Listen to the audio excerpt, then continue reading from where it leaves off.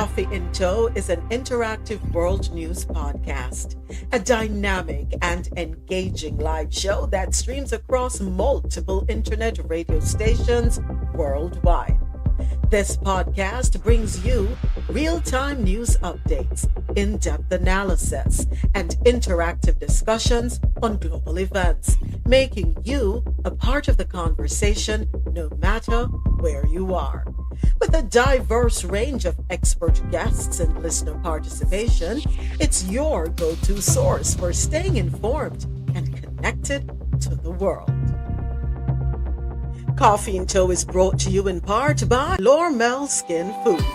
Log on to lormelskinfood.com. Discover the range of natural skincare solutions.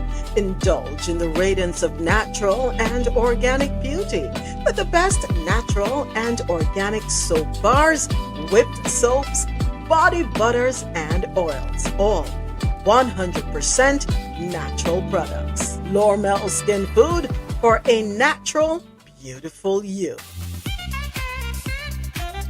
The world's best coffee from our farms to your cup. It's Grand Coffee House.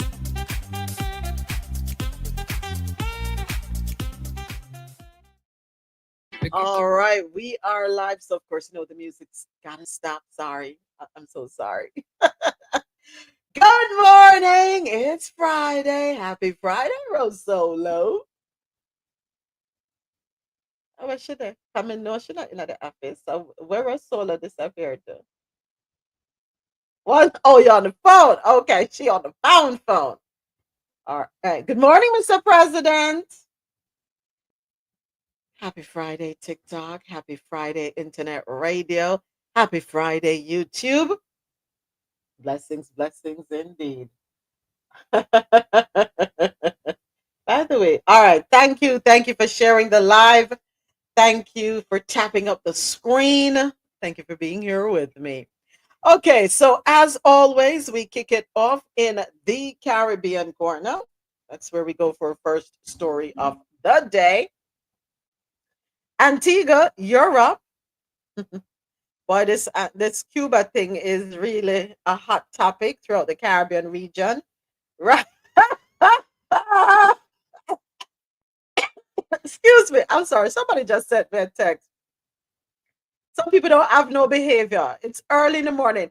You know, you have to question your friends, question your friendships, question the people you align yourself with, right?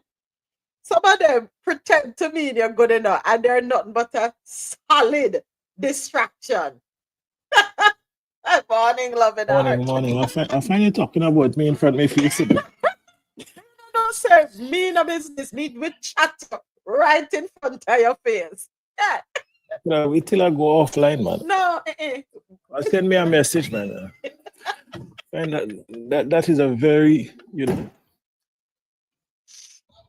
know, have to if but now suppose me I chat you right in front of your face, make you know exactly what the matter is. Isn't that the best way to go, folks? Let me know how you feel. Would you rather someone talk you behind your back or in front of your face? Mr. President, exit stage left. Exit stage left. You know, we deal with it, keep it real. We keep it real. We keep it real. But all right, it's okay. I don't have behavior anytime soon. Rasola said, where was the behavior ever at? But anyway, let's go ahead and get into the first article. So Antigua revises pay for Cuban medics amid U.S. concerns. This article comes to us courtesy of Caribbean.loopnews.com.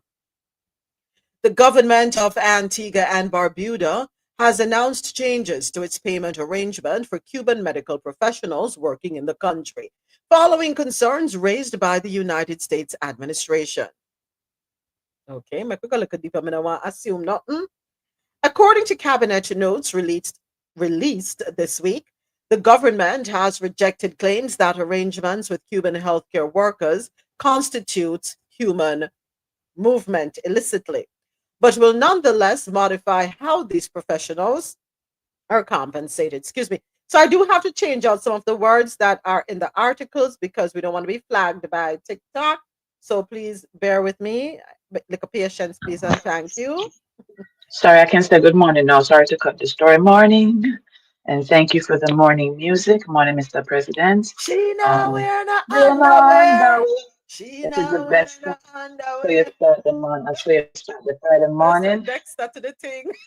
to the sing. And I want to wish my father a happy heavenly 91st birthday. May he Damn. continue to rest in power. Oh Yes, so I yeah. needed that. Yes, mom, it's the week of birthday. It's yours too. Damn. Yes. Cause the yes. Yes, yours is What be coming up. Yes. yeah, 3 days apart. Yes, yes, Yeah, yes, yes. wow. Yeah, so little soca Mhm. music I play up there. Post to them is that, every time I go out and drink the rum tells me I'm a big dancer. But when I reach home the next day, my body tells me you're not. So I'm not sure, but I will celebrate him some. I think I will be going out for him, but I have a sick child still, so Oh I have to yeah, be a mother first. I have to yes. be a mother first. Yeah, But yeah, yeah, yeah. I'll be happy putting Friday. yeah, happy heavenly birthday, Yes. Octave. Yeah. Titty, titty, titty, titty. The Do you Trinity know his boy, middle name was Horace? You know his middle name is Horace? you're Yeah, I'm lying. saying this for a reason. You know what I'm saying? Yeah, I Yes. know why you're saying it. I Mm-hmm. don't know. Mm-hmm. Interesting. His middle name is Horace. Wow. Yeah, And his interesting. real name is Teddy. We used to call him Ted. We didn't know until his real name was Teddy. Teddy. He said no. Yeah, he said he's not a bear. So anyway, all right. Thank you for that moment. And again, thank you for the music and the Dexter. She Oh, not wearing her underwear. Dexter, Dexter, Dexter. Dexter to the girls, damn thing, boy. Dexter, They said somebody say you don't have no behavior this morning. you don't have no behavior anytime at all. But yeah, I know that. No, Let's so not Mr. focus on I me. was I was chatting Mr. President to him face. So I said, me could I wait till he leave the room? I said, no, me I chatted to your face. So my question is, would you rather someone talk about you in front of your face or behind your back? I'm not really carried that way because I'm going to talk behind my back and talk about Jesus. So who am I? I Word? figure if you speak about me in rooms where I am not there, that is flattery. Thank you so much for whatever you said. Because if you're taking your time where I'm not in a room to speak about me, then hey, thank you so much. That's how I take it now. I don't care. Talk about me all you want. Well, I Because said, someone's gonna hear and say, because someone that got here and don't know me and say, let me go look her up and see that one person that look up is a follow, is a okay, like, so that's is a fan, advertising. That is is support. marketing and Yes, advertising. marketing Okay, for me. So keep on okay. talking about me, whether it be bad, good, or indifferent. I don't care. It's free publicity. Yes, it's none of my business if you want to be in a room and speak about me behind my back. It's really none of my business. And that's how I take it now. Always protecting my peace. What a feeling. What? Nisa Handaways. She that way, that ladies. But on a serious note, so even though yes, we Sorry. might like the song and the song make we feel a certain type of way, I will say this. You have to let your kitty cat breathe, ladies. You really have to. If you avoid sleeping in underwear as much as you can, when you get Avoid home sleeping in clothes. in clothes, Avoid yeah, sleeping in clothes, yeah, especially when you're over 50 and you have these hot flashes and you're worrying about these hot flashes. Just don't sleep in the clothes. Don't worry about it. yeah. Don't worry about who are gonna break into the house. It may just be Dexter. But And then anyway, you'll be ready. So I'm sorry. Father, good thing I put the setting on 18 plus, right? 18 and above only. I would say something about teenagers, but I won't right now. No, I we won't. won't. All right, okay, let's keep it moving. You're going too bad. We're gonna behave ourselves. This is turbulence. Back to the article at hand, folks. Let's get serious for a minute. Let's do the job that we're called to do. According to Caribbean.loopnews.com. So yes, me I start over because Russell with our no behavior self come in the people that place and I create confusion. Wait. So according to Caribbean.loopnews.com, the government of Antigua and Barbuda has announced changes to its payment arrangement. And this is for Cuban medical professionals working in the country, following concerns raised by the United States administration. According to the cabinet notes released this week, The government has rejected claims that arrangements with Cuban healthcare workers constitutes human movement, the illicit movement of humans, but will nonetheless modify how these professionals are compensated.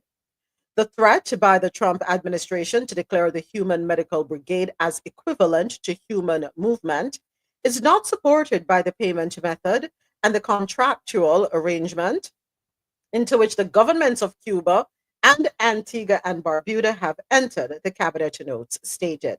Despite disagreeing with the characterization, officials have decided to implement a new payment structure. Nevertheless, the cabinet has made a decision to pay the Cuban Medical Brigade of doctors and nurses 100% of the contractual amount and to have each doctor or nurse receive the entire payment rather than a portion. The government also indicated that statutory deductions will be made from each pay package, consistent with requirements for all workers in the country. The government has communicated these adjustments to U.S. officials and is awaiting a response. The Cuban Medical Brigade has been providing essential healthcare services in Antigua and Barbuda, excuse me, forming part of Cuba's International Medical Cooperation Program that operates in numerous countries worldwide. So I have some questions here, and I don't know if anyone is able to provide an answer. But why am I have to click over for YouTube? And this is the comment at Zero Solo. Why is the name gotta be Dexter? Good morning, Mad Libra, and good morning, 8080. You know your feelings about Dexter now? Don't show Dexter That's how we to name. your I girl, know you we know. name him. Don't Yeah, I know show we name Dexter him. to your girl, you know. I'm 80. I don't play none of the songs for her either. No, 80, play the songs. You like it when the results. Play the song. Play the songs. You're gonna like the results. Article I had here. So I was of the opinion. Okay, before I even talk about my opinion, let's deal with the statements in the article here where they talk about how the payment is allocated. So what percentage were they getting? Because according to the article, the cabinet has made a decision to pay the Cuban Medical Brigade of doctors and nurses 100% of the contractual amount and to have each doctor or nurse receive the entire payment rather than a portion. So am I to understand from this article that a part was given to them and the remainder or the other portion given to the Cuban government? Is that what it is, Mr. President? Well, I'm confused because if you're under contractual arrangement with the Cuban government, um, any change in those contractual arrangements has to go through the Cuban government. So unless it's a PR stunt, I don't understand because you're saying that you're paying directly. Maybe they didn't take out any taxes from it, Mm-hmm. which these kind of arrangements are understood because sometimes you're exempt these skilled special workers that come in Mm-hmm. based on the value they add to your society. As to saying that the money is going directly to them, maybe the money used to be sent to the Cuban government and the Cuban government pay them. I don't know, Mm. but it seems like there are some gaps in the story because if you have a contractual arrangement with the Cuban government and they send their doctors and nurses to you, Mm-hmm. I don't think you could override that contract and go directly to the doctors and nurses outside of seeking permission from the Cuban government. So maybe they made an arrangement with the Cuban government to put out that release to change whatever the arrangement they have, Mm-hmm. but it's kind of confusing. And I wonder if it's just something they're doing for PR. Mm. A deflection, possibly. Maybe Mm. I'm not sure. Yeah. But I don't know how these things work. But from the outside looking in, there you have gaps. Yeah, there are definitely gaps in it. Hopefully we can get some clarity as it relates to this and how it was being handled. All right, moving right along, our next article, opposition senator calls for more government spending on healthcare. Excuse me. This article comes to us courtesy of BarbadosToday.bb, and I'm going to go ahead and pin the headline on YouTube. Here we go. Okay, so Let's get into this one. Opposition Senator Andre Worrell has called on the government to reassess its investment in the healthcare sector, arguing that more funding is needed to address the growing health challenges, especially in the aftermath of the COVID-19 pandemic. Excuse me, see? So what the music did to me this morning. But anyway, let me get my throat together. Speaking during debate in the Senate on Wednesday, Worrell raised concerns about a decline in government spending on healthcare over the years. There is stated within these estimates of expenditure and revenue that at one point the objective was to reduce the government's contribution to health and transfer more of the payments to patients in terms of upfront costs. However, Worrell contended, in light of the COVID-19 pandemic, that this spending pattern needs urgent revision, as has been done internationally. As a result of COVID, you recognized that there are more persons with healthcare challenges. That is why you hear Barbadians complaining about the quality of service at the QEH. And then you hear the QEH begging Barbadians not to come to their accident and emergency department, especially now that it's facing an influx of persons due to vehicular accidents, the shootings, and the stabbings as a result of criminal activity. The opposition senator stressed the importance of increasing healthcare investment, pointing to global post pandemic trends where governments are investing heavily in their healthcare systems to better prepare for future health crises. Well, I stand with you, Mr. Oh, we're so early today. Yeah, we're early today. We're early today, me no know. Me no know why we're so early today. We're early today. We're trying to break away from this the what is it, stigma, as when we talk about Jamaicans and timing. Mm. You know them say Jamaicans ever late. We're here to change that narrative, or try. So I will stand with Mr. Worrell on this argument that healthcare is something that we should not cut corners on. No, the health of our nation is the wealth of a nation.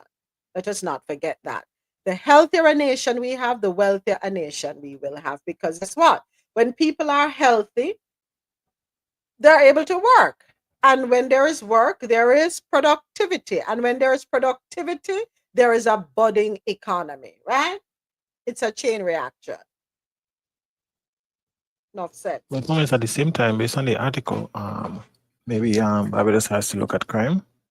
Because if you're talking about shootings and rising crime that cause people to come to the ER, that's one way of cutting down the pressure. Mm-hmm. And if you're saying accidents, that means you have to have, especially for a small island, for accidents, road accidents, and so to be putting pressure on your ER, it means it has to be relatively prevalent, right? Mm-hmm. Therefore, we probably need to look at our road laws. We probably need to look at how we have it structured, and probably redesign how we deploy on the roads Mm-hmm. to reduce casualties. I'm Okay. just saying, just based on the article, Mm-hmm. Mm-hmm. just based on the article that was read, because they pointed these two things. I'm not sure if he's just the politician just making a nice speech, or if it's that's based on statistics and stuff like that, because it seems kind of strange Excuse me. to quote even shootings in Barbados as putting pressure on the healthcare system. It's sort of something that jumped out at me. Mm-hmm. And even road accidents. Yes, there are road accidents, but how many road accidents do you have to a point where it puts in pressure on your ER? Mm-hmm. Yeah. And also what we may have to look at is probably look at the primary healthcare. Look at the primary healthcare system. Probably look at the costs related to primary healthcare. Yeah. Because if you're finding more and more people in the ER going for emergency treatment, it possibly means that people are not seeing their primary healthcare doctors and stuff adequately, or there is not an adequate facility for that. There may need to be an educational drive, educational healthcare drive to implore people to go to doctors sooner, to do their annual checkups, and don't wait until they have a serious problem. Mm-hmm. So it's a number of things that would need to be addressed that could cut down on the pressure on the current system, although it needs to be improved. Because if you're billing, you're extending your capacity, especially emergency room is the most expensive part of any hospital. Right. So you have to try to keep people out of that as much as you possibly can. That is true. So some of the stuff I listed are probably some of the stuff that needs to be looked at Mm-hmm. so that Barbados could reduce the number of people going to the emergency room. I yield. That great points. Thank you so much. Thank you. Thank you for highlighting those, Mr. President.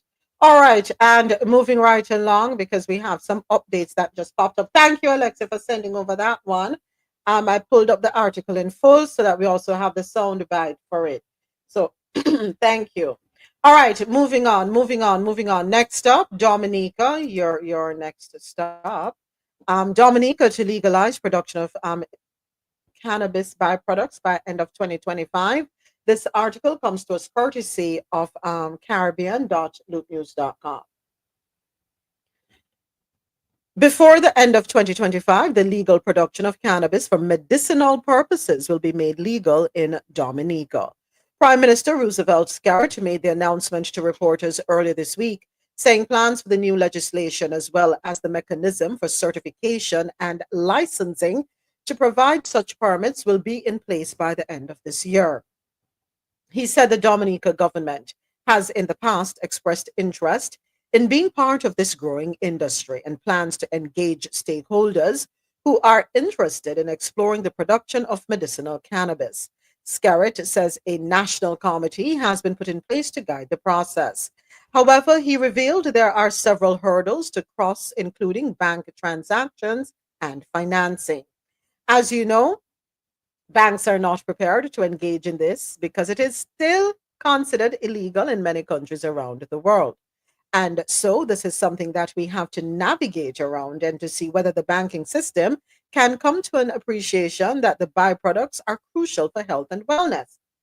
Am I going to be unreasonable if I say this that I don't think the banks, you have to get the banks involved? I don't see why the government can't stand their hand where this is concerned.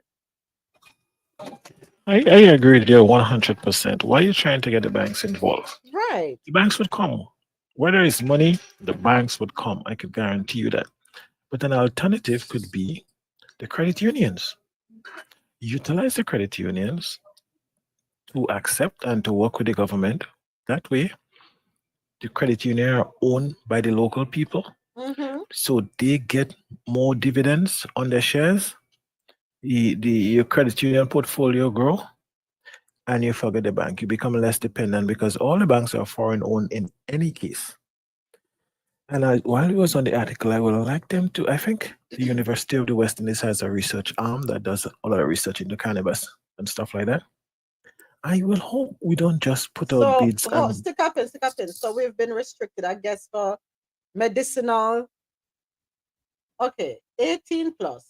We use the term medicinal cannabis, and they have flagged it.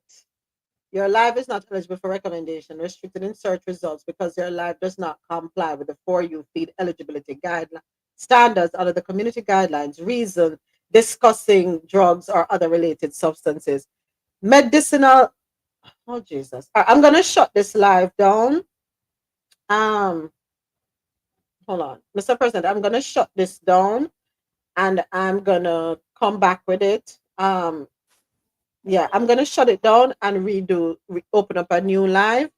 So we can't use the word cannabis, which is in a news article. And what is interesting is that you watch videos on TikTok that use the word. So, and those videos are not suppressed because those videos get thousands of views and thousands of likes. So I don't I'm understand. confused I because think these we're are the I don't, medical names you're using for. I don't exactly. understand. So now I'm convinced that whoever the frigga is that keeps reporting the live, thank you. Oh, sorry, I'm not on mute. I'm sorry, I thought I was muted. So sweet. Mr. Cantada down, man. Oh, no, no, nothing for do in a life. On a life sad and dull. Oh, I love my cousin. Oh, The live is 18 and over. The setting is there. Me see people sit down and for them live. I'm see videos put up and attack. And them I use that even the medicinal term them I use. Them I use the other term. So whoever is on the outside or on the inside, I wanna find it don't dry me out this morning, Dexter had me in a good mood this morning. Bounty Killer had me in a good mood this morning. And Damon Marley had me in a good mood this morning. Christopher Martin had me in a good mood this morning. Fire upon the wall, I don't know. Yes, Rosola, what you say? not trying to say a word. I'm confused. That's what I'm saying. I'm confused. I don't understand why this continues to happen. And that Mr. Mhm. to 80 say you have a hater. Why them know for me? I don't know Yeah, it about has I'm to gonna reach be. It nowhere has yet. to be. I'm gonna reach nowhere in my Exactly. life yet. I come here, I Well, come, I not struggle, me, I reach. struggle. Once you have haters, you reach. But I mean, it disrupts the live and it disrupts the content. You understand what I'm saying? So go find somebody else page Watch for out, watch out, stuff. watch out, watch out. Here ya. Mr. President, check your arm. Check your set. You get a flag, Mr. President. Yes, I'm restricted for. I don't even know. For what? I really For don't the care. use of CANNABIS. For the broccoli. Remember. Oh Lord, So about air. Jesus, By the have mercy. time, but I forgot about air.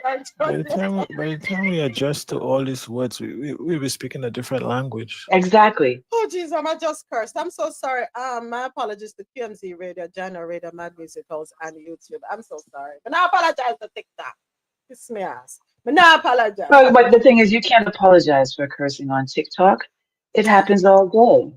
You can't. No, we TikTok can't will. use that either. AT said the G word can probably be used. No, that one No, we can't no, use that can't because use I've it. used that in the past based on an article and I got restricted for that.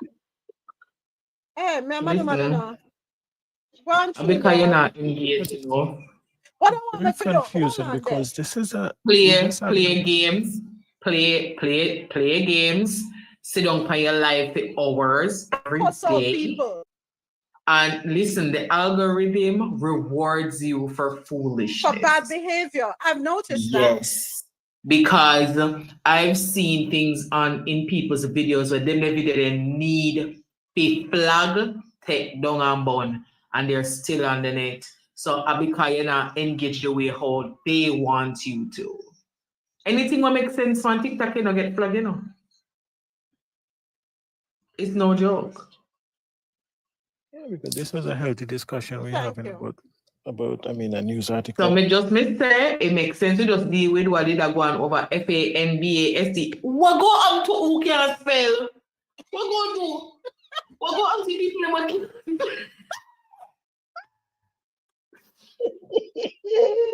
what go on to people what can spell? Oh, You no, don't What see that go we're promoting a culture I know. of stupidity. It's like we're promoting, we want people to be less and less intelligent and less articulate. We have to, Listen, this make no Rosolo. sense. Yes, baby, this don't make no sense to Rosolo, what you. we morning, done at this Tasha. studio Hold on. talk. Tasha morning. People. Tasha says she a people. Tasha, they restrict with my girls. So we're going to shut down the live and open up a next one because them say we're using the wrong words. We're using medicinal terms. However, we're being flagged for using medicinal scientific terms. It can't say them DEI reach TikTok apparently. Well, Okay, no, so I hold have a on. One question. more scientific word for the C word, you know. How we find a very scientific word feet. I have a question. I have a question. Is it AI that they're using Yes, to it's monitor? yeah. Well, their intelligence is not intelligent. Didn't I say that yesterday or the day before? This is not making any sense, and Okay. they need to fix it. Stick up in. Stick up in. No, Alexa this time. Tasha, I'm Mr. President, get flag, they flag him backside.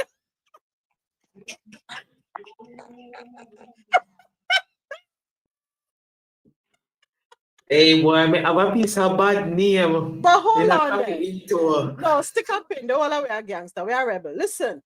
So I did this. The scientific name, you know, the scientific name come back as CANNABIS. Up under the wall on the mama. Okay, I'm going to be shutting the live down. I'm going to be doing another live. I'm going to tell you something. You see, if I'm AI and I one of the junker them was sit on the outside and like report. Hold on there, James. See Greg there? Hold on See there. James there? James. Bring up James. James, come up. Make her bring up James. Come up, James. Are you there? Come up past. Oh, my kid's sleeping. Lord have mercy. All right. All right. All right. Morning, James. Morning, James. Why you report me? In 3 years of speaking on this platform that never get reported, why you report me? Now you're on the stage. Tell me, eh? For using a scientific word. Huh? James, me feel like you are doing it now because you couldn't get coming at the space yesterday. So today you're coming at the space and you report with the TikTok. You're retaliating. And of course, the president, James, you're bridging. Do I know how we live? VP Greg, can you speak? VP Greg, can you speak? Rasola, which hole you James put you in now? I don't know. Is it this now?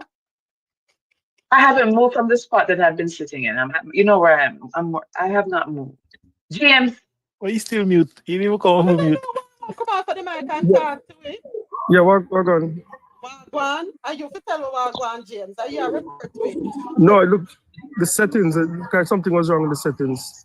I had to go online and you had to do up some things? Yeah. Because it was saying restricted mode or something like that. So I went online and it showed me how to get in the settings to get stuff. Okay. James. I feel so when you with your other girl, you always act like you can't go up on stage, you know, and you can't talk or something wrong with TikTok. Yeah. No man, are you alone? Okay, thank you. I just wanted to make sure and clarify that. Appreciate it. I'm gonna mute. Bro, we have a problem, and I don't like that conversation, you know. So James, why you get them to block me now for using a medical word that we've been using for centuries? So you're going to close it out of the thing. I'm gonna shut down this live because we've been restricted, so it's not gonna be pushed out. So we're gonna shut it down and we're gonna start a new live. And so now we know, folks, we cannot use the word CANNABIS, even though that's a scientific name. So what other word is left to use we're going to use talk about that? Broccoli. We're going to switch it to broccoli. What kind of madness? This doesn't make no sense. That don't make no sense. Or ferns. No, Mama's that we had to say something, man. Not bro. This don't make any sense. You take out the essence of every story. So you read a story with it in it, right? Mm-hmm. A news article. Mm-hmm. And then they didn't flag it for reading the article. But when I was responding to the article and used it, mm-hmm. they flagged me. Mm-hmm. But how else? So sooner or later, what we will do using all kind of inanimate objects to describe things. Mm-hmm. So then you have to be some kind of expert, this code decipher to follow a news article. Mm-hmm. So if I can make up a different languages, hang on. Can we put herbal medication? Is that wrong? I don't even know. But okay, listen to me. We don't know. But we can't. But yet, have you heard some of the songs that are even played on TikTok? My friend play every song. And he's all the way in the UK, and I watch him and he play. Shout out to Scandalous. He play every song. So the word ja is CANNABIS. And that's a scientific term for the said thing. We can't say the word. We've been restricted. But if you're not from the Caribbean, how you know what is high grade? The Caribbean people will pick up high grade. Nobody else. will be able to pick up high grade. They will be like, what is people speaking about? Let me see what it is in French. Because in Spanish it's the same thing. It's the Mr. same thing in President. Spanish. Mr. President, don't get this thing twisted. It's because the Jamaican them prevalent on the app here.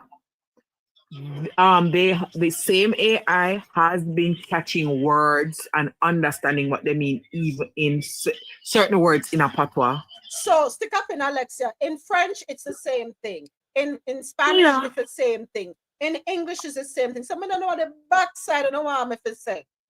Anyway, we're gonna shut down the live here and come back. Yeah, restart. Yeah. Good. So good. my apologies to everyone listening on. My apologies to everyone. AT say I'm cracking up. AI can't spell. How intelligent is that? So my apologies to everyone listening on QMZ Radio, Jano Radio, madmusichouse.com. My apologies to YouTube. I will be shutting down the TikTok and coming back. So please bear with me just a moment. I'm going to put on some music, well, instrumental, because, oh boy, I'm telling you. All right, I'll be right back, folks. Ozzy, I'm going to be restarting the live, all right? So I'm going to shut this down and restart.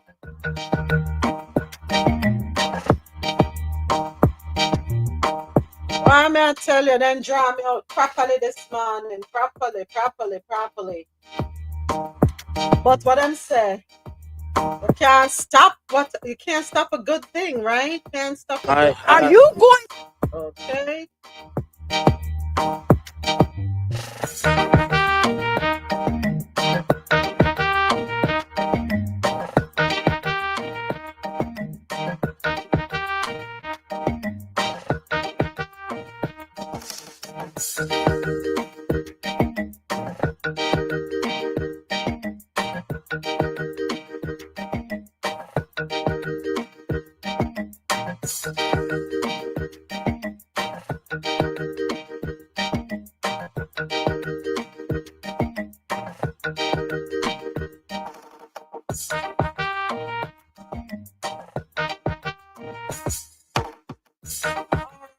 Okay, so we are back on TikTok.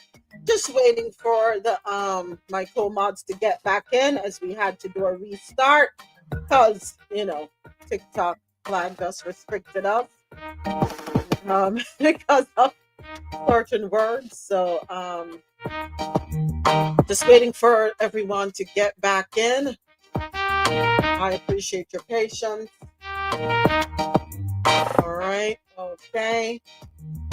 Everyone is coming back in, waiting on my mods. As you come on in, don't forget to tap up the screen share. Hoy solamente habla en español. Solamente en español, sí. Solamente. Buenos días, mi amigo, mi familia, mi gente. Bienvenido a Coffee. Be careful. They might not want you to speak Espanol either. Well, Ay, Dios So, mío, qué lástima. qué lástima. Qué lástima. So, yo no puedo hablar en español, yo no puedo hablar en inglés, yo no puedo hablar en francés. ¿Cuál idioma? as we said, speak Alemán. Latin. ¿Cuál idioma voy a hablar? Dime, ¿cuál? Mine eyes come for you. Clap. Ahora. You know who's hacking this app? The deaf people. I've near sign language me sit down and that time I watch it.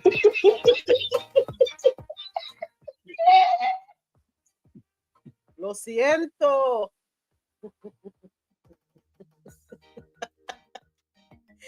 Mi gente. You know what? I have to be careful with that. So next thing's funny. Yeah, I'm saying I'm serious. If you think I'm joking, I'm serious. This is madness. Rum pa pa pum pum pa my door.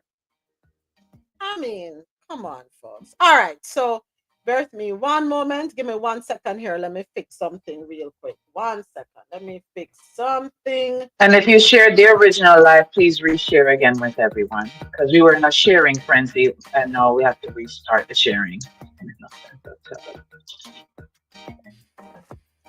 If you guys were shut down, how was she still speaking in the old live?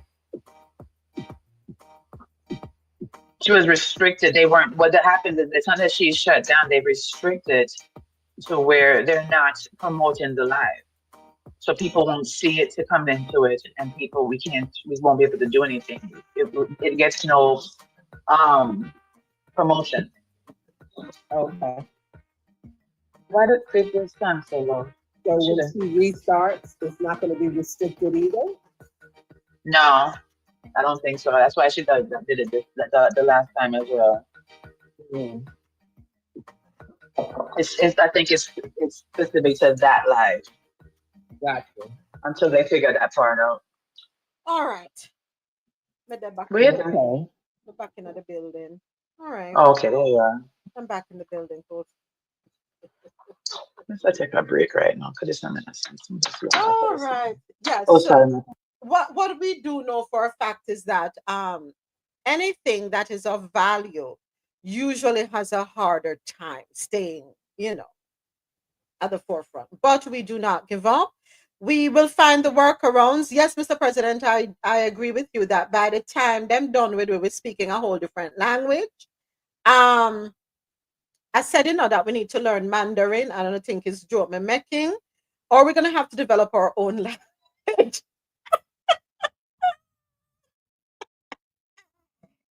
We might have to develop our own language at this point because this is just ridiculous, Can you say GRASS? Well, I would hope grass grows in front of my house. No, I'm saying so use that instead of all the other stuff. I'm not laughing at you. I'm laughing at you. Russell, are you all right over there? Read Alexa comments.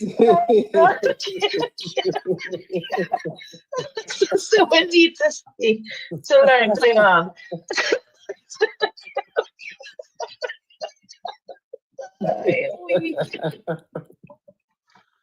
I love the basics on Star Trek. Me can teach you not to go up and beat the first Star Trek. Well, yes, you have to go to the first one. Yeah, I have to can talk in your throat. You understand? Yeah, we good. Yeah, we good. We can have one Saturday class. Yeah.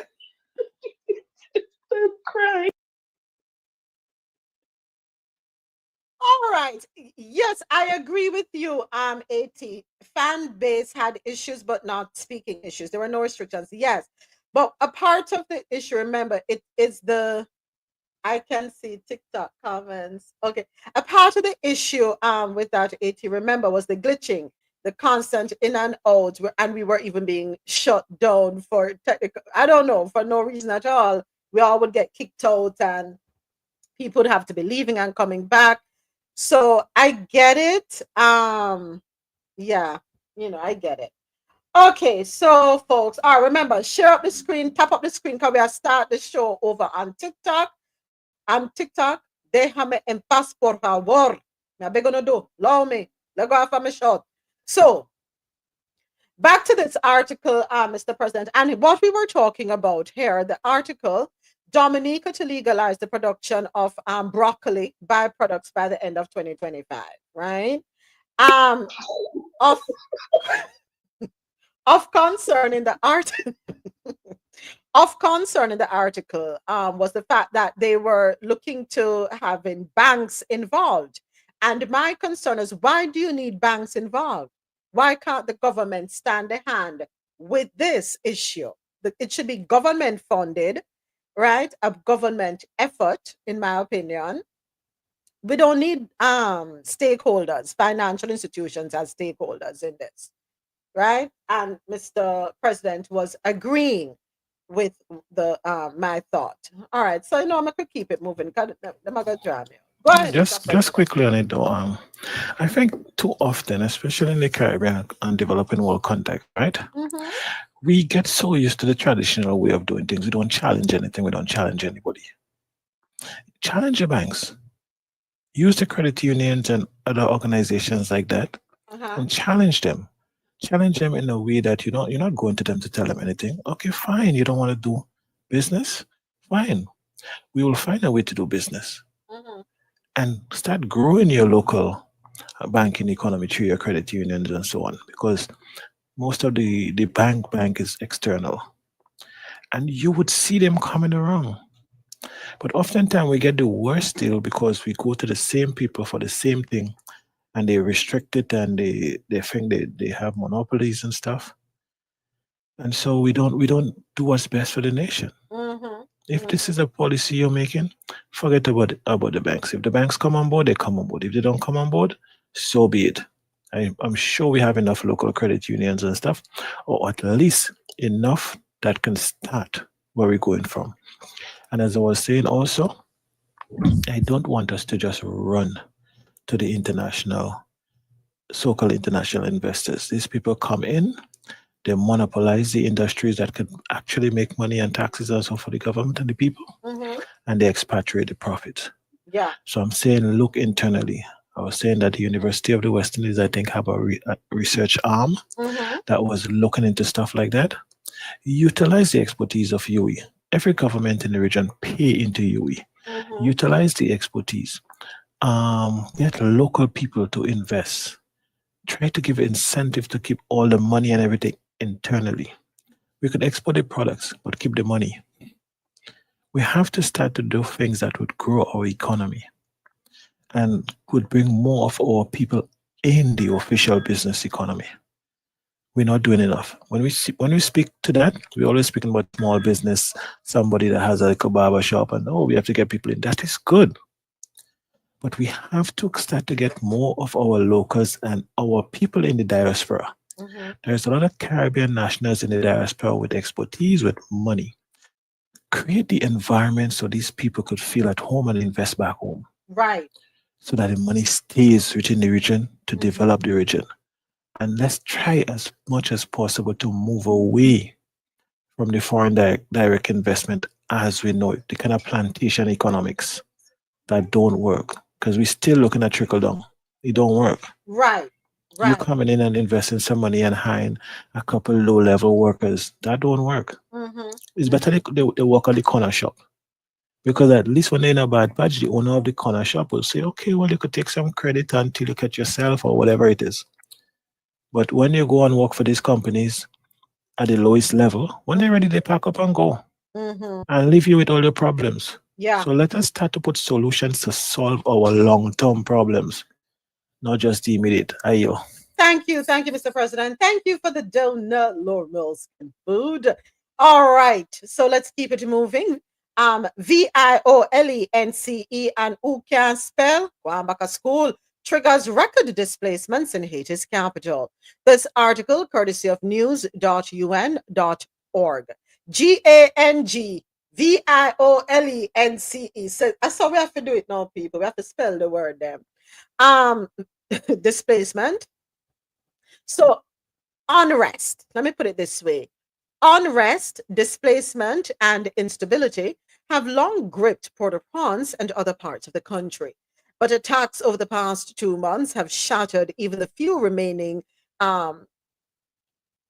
this is me can't do this blouse and skirt. No, sir. Me can't do this. Me cannot do this TikTok. Can't change up words. Just say slow down. I can't spell that fast. Yes, yeah, you have to do it for me too. I haven't had all my tea this morning. It clicked afterwards. I did get it afterwards. Like the context, I was able to get the context. Then I said, oh, that's what she was spelling. That time she's spelling another word and we have to catch up with it. Listen, reading the news cannot be a puzzle. Sure You read a can. news article, you read a news article. If you have to go through that, it's not worth being on TikTok. I'm sorry. No, you're right. Because at some point in time, you get ridiculous. So what if people can't read and write properly? I know my problem. What if people are not aware of what's going on in the world and you're trying to educate them? Most people don't know about a lot of stuff in other countries, and so how are you going to really disseminate that information properly? It's not like we use any explicit and stuff here. You should be able to read a news article verbatim without it being a problem. It's so confusing because when you logged out, it brought up this woman that has been telling off the others. And she has a whole ton of explicits in it. And I'm trying to figure out what's the difference. Is it because her stuff is recorded? Who is she Versus telling off? Other groups of people? The others. She's Who telling are off. the others, Ja? Are we talking about Asians, Europeans, Indians? When I use others, I'm talking about the one on your palm. So she's telling off YT people. Yes. I think I sent y'all one of her tirades. Well, But now she's on level 3 because I guess her tirades have upset some of the others. But she's still on part 3 and she's just with the F bomb and the B bomb and she's just going on and on and on. And Is she live? No, she's not live. So I'm wondering if that's the difference. If you Or did she do it live, or she recorded it and posted it? Oh, I don't even. I'm assuming she recorded it and posted it. But she's still dropping all those words that if we were live, they wouldn't accept. So I don't understand. And they're not bleeping it out either. I don't know. So it's either between AI and us being reported.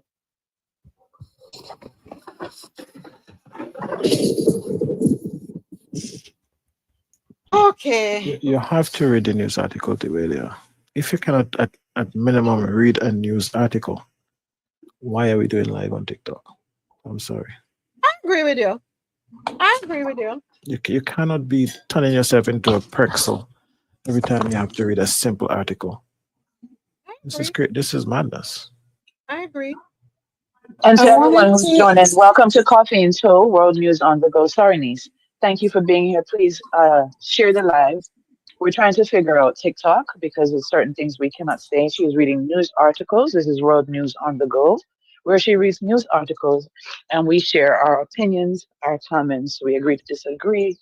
We have discussions. We learn from each other. And we're trying to continue to learn from each other. But TikTok obviously has an uneducated AI. And so we're just trying to figure it out. So please keep on joining. Come on in and share with your friends. This is madness, really, really mad. I'm sorry.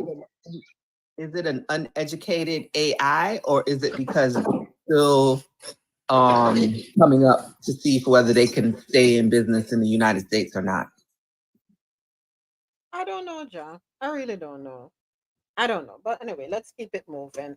GV displacement and instability have long gripped Port-au-Prince and other parts of the country, but attacks over the past 2 months have shattered even the few remaining G-free areas, leaving communities increasingly vulnerable. The Toussaint Louverture International Airport in Port-au-Prince remains closed, and many neighborhoods once seen as relatively safe are now under siege. The majority have sought refuge in 48 displacement sites, including 12 newly established ones, while others rely on overstretched host families for shelter. By the way, niece, I think you wanted to say something. My humble apologies. I meant to get to you before going on. Go ahead, niece. Okay, so I wanted to carefully elaborate a little bit on what Mr. President said on why we need to involve the banks and the credit unions and that kind of thing. And I go back to using Jamaica as an example because that was something that was prevalent. The growth of it was prevalent in Jamaica illegally. So we know our soil is compatible with it and we have the best. But when they legalized it and created a whole medicinal component to it and created legalizing dispensaries so people could grow it legally, it then took on a whole different monster because all the open quote Jamaican farmers, close quote, were now omitted from this improved way of growing it because they were never able, or they were never given the resources to get themselves registered and legalized. The procedure takes up to 24 months. They need to have 500 US. They have to wait before doing anything. And then what happened is that a lot of overseas investors came in and took on that role, because also you had to own the land. You had to produce a title to show that you can grow it on your land. So then it omitted a lot of the local farmers. So what Dominica is doing in saying that they want the government to be involved, it's a partnership. Because if the government is involved, if the government partners with the banks, that's okay, fine, provide financing for them, they're less likely to invite overseas investors or give them the permission to then invest in it, as opposed to promoting their local farmers. That's all I was saying. Okay, thank you. Thank you so much for that, niece. And it's interesting that you're saying that, because last year, was it, Mr. President, we had conversation and we had grave concerns. Where is James? Because you'd remember too. We had grave concerns because there were multiple articles talking about how easy, this is what we drew from the articles rather, how easy it was for companies from Canada to set up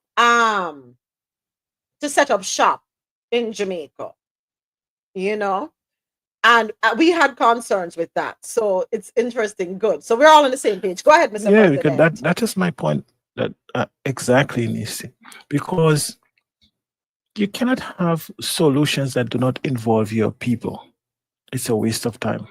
Right. And oftentimes, the people that comes up with the money the fastest to so-called invest, sometimes they are not the upright people, you know. Hey! And then you have another set of problems.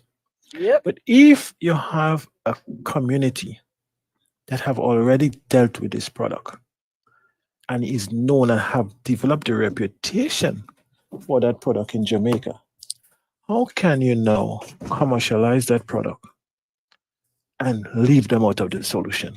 Right. Absolutely no sense.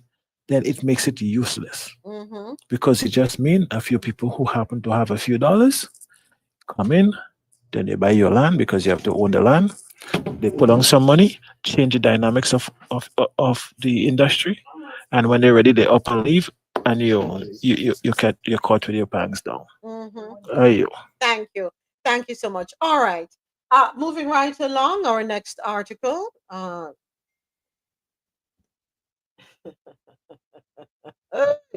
Review of Cuba-Jamaica doctor program underway to address U.S. concerns. Time for stories out of Jamaica. This article comes to us courtesy of Nationwide Radio, JM. Thank you once again. 28 minutes after the top of the hour. Thank you to everyone listening on QMZRadio.com, JanoRadio.com, MadMusicHouse.com. Thank you to our viewers on YouTube and everyone here with me on TikTok. Don't forget to share the live, tap up the screen, TikTok, engage with us. All right. Okay. So according to Nationwide Radio, JM, where are you? Okay. Minister of Foreign Affairs Kamina Johnson-Smith says U.S. officials are taking it in good faith that Jamaican authorities are addressing areas of concern with the Cuban medical mission. She was providing an update on the U.S.'s announcement that it is expanding an existing Cuba-related visa restriction policy that targets forced labor. The policy specifically targets individuals linked to Cuba's labor export program, particularly its overseas medical missions. It applies to current or former Cuban government officials, foreign government officials, and their immediate family members. Here is Dana Davey with more in this report. The U.S. State Department says its policy is part of a broader effort to curb what it calls the forced labor practices of the Cuban government. A 2022 report by the New York-based Human Rights Foundation said the Cuban government retained at least 75% of the wages paid to doctors. According to the report, doctors were also issued special passports restricting travel to Cuba and the host country, and in many cases, supervisors confiscated their passports upon arrival. Minister Johnson Smith says she has engaged U.S. officials and has assured them that the program in Jamaica is safe. According to the minister, a review of the program to address any concerns and make changes is underway. There are one or two things which we have reviewed in the context of our labor practices, because in the same context that we say we're friends and we value the medical program, we also believe in good labor practices, and we have our own labor program. So we have taken the stance of reviewing the opportunity to review that is created by the fact that we're in a renegotiation in any event. And we think that the adjustments which are to be made will inure to the benefit of the program and to the workers. And we are confident that our program is a legitimate bilateral cooperation program, which shouldn't cause any concern in respect of trafficking or exploitation.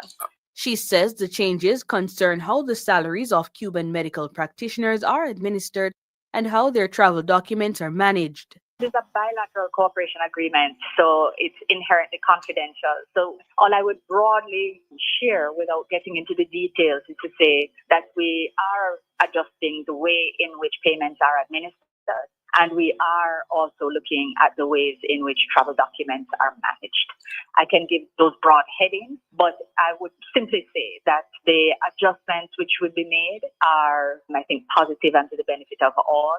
The Cuban side is open, and as I said, the practices will align with our Jamaican labor practices. The payments, I think Minister Tufton has already said, shared that the terms are aligned with our payments to our government workers so that there's absolutely no exploitation. Minister Johnson Smith, who was speaking on Nationwide this morning, was asked if the U.S. authorities are amenable to the adjustments presented by the Jamaican government. They take it in good faith in the same way that, there are specific issues. As I said, the matter hasn't been discussed in an adversarial way at all. So having shared information about how the program is managed, they are able to see too that it is legitimately managed and that the areas of concern are being addressed. So we really are quite confident that our process is a productive one. It is not a bombastic one, but it is one that is geared to deliver a positive outcome in the best interest of the participants in the program and the operators of the program, being both Jamaica and Cuba. The Jamaican government is now in the process of renewing the program. The Cuban Medical Corporation program has been in place for almost 50 years. Dana Davy for Nationwide News. Morning, Ozzy. So let me ask a question. I have concerns now then. I do have concerns, Mr. President. So going back to the article as it relates to Antigua and Barbuda, to bring it to this one and to tie it with this one. So did they know all along how the money was being handled in relation to their pay? Were they aware all along and they were okay with it? I don't know. I have questions. Go ahead, Alexa, because I know you say you too. Them did know everything. No, can we put fun and joke aside and can we cut 10? Them did know, and it did a work for them. It did a work for them. Now, mind you, right? You know, DJT, he might put whole heap of things to light, right? Mm-hmm. And this one is something them. Me never didn't know say this a one. The average Jamaican don't know that. The average Caribbean somebody don't know that. The average Caribbean somebody don't know say they take away people them travel documents and them coming to the country. Never knew. Yeah. So they must sit down nice and pretty and tight with this. Oh.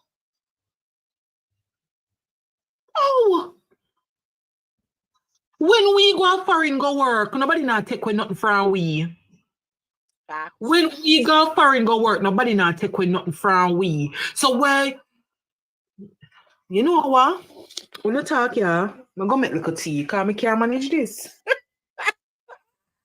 Well, taking away travel documents is nothing big. It's nothing big because people have used these programs and do not return. We could bash because it's the Cubans, but go to the Carnival cruise line, go to any of the cruise line. When these workers go on, yes, they have permits that they could go in and come out, They don't have the travel documents. The travel documents is given to them, and correct me if I'm wrong, given to them at certain point when they need to use it to go back home or wherever. Mhm. But it's my understanding that most of these people do not have their travel documents in them. When we have people coming into Europe to do certain works, even in the same tech industry, these people travel documents are restricted and taken away by the employers who have filed the permits for them to have the job, on top of being underpaid and stuff like that. So don't come and make it feel as though, oh, the Cuban government is so communist because they are restricting the travel of the people who go to represent them. I don't think that is something far-fetched. It is something that happens in multiple industries under this stuff like that. When a Jamaican or somebody leave to go to Canada to the family, but I don't know how it works. I don't know how it works. Do these people have free access to their travel documents to leave the farm and do what they want to do? So I don't think this is something that is perfect. As to the arrangement with the government, oftentimes the government make a policy. If you go to Canada as a farm labor, does the government of Jamaica get something, or do they forfeit that just to provide No, they extra get job? something. Okay. So does the Canadian government tell the Jamaican government what they could get and what they can't get? Hmm. Hmm. So let's not make this look as though this thing is so outlandish. I don't know the terms and conditions, and yes. And first of all, the arrangements are confidential. Mhm. So if the official person is saying the arrangement is confidential, the people that are putting out the numbers out there and telling you what percentage this, how are they getting that information? How can we trust the information that is coming out in the article if these arrangements are confidential at the highest level? Yeah. What, we have a whistleblower who is unnamed, who is an expert in the field that cannot be mentioned where the expert get the data from, that cannot be corroborated, and we know how the legacy medias in the West operates because we have seen things happening in the world live and they're reporting to the contrary. These arrangements has been happening for over 30, 40, 50 years. So you're telling me every Caribbean government that comes in place that is carrying on with the arrangement is so full of themselves and don't care about people that in the last 50 years, nobody even pulled the plug and said, listen, this is unacceptable. I'm not buying this. I'm sorry. Valid. But I'm glad you expressed what you just did. You give us clarity. Yeah. Sounds hypocritical to me. No, I'll be honest, I was not aware of the taking away of travel documents, but I can understand why. If one is allowed to come into a country to work, you're there under the presumption that you're going to abide by whatever rules and regulations, laws, and so on and so forth are set out. And hold on, Mr. President. And I understand they don't want you to run off. Right? Me get that. Go ahead, Mr. President. Go ahead. Especially when it comes to the Cuban. Let me tell you something. We like to talk about Cuban baseball players that run off when they go to play for the national team. They poach them. They literally poach them, offer them everything under the sun to go. Do you remember that athletics director from Russia, gymnastic guy, that was so good that everybody wanted? And he refused to leave and was working for salaries less than the average in the West because he saw it as a duty, what he was doing. Every Cuban sports person, especially baseball, right? Every Cuban medical person, the Cuban doctors are some of the highest rated in the world. You think if they're poaching baseball players, they wouldn't try to poach doctors? Give me a break. Valid, very valid points. All right. Enough said. Next up, also out of Jamaica. Go ahead, James. Go ahead before we move on to our next article.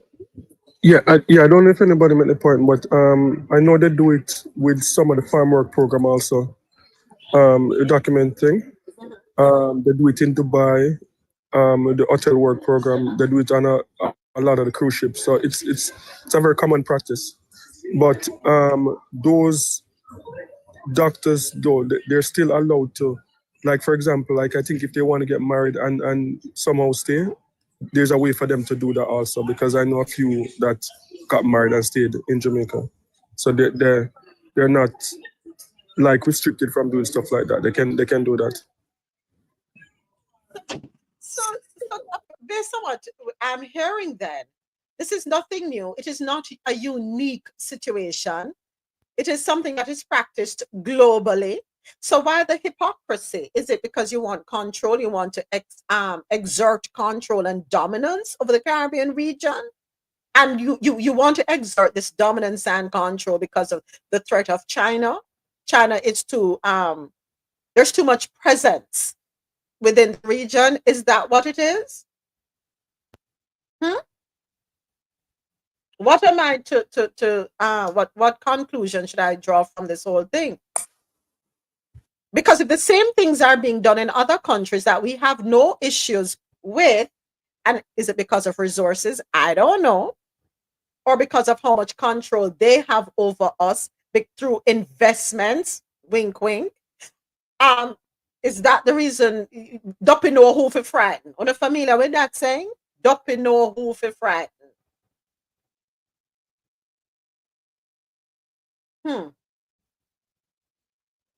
All right.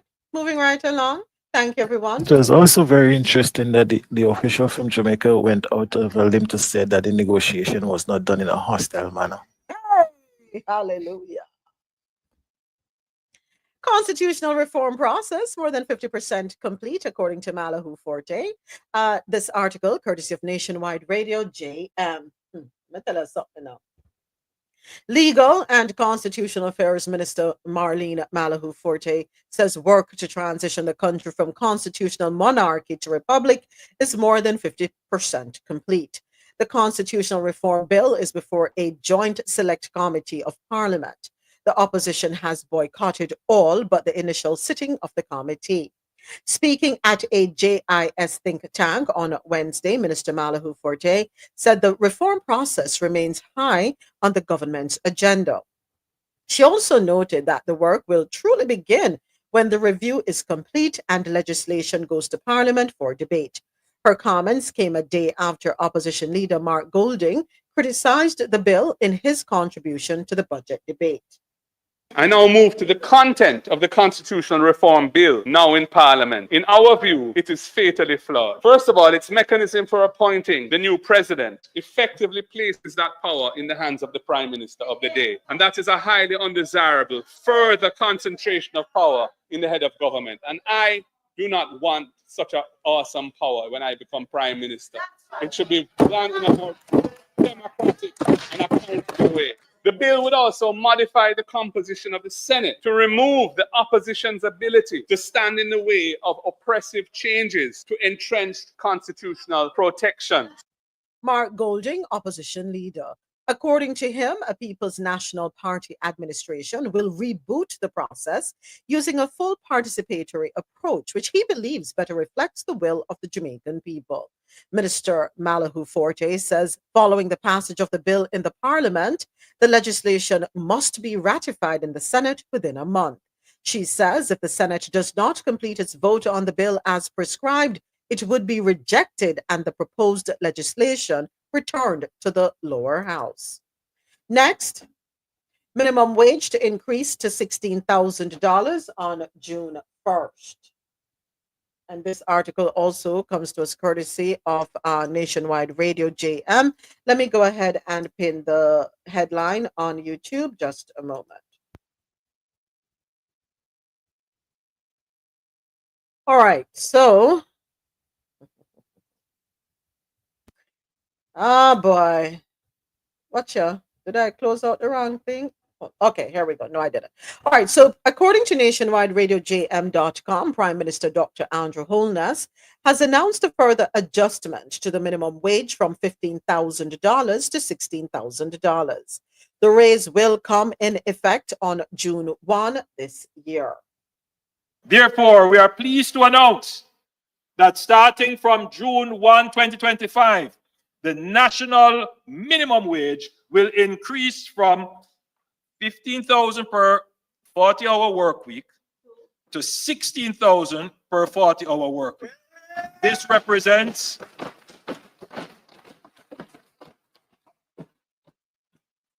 a 6.7% increase, reinforcing our commitment to improving the livelihoods of our lowest paid workers while ensuring economic stability. He says this represents an increase of more than 150 nationwide. Is it $150 or 150%?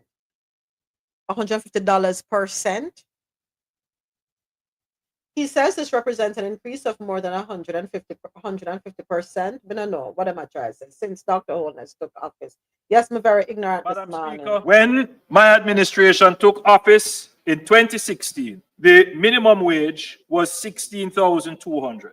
This latest 6,200. I was just checking if you're listening. 6,200. This latest increase to 16,000 represents an unprecedented 158% increase over 9 years. That was Prime Minister Dr. Andrew Holness. He was making his contribution to the 2025-2026 budget debates in the House of Representatives on Thursday. I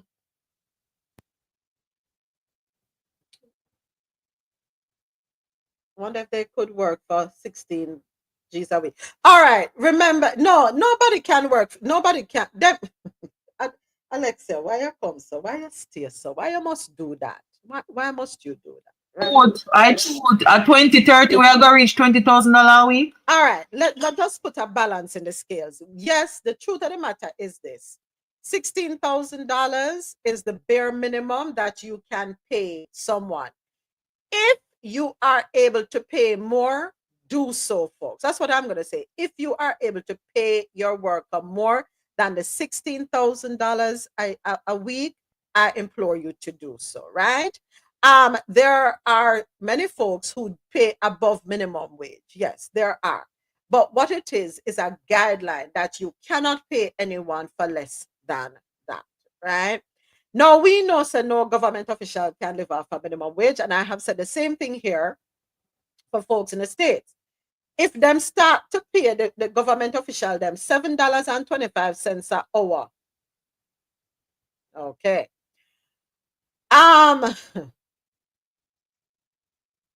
Do we welcome it? Yes.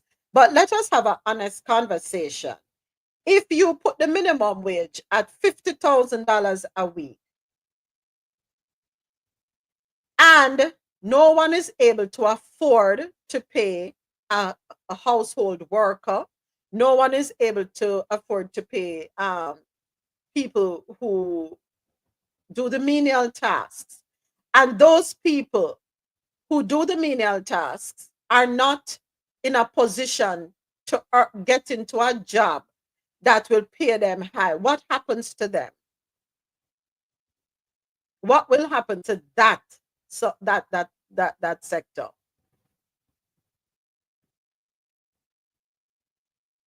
They say half a loaf better than none at all. No, so they say. So what would be a reason? So the question is then, what would be a reasonable minimum wage? Most people pay more than that, right? Yeah, I know that. Most people pay more than minimum wage, but it is there to tell us that you cannot pay less than that. And if you pay less than that, you can be brought to the labor board and face the consequences. Go ahead, Mr. President. Mr. President. Yeah, moments. You have to realize from the government perspective, a minimum wage is a floor. That's the ground. You can't go below it. So they have to do that, right? If you put a minimum wage, that is too high, what you do is you put pressure on especially your small business, which are most Businesses, yeah. vulnerable people. Mhm. You increase the operating costs and stuff like that. However, in a lot of cases, the minimum wage is really too low. Mhm. You understand? It's not a livable wage. Right. So it's a balancing act, especially when you're legislating. You can't put it too high to keep people out, but you also can't put it too low. Right. And wherever it falls, people will criticize it. That So is true. hopefully you could get it right. That is true. That is true. So in the chat, Dre put 25. Oh, then he said 25,000 or $20,000. Would that be more reasonable? Alexio, that's more reasonable. What are your thoughts? The 20 would be reasonable. You know why? For the people who are getting that, the actual minimum wage per week, because they are out there quite a lot. Mhm. Do you get me? And I mean, come on, we have to be, I just say realistic. 16 is not moments. Yeah. How can 16 be realistic when now that you say minimum wage gone up, right? You know what's in a supermarket are gonna look like? You know what in the go look like? You know what in a market are gonna look like?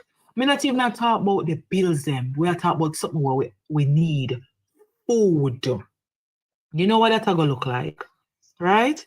So I'm just saying, when are we gonna get to 20? The question I want to ask though, in the US, the minimum wage marker, it differs from state to state, don't? Okay, so federally, I'm not sure about the state to state, but I know federally, it's $7.25. So federal is all across the country. In terms of state to state, yes, there are differences. I think in state to state. Yeah. How can they afford to do that?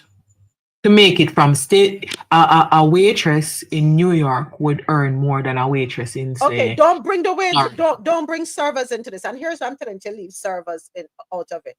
Servers are paid below minimum wage because tips offset their income, right? The restaurant industry is a whole different beast by itself. So let us not use them, because even though I may go into a restaurant as a server and be earning $5 an hour, because of tips, I can make even more than the manager because of tips. All right. So let's In a supermarket then. How somebody will work in a Asdre or that's a Walmart or New York, would they get more pay than one in a Florida? So cost of living, the cost of living in Florida is different from the cost of living in, and it's funny you brought that up, cost of living in New York, because I was talking to Mr. President the other day, and the cost of some food items in New York, even though the New York cost of living is more in terms of rent, I take it, them food cheaper than in Florida. Also, yes, good point, Dre. Florida doesn't have state. No, man, we have state tax. We don't have a federal tax deduction from our paycheck. What we have? No, lie. We have federal. No, how you go again? Me forget. We have federal, not Florida state. don't have state. Right, Florida we don't don't have have state. You only pay the state tax, which is sales tax when you purchase things, right? But and the state to state, the minimum wage varies, right? What is happening with small businesses and even some larger companies, yes, some chain businesses, what is happening is because the state minimum wage has increased, they are now putting their employees on part-time. So yes, let's say I forgot what the minimum wage is in Florida. I think it's $16 they up it to. But instead of paying you a full keeping you on for 40 hours, them cut your hours to 24. It's happening a lot for them to be able to afford. So they bring on the part-time workers, and I saw them do it. Them can't truly afford, especially small businesses, them cannot afford full-time at the state minimum pay. If I'm making sense. Not always that. Sometimes it is cheaper, especially the chain stores, to hire a lot of part-time workers because then the healthcare requirement for them is different.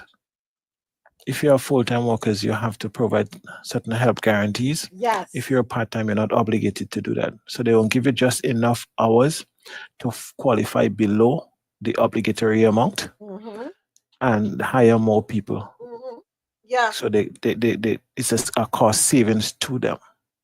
But at the same time, like, we have to have a reasonable minimum wage in the Jamaica context, because yes, it might be a little higher, like they say from 16 to 20, but what it also does, it provides a lot more micro economic activities, because people get money, they spend it. It's a fact all over the world. So if you give them more money, it's the same small businesses going to benefit more, the supermarkets, the essential services, stuff like that. But you can't put it too high, but it should be reasonable. It should be reasonable, because guess what? The politicians just get 200% raise. Don't forget that context. They get 200% and 300% raise. In some cases, almost double their salaries, right? On the Honorable Nigel Clark. So you can't come now and tell you the people at the bottom, you're giving them money they're struggling to survive on. Yeah. That's not fair enough. If you could find enough for the politician, give the people at the bottom a livable wage, a minimum livable wage. I yield. Thank you, Mr. President. All right. So next up, NHT loan limit increased to $9 million for for single contributors, and this is according to Dr. Holness. Article found on nationwideradiojm.com. Prime Minister Dr. Andrew Holness says the National Housing Trust, NHT, will increase the loan limit for a single contributor from $7.5 million to $9 million effective July 1.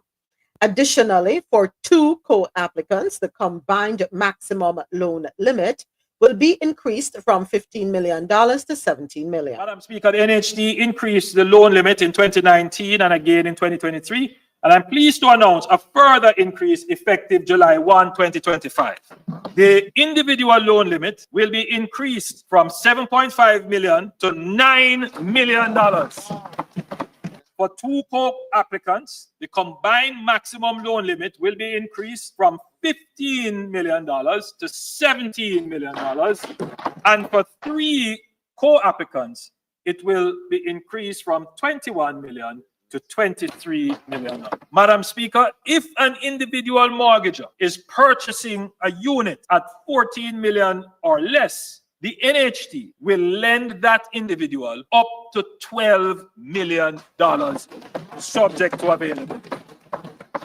Dr. Holness sought to assure Jamaicans the NHT will ensure houses in the target range of $14 million. Each time we increase, we notice, Madam Speaker, that each time we increase the loan limit, we notice an increase in the price of house. It is the most frustrating thing. So what we have done is to give a greater loan limit for houses that are going to be at what we call affordable price point.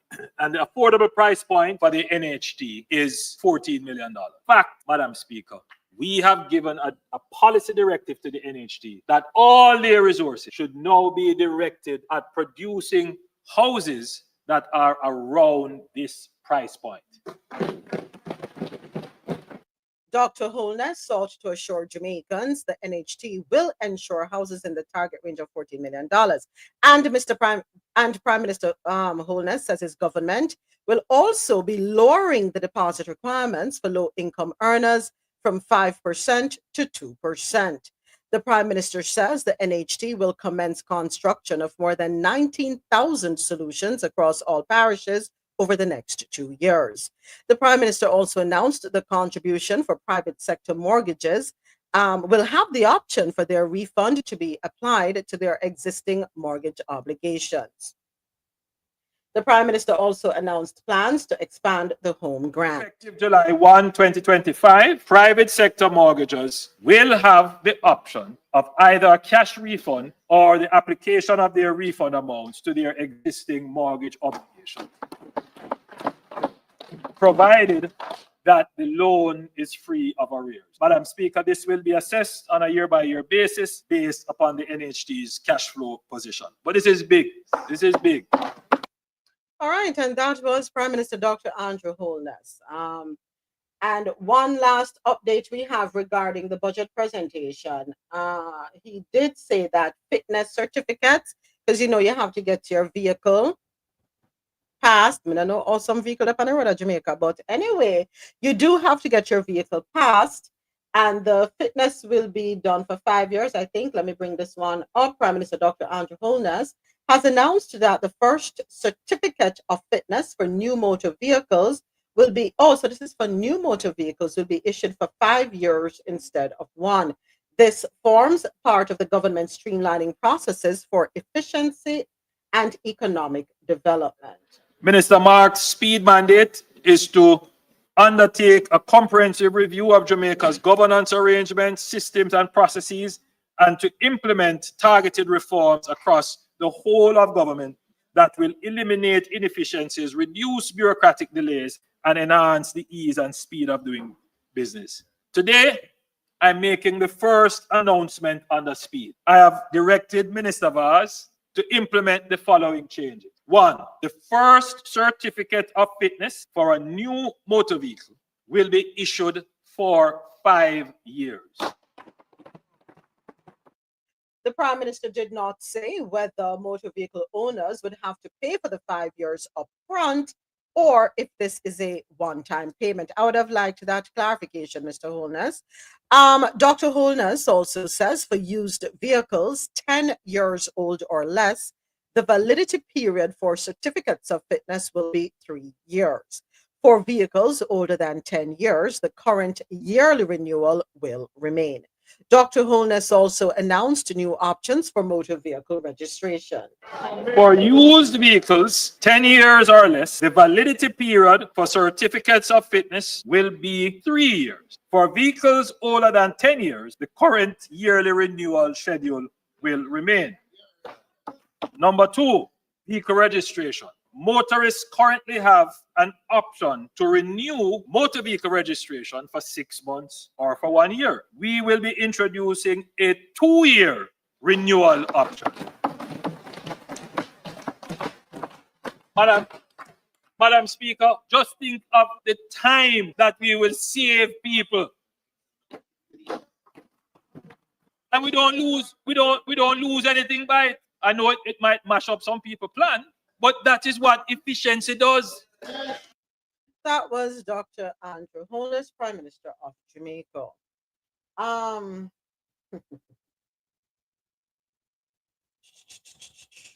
on 1 second, people. Did you all see the video?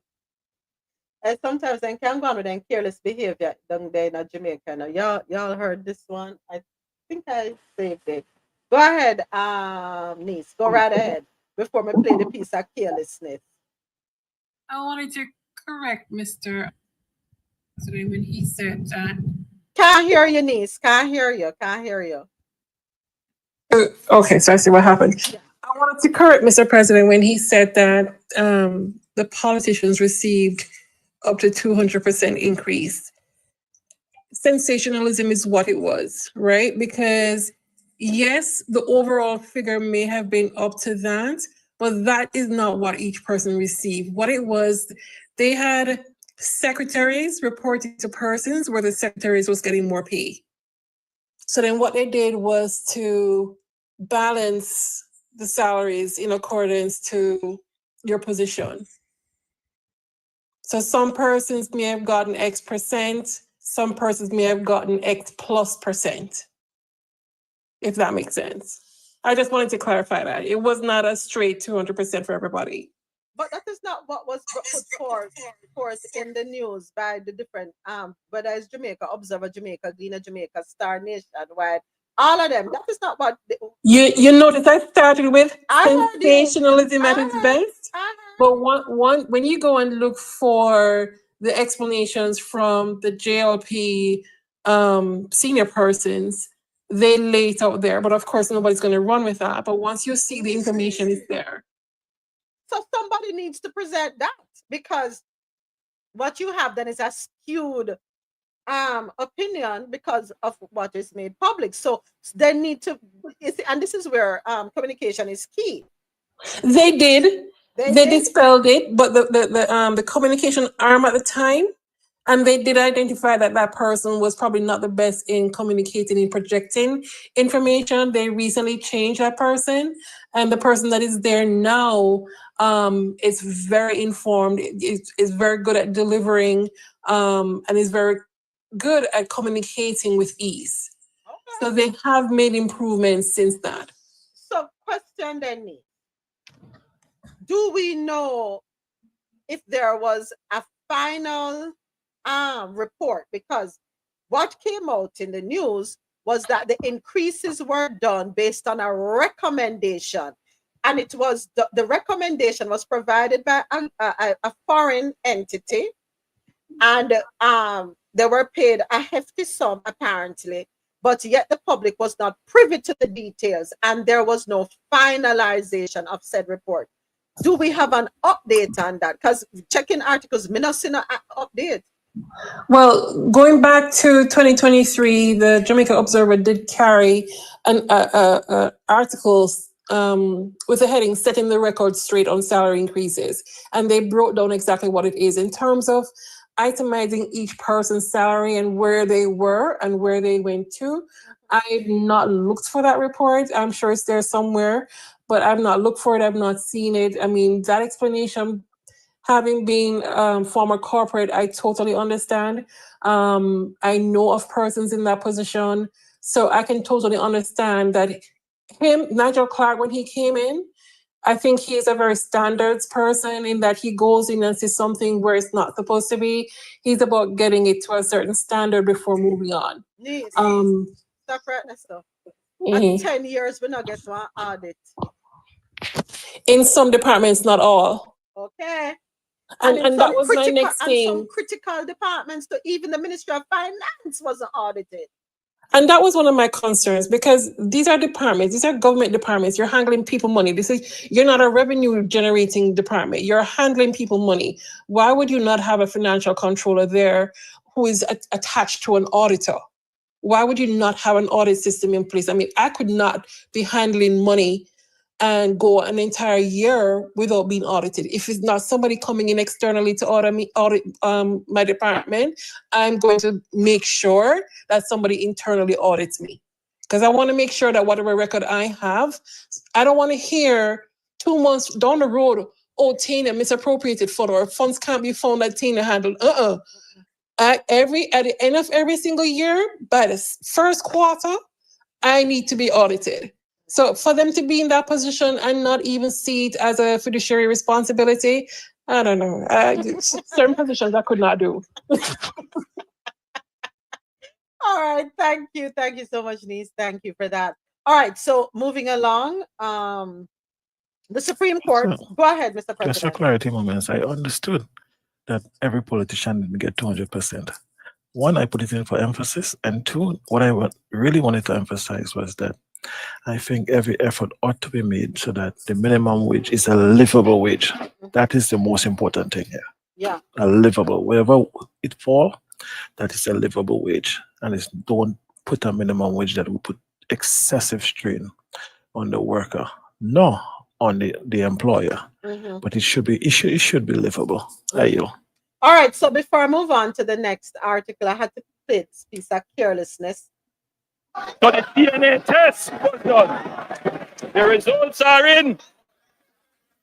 When it comes to 15-year-old fiscal discipline, PNP, you are not the father.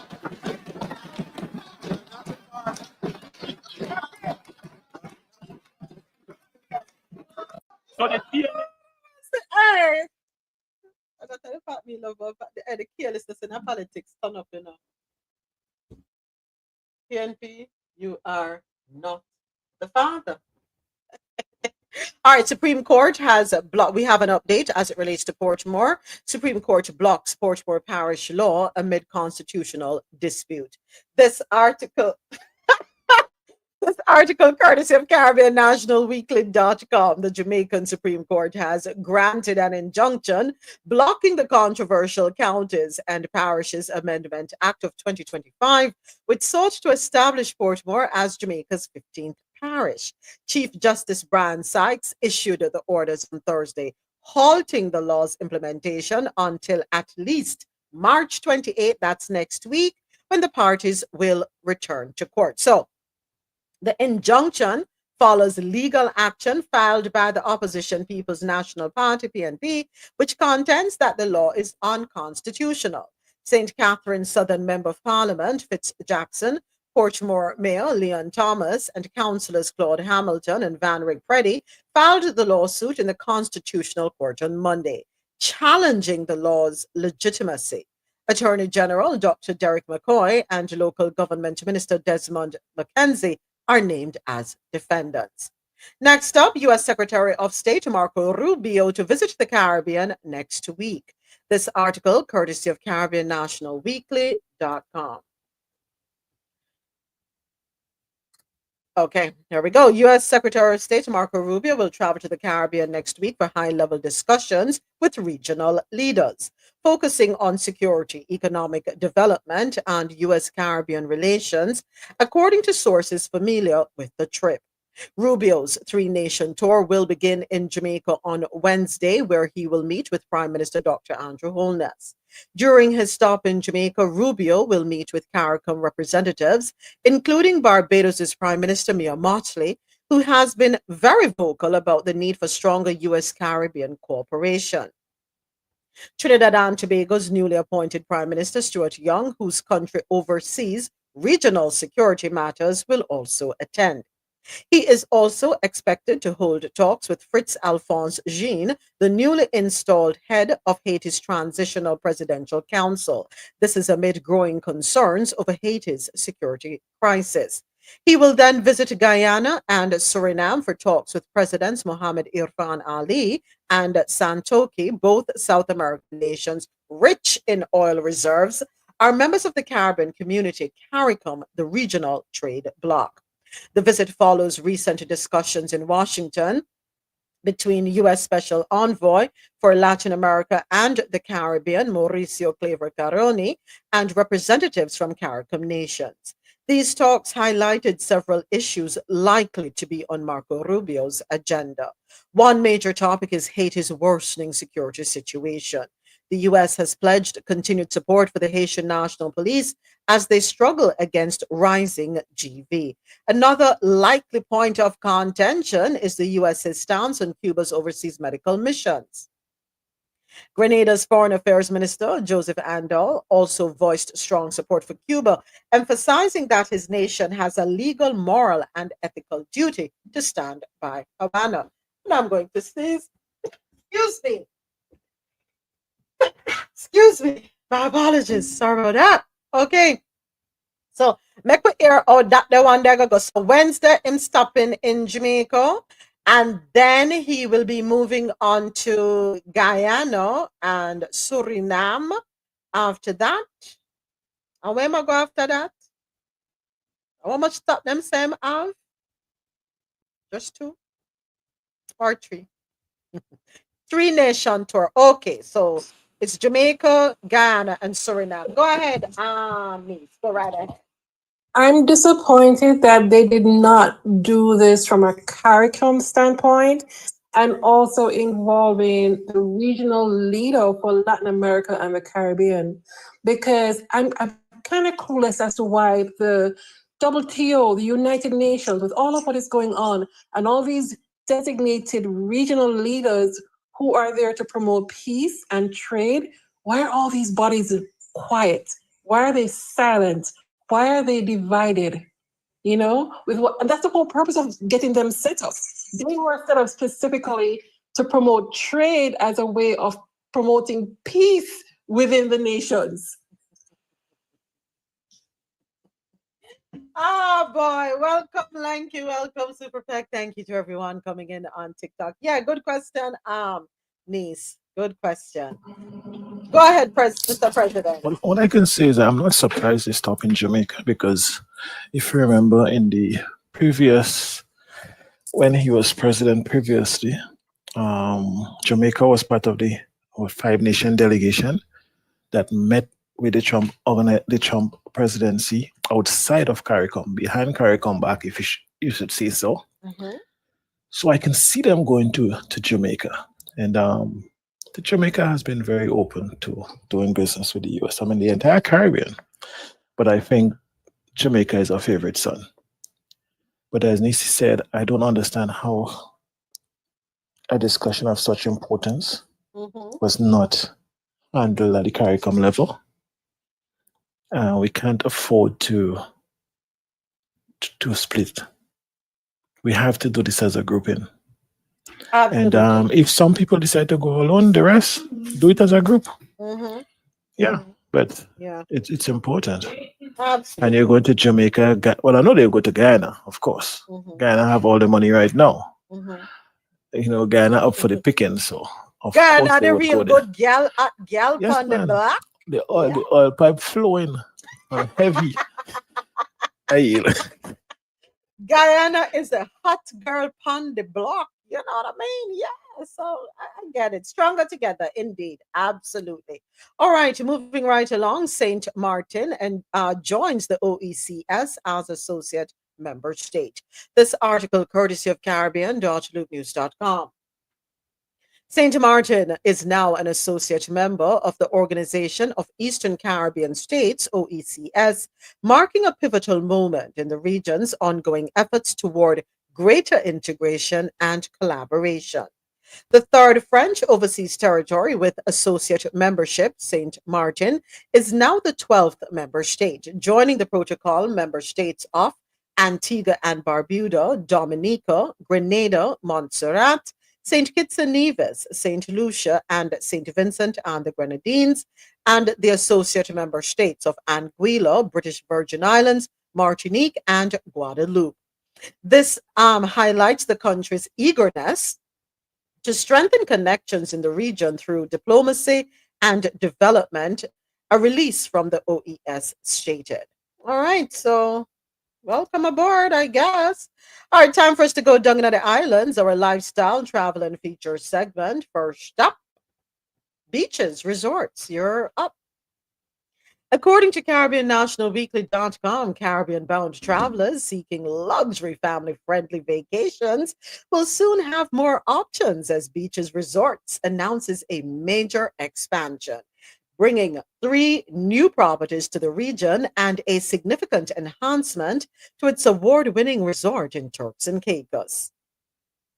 Unveiled by Executive Chairman Adam Stewart of the brand's Made of Caribbean Global launch in New York City, which was on March 11, the nearly $1 billion investment will see new beaches resorts developed in Barbados, Exuma in the Bahamas, and Runaway Bay, Jamaica. Additionally, Beaches Turks and Caicos will welcome a brand new Treasure Beach Village, further solidifying its reputation as a top tier vacation destination.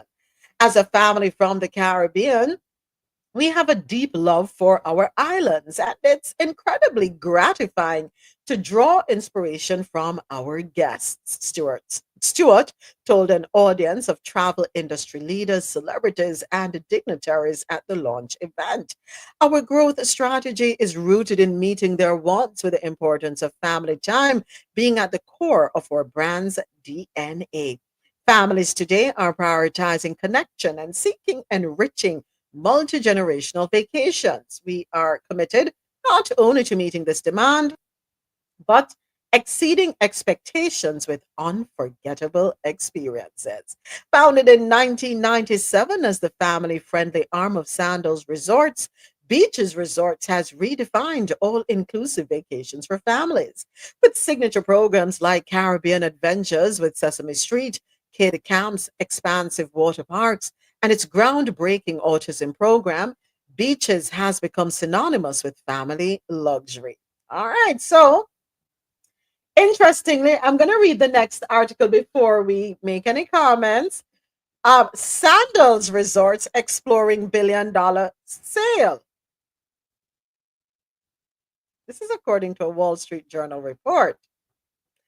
Um, Caribbean National Weekly.com is reporting that Sandals International is reportedly exploring a sale of the company with potential valuations between $6 billion and $7 billion. That is according to the Wall Street Journal.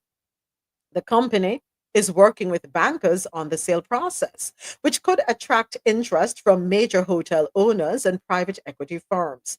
This development comes amid ongoing internal family conflicts following the passing of founder Gordon Booth Stewart in 2021. In September 2023, if we remember, a rift became public when three of Stewart's children, Adam Stewart, James Stewart McConnell, and Brian Jardim, requested the Jamaican Supreme Court to seal their father's will, citing security concerns due to the estate's substantial value. This move was opposed by Stewart's widow, Cheryl Hammersmith Stewart, and their three children, who argued against special treatment and advocated for transparency in the probate process. The legal battles extend beyond Jamaica. In the Bahamas, disputes have arisen over trusts established by the late entrepreneur. Cromwell Trust Company, the trustee managing these assets, sought to keep court proceedings private, but this was contested by Hammersmith Stewart, leading to public hearings. Founded in 1981 by Gordon Booth Stewart, Sandals operates 17 adults-only, all-inclusive resorts under its flagship brand and 3 family-oriented properties under the Beaches brand. The company has a significant presence in the Caribbean with resorts in Jamaica, the Bahamas, St. Lucia, Grenada, Barbados, Antigua, Curacao, and Turks and Caicos. Of course, following Stewart's passing, his son, Adam Stewart, assumed the role of executive chairman, leading the company through an ambitious expansion phase. Sandals recently launched a multi-million-dollar advertising campaign and announced a nearly $1 billion investment in its beaches portfolio. Of course, the all-inclusive sector, has seen increasing demand, drawing interest from major hospitality companies. I don't like that story. I'm not gonna tell no lie. I don't like this one.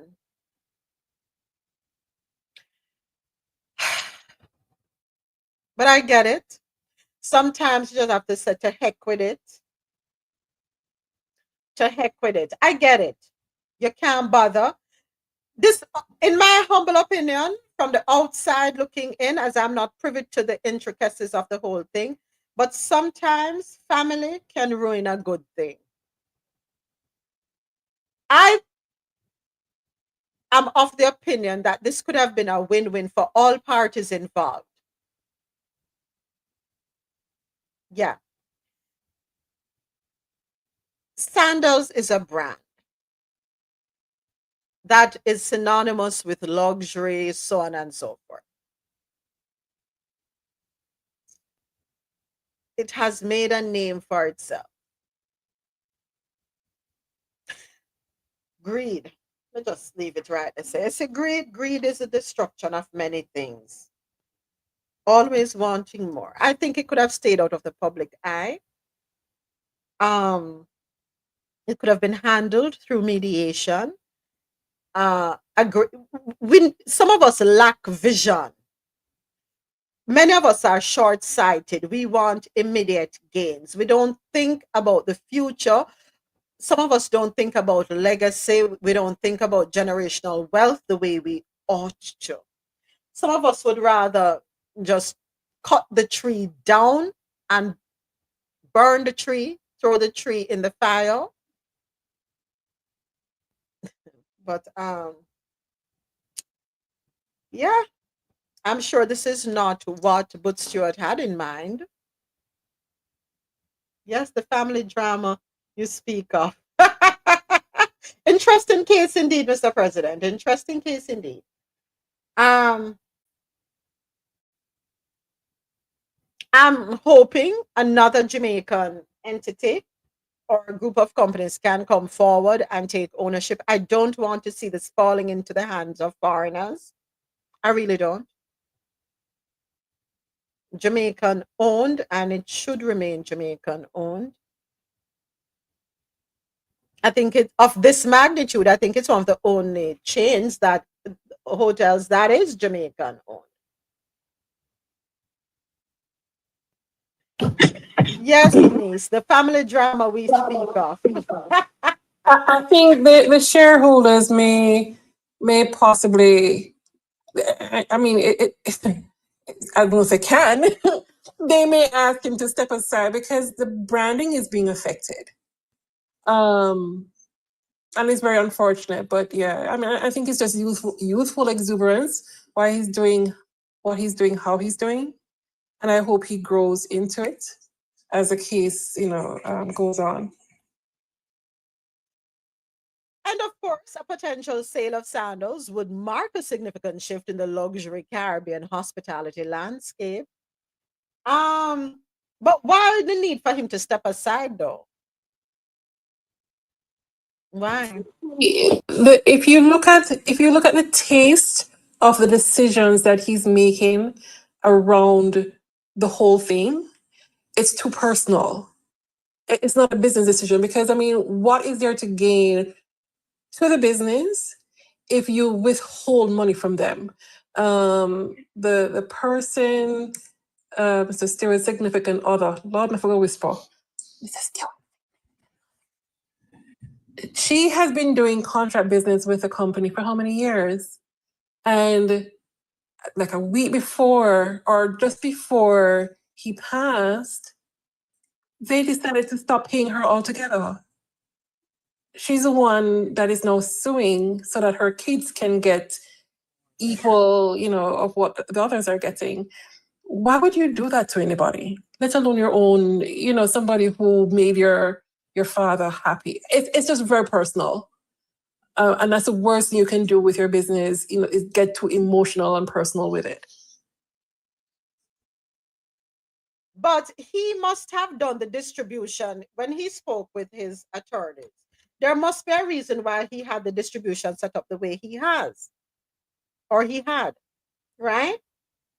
A lot of times, living persons don't understand why those who have passed on do what them do, and we challenge these things in court. But he has a reason.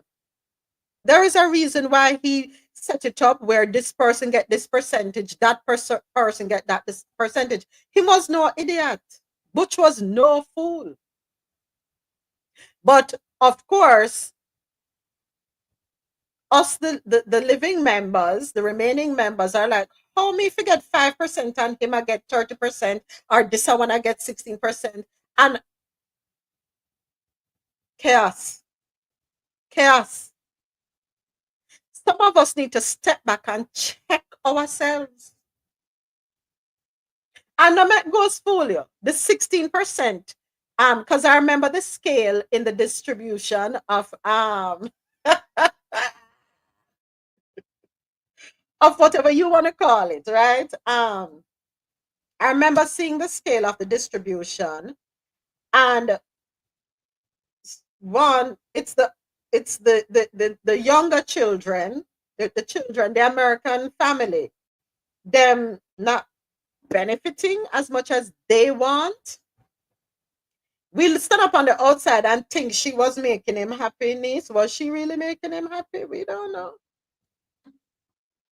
A lot of times, some of us are in situations where we don't really want enough, but because of pride and because of principles, we just stick it out. He must know why they do. You know why he did what he did. I mean, what he's doing. Okay, if it is, I'm going to put my shoes on, my heels on the other side of the fence, right? So I'm about to kick the bucket, and I have all these loyal people, and this is my way of giving thanks and trying to avoid red door that is flaming, right? And I said, okay, fine. I want to give all these billions to these persons. Now, him during the execution, The Of sibling the will, of the will, of the people, will. of the will. It's a term, it's a legal Right. term. Oh Lord. Oh Jesus. Because, you know, they will flag with that. Oh God. So that's Okay. So during the implementation of of the will, the will, right? it could be that he realized that financially it was not a wise idea. Maybe this money was vested and it would not be a financial positive to have this money going out the door over a 1 month period. I mean, he could say to them, okay, fine, let's allow us to vet this money for you. Let it stay in the fund for the next 5 years, and we do a payout over time. If funding is what the issue is, because I'm sure the father would have probably put this in a specific fund, right? I would hope that he would have put this in a particular fund that's okay, fine. This fund is dedicated to this. But if he did not, and he wants money to be pulled from varying areas and given to this person, it may have not been a good financial decision to give all these persons that money within a month. I would rather say to them, okay, fine, become a shareholder with us. You are entitled to this money is yours.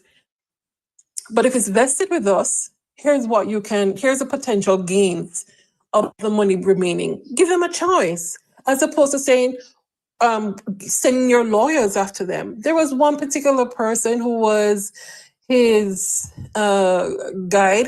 He wasn't a relative, but he was a loyal person to him. I think he was a lawyer or legal advisor, whatever it was.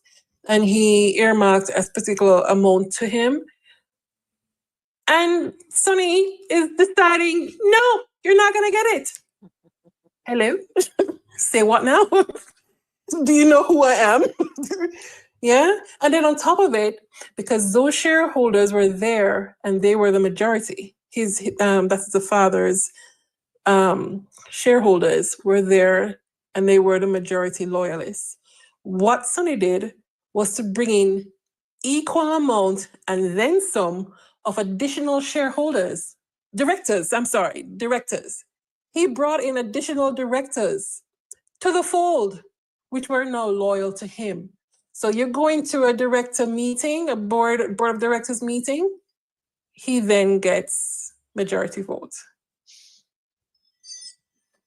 This sound like the movie that Tyler Perry did. I think it's The Family That Prays. Yeah. Sounds like that movie. I think that's the name of The Family That Prays. Interesting. With what's her name? Oh my gosh. Taraji. Shania Layton. Sanaa That was Lathan and Taraji P. Henson. yeah, Yes. Shania Layton. Yep. That movie. Watch that movie. Interesting indeed. Thank you, niece. Thank you. All right. Time for down now with Coffee Pot, or entertainment news segment. Buju Banton Gargamel becomes the first reggae artist to headline concert at Planet Hollywood in Las Vegas. Go to yourself, Buju. Long road to freedom. According to Caribbean National Weekly.com, reggae icon Buju Banton is set to break ground, new ground this summer as the first reggae artist to headline at Planet Hollywood in Las Vegas. Round of applause. The Grammy-winning Jamaican superstar will take the stage at PH Live on June 7, 2025, marking a major milestone for both his career and the global reggae movement. Fans on the West Coast will also have the opportunity to experience his electrifying performance in Los Angeles at the Hollywood Palladium, and that will be happening on June 5, 2025. So Banton's historic performance at Planet Hollywood highlights reggae's expanding reach and lasting influence. Known for his powerful voice, socially conscious lyrics, and magnetic stage presence, he continues to captivate audiences worldwide. Banton said in a statement, "This is more than just a concert. It's a celebration of reggae music on one of the world's biggest stages. Las Vegas, get ready for something special." Round of applause again, my friend.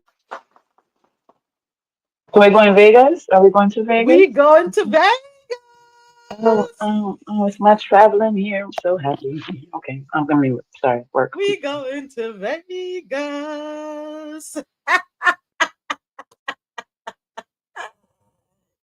Yes, yes. Happy for you, my friend. Pre-sale tickets. Well, tickets are available for pre-sale. That started on. That's a long drive. No fly. We have fly. We have fly. We have a private jet. You know, you didn't know me. So have a private jet. Man. Jump on board. Our minds. AT, look about the ticket prices for us ASAP. Thank you very much. Yes, please, AT, you're the man there. Please, yes, yes. Come on. We're going to Vegas. Ticket prices for what? Niece says she's allergic to go to Vegas. To see him. To see what's happened to you? Ticket prices to fly and ticket prices to see him. How much it's gonna cost? That's my birthday weekend. We'll be celebrating my birthday too. Vegas, baby. Niece, do you drink? I get anxiety when I travel as well, niece. But I always hit the airport bar before I get on the plane. It No, really sir. helps. When that plane is dropping onto the sky, I want to be very conscious. Why? What are you going to do? Blindfold niece and put earphones on. Just before I touch down, I'm gonna jump.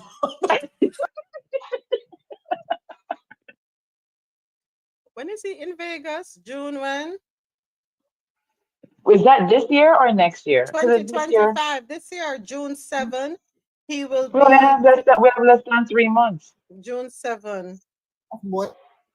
That sounds like a going now. That's doable, you know. That's very doable. Nisha, we're going to find a way for you. We're going to figure it out. I would love to spend my birthday with you guys. Yeah, I'd love to do that too. Be in Vegas. It's the perfect plan. Mr. President, you in? Mr. President, I don't like Vegas. Somebody broke his heart in Vegas, but he better get it back. All right. Somebody broke his heart in Vegas? Yeah. Well, when we reach Mr. President, show me who it is. And Paul broke with me in Vegas one time. I'm done. Me can't manage, you know. Was there a weight limit on it, Mr. President? Gotta check these things, you know. I want to say something, but I don't want the talk to get me. So let me. The 7th is a Saturday. So this sound We'll make a weekend. Yeah, we'll make a weekend. But the thing is, we have to get the tickets because it's Bujo. And trust me, people are going to go. They're going to purchase their tickets. And since none of them did want to go with me to New Edition, no owe me. Thanks. That's all. Excuse you? When the New Edition was in Vegas, no one wanted to go with me. I said that. Why Super Peck put that in the comments? You see, you Super Peck, me gonna deal with you 1 hour still. Wow. Wow, that's why you don't tell people your business, you know. That's why you don't tell people your business. You see that? Okay, so select an event. Let us see. You're doing it now? May I check this on out the live? right? No, yeah. Anybody going to Vegas, raise your hand in the chat, please. Thank you, so we can include you. This is the only time I come off my mic for nonsense. All right, let me mute. Mega look it up because me. Yeah, man, we can switch in ATL. Yes, we switch here. Crew line stop. No, they're not So necessary. are we switching from Atlanta to Vegas? No. Is that what you're saying? Oh, no. What happened? June I thought you already 7th. had your. Hold on a second, Rasul. Saturday, June 7th, Mr. President, Vegas. We're touching down in Vegas.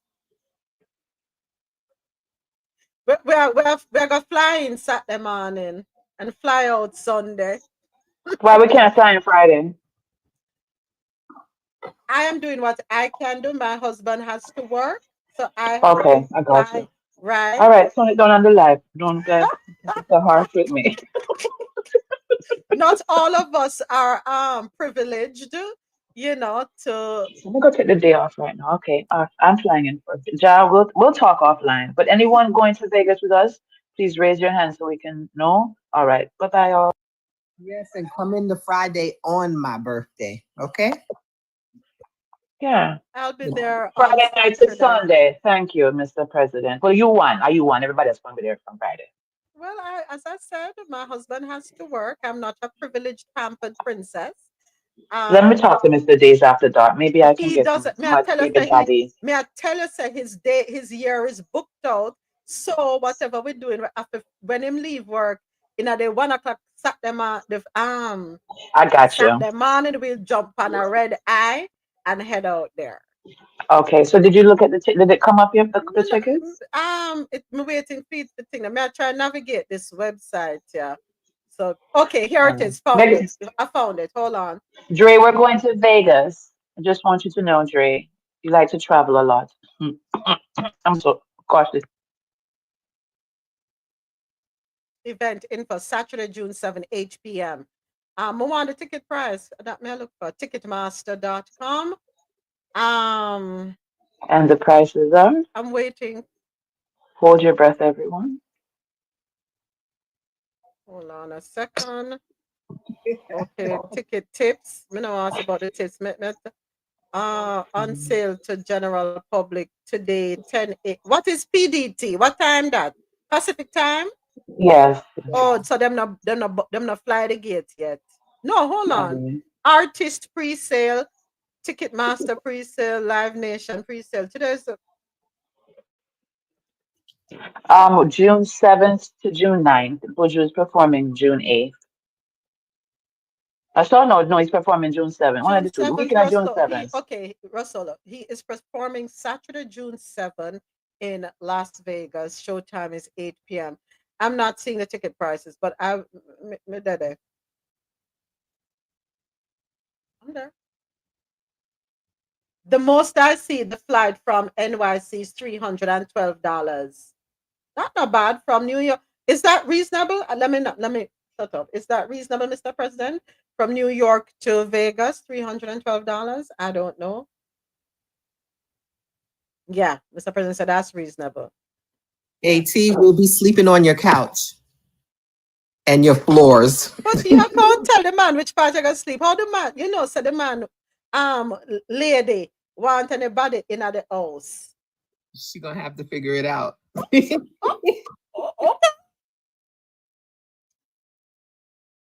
Okay. Okay. Usually 200 plus. All right, so let me put this over. So I'm gonna pin that. All right, moving right along. Bojo. Far where I come from now? You know, far where I come from, Bojo. Where I come from, far where I go reach. Okay. What AT said. AT hasn't said anything in the chat on YouTube yet. So I guess you'll be finding somewhere else to stay, Jack. If not say yes, we can stay there. Y'all know. AT know I'm just playing with him. I know. We know. All right. Next up, let us head on to what do we have here? What do we have here? Stories out of Latin America. China defends Cuban medical missions and slams U.S. false narrative. This one, courtesy of Caribbean.loopnews.com. China has taken a stance shared by several members of the Caribbean community CARICOM regarding the U.S. government's threat to widen visa restrictions for officials who support Cuba's overseas medical missions, saying the missions have been welcomed in the Caribbean region. The foreign minister was speaking at a press conference on March 19 in Beijing and accused the U.S. of creating a false narrative of forced labor as an excuse to suppress other countries. So now me confused. What's really going on? China say one thing, Antigua said them a look into the salary packages. Jamaica said them a do this. What's the truth behind the whole thing as it relates to Cuba? Salaries, what is held on to, what is given to them? Something not right. Something not smell right. Yeah, we'll get to the bottom of it. It's a matter of time. Also, judge rules that 9 major companies lied to the public about their deadly impacts fraudulent marketing scheme. This article courtesy of yahoo.com. So Reuters reported that 9 oil companies, including Exxon, so true, Ozzy. So Reuters reported that 9 oil companies, including Exxon, Chevron, and Shell, may face a lawsuit in Puerto Rico based on an accusation that they suppressed clean energy initiatives and misled the public about the dangers of the changing climate. The preliminary ruling came down from the U.S. Magistrate Judge Hector Ramos Vega in San Juan, and this was back in February. The next step is the federal court. So, back in 2022, the 16 municipalities in Puerto Rico filed a federal lawsuit against a dozen dirty fuel companies, accusing them of a fraudulent marketing scheme to convince people that their products had no effect on climate related weather events, like the deadly hurricanes Maria and Irma that ravaged the island, according to Reuters. However, Puerto Rico isn't the only one taking action against the organized deception from these companies that contrasts scientific data of rising heat and the increasing presence of larger and more devastating weather events linked to a warming planet. In a similar move, Honolulu, Hawaii filed a lawsuit against these companies. While the companies tried to stop the lawsuit, the U.S. Supreme Court declined their bid to do so. Okay. On the international scene, um, hmm, one moment here, folks. Let me close these out. Fear grows among US's 390,000 undocumented Chinese immigrants. So many policies have changed. Article courtesy of Guardian, theguardian.com. In 2014, a few years after the birth of her second child, Jenny left China to flee an abusive relationship and government persecution for violating the one child policy. She brought her younger daughter, to San Francisco and, though undocumented, found work at a child care facility and eventually married a U.S. citizen. Because of extended delays in visa processing, her green card application remains in limbo after 3 years. But she's never been particularly afraid of her immigration status. That is until Donald Trump won re election last November, fueled in part by a promise to conduct the largest mass deportation program in U.S. history. Jenny, the Guardian is using an alias to protect her identity, said she had been afraid to go to work, buy groceries, or even meet her friends outside. Her husband, she said, urged her not to leave the house unless absolutely necessary until her visa is approved. Many other Chinese immigrants in her community share her fears. People are very scared. My husband and I are scared. So many policies have changed, and so many more are coming from the White House that might have an impact on us. On the campaign trail, Trump said he would prioritize deporting Chinese nationals of military age, suggesting without proof that they are building an army in the U.S. Immigrant rights advocates say Trump's targeted rhetoric has instilled an unprecedented level of fear and anxiety in Chinese communities, both among newly arrived migrants and undocumented immigrants who have lived in the US for decades. Um, I understand your concerns, your fears. But if you have submitted paperwork, don't don't they already know where you are? Just asking. If you have submitted paperwork, don't you think they already know where you are? Should you Move cautiously, yes. Stay out of trouble, yes. But them know where everybody there, you know. If you have a cell phone, them know where you're there. They know where all of us are, regardless of our status. Documented, undocumented, born, naturalized, whatever. They know everybody's status. Um, I get the concerns. In the last 8 months, they're saying that 5 charter flights have been um, taking people back to China, undocumented. I don't know if it's telling you. I don't know. Yes, immigration has always been an ongoing issue. It's nothing new. And I know folks have said that during the Obama administration, there were, I think he topped the scale, so to speak. And we know that the current administration likes to compete, likes to do more, doesn't want to be outdone. And so there is the ramping up. And I think the issue many of us have expressed here, or many people are feeling, is the rhetoric behind it, the narrative behind it, which has consequences. And I think that's the major concern, right? Not going to labor too much on it because anything out of this country, we have to tiptoe around, so to speak. So, US denies French claims a space researcher was expelled over messages about Trump. This article, courtesy of CNN.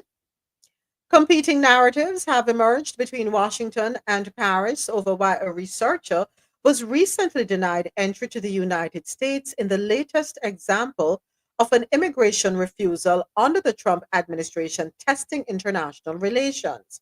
France on Thursday said the unnamed researcher was blocked from entering the US earlier this month after authorities found messages about President Donald Trump on his phone. Folks, here's what I'm gonna say. Not play with anything.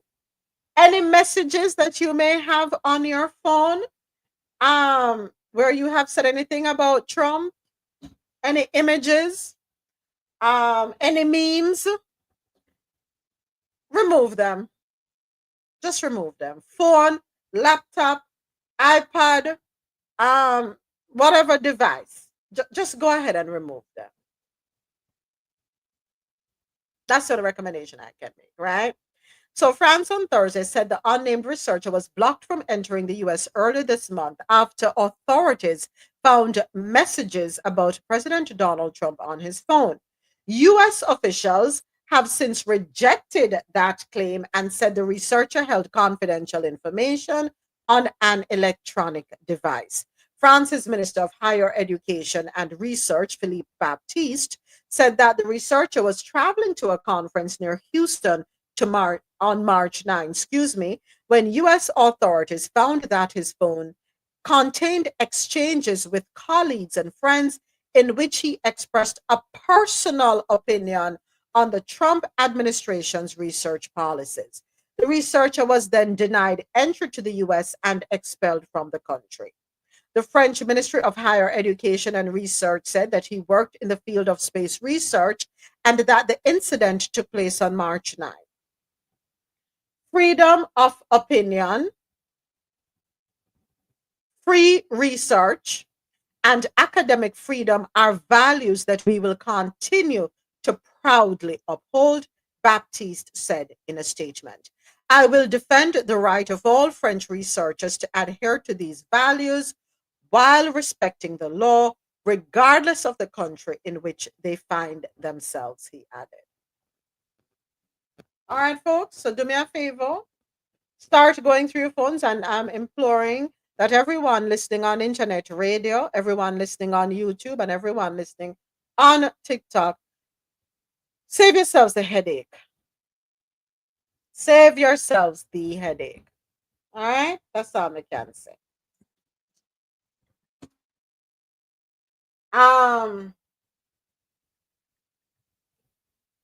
All Okay? Roger that. Copy that. Ditto. Go ahead, Ja. I'm confused. So at the airport, they took the man's phone and searched through it? Yeah, they can. Really? They've been doing that to quite a few people. Quite a few people have said they've had their devices taken, and yeah. Wow. Interesting. And don't think it can happen to just foreigners alone, people coming here. It can happen to anyone. And so that being said, even yeah, we have to be so careful. Social media, yep, check your social media. That's important too. And it is better scrub all of it. Absolutely. Detox. Get some Dettol, blue soap, blue bomber, carbolic soap.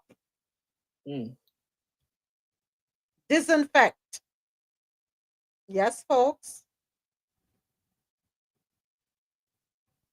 It is what it is. It is what it is. And that is why even the terms that we use, right? We have to be so careful. Stick to respectable terms. Yep, we got to stick to the respectable terms. Because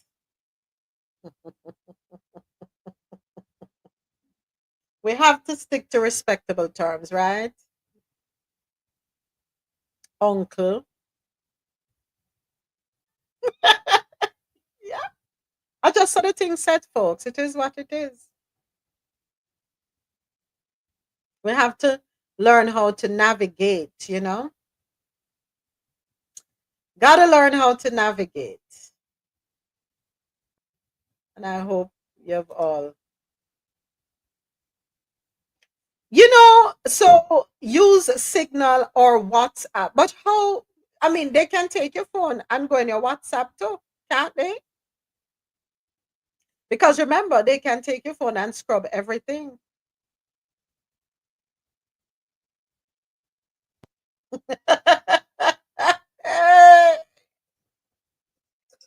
Can't they recover what you erased as well?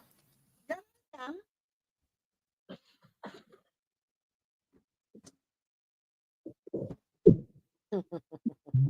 Right. Yeah.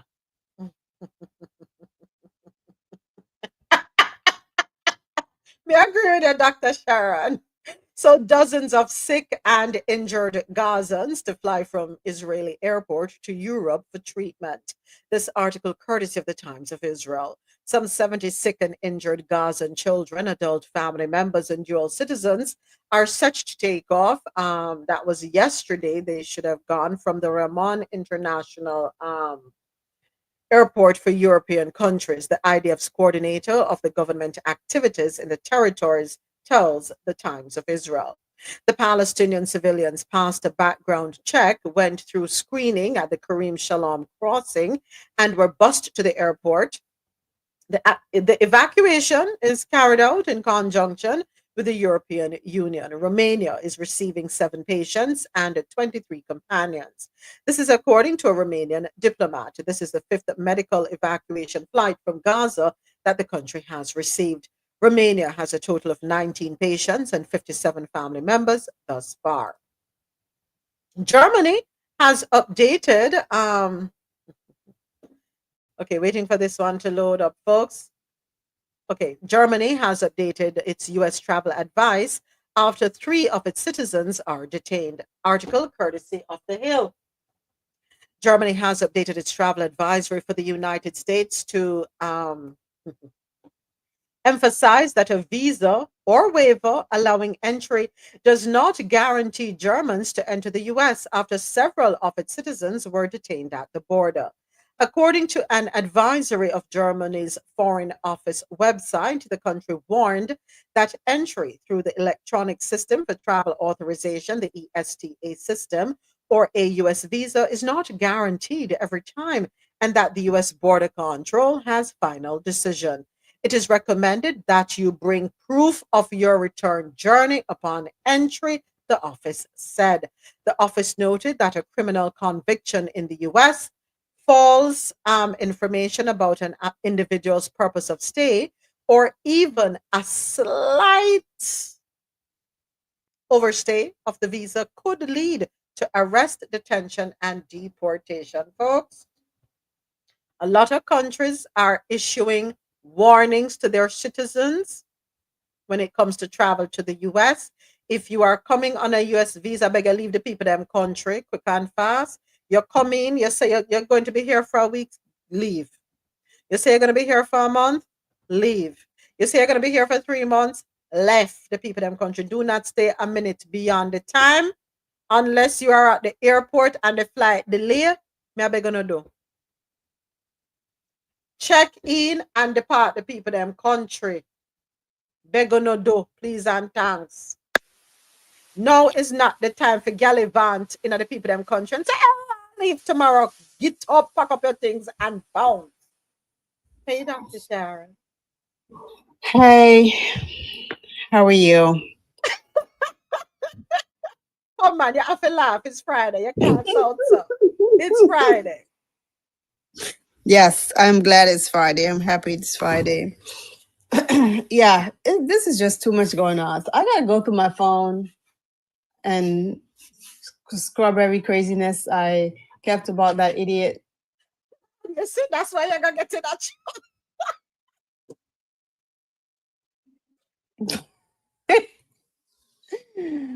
Oh, this is crazy. I mean, you know, he's a sensitive toddler. Okay, we're gonna give Dr. Sharon an order mark for insolence and some insubordination.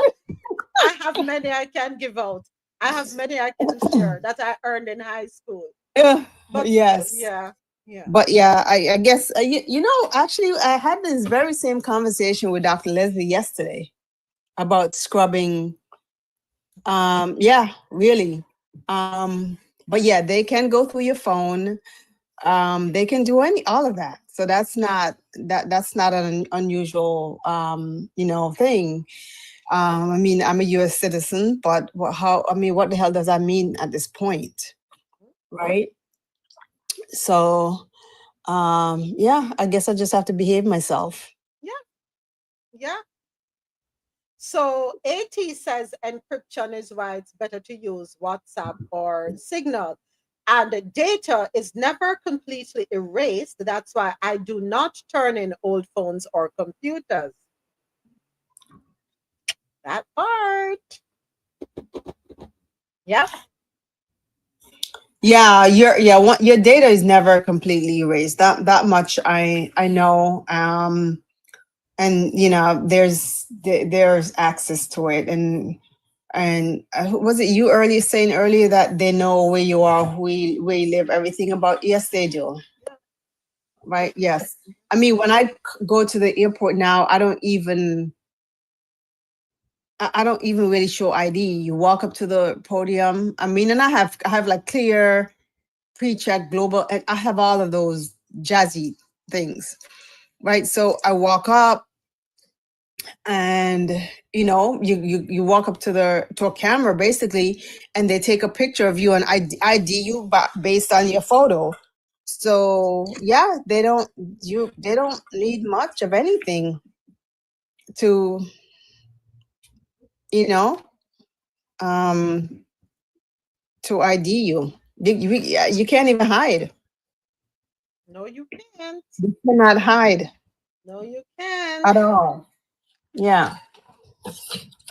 So yeah, okay. I guess I got to behave myself. All right, thanks. Yeah, all of us have to put ourselves in timeout.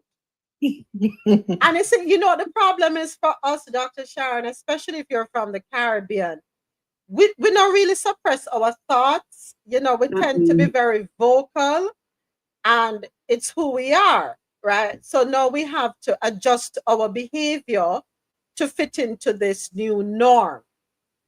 Yes, Niece is saying reset your phone to factory settings. Yes. Yes. No, I'm not. I can't do that. I got too many things in my phone that I need.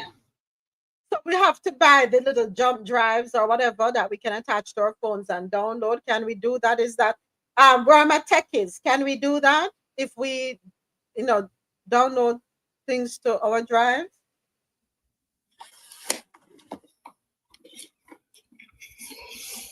I don't know. Jump drive too, so you just never know because all of those things you have to pull out your pocket when you're going. You just don't travel with your jump drive. You download it and leave it behind you. Well, those things, those particular, if you want to hold on to them, you put them on a jump drive and you leave your jump drive at home. Take them off your devices. So I can't share any of Joy Ann Reid's. No, that is different. I think that's different. I think it's your personal, or am I to assume it's your personal stance? That is the problem. If you're reposting a news article, because as a journalist, I don't even know this. I don't even know. Yeah, me don't even know. Me a ramble. Me don't know. Yeah. Yeah. You can't even, there's nothing much you can even say about it, in all honesty. Like Ozzy said earlier up, this is not different from other countries. Not at all. Not at all. Oh boy. This is forget international travel for 5 years. Travel to your patio.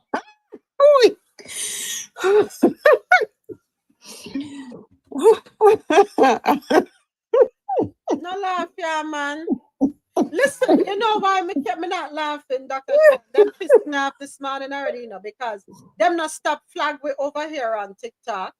Oh, Jesus. We got flagged again today because of using a word. You know the scientific word for that herb that grows rampant throughout the Caribbean that they're trying to legalize. So we're reading an article.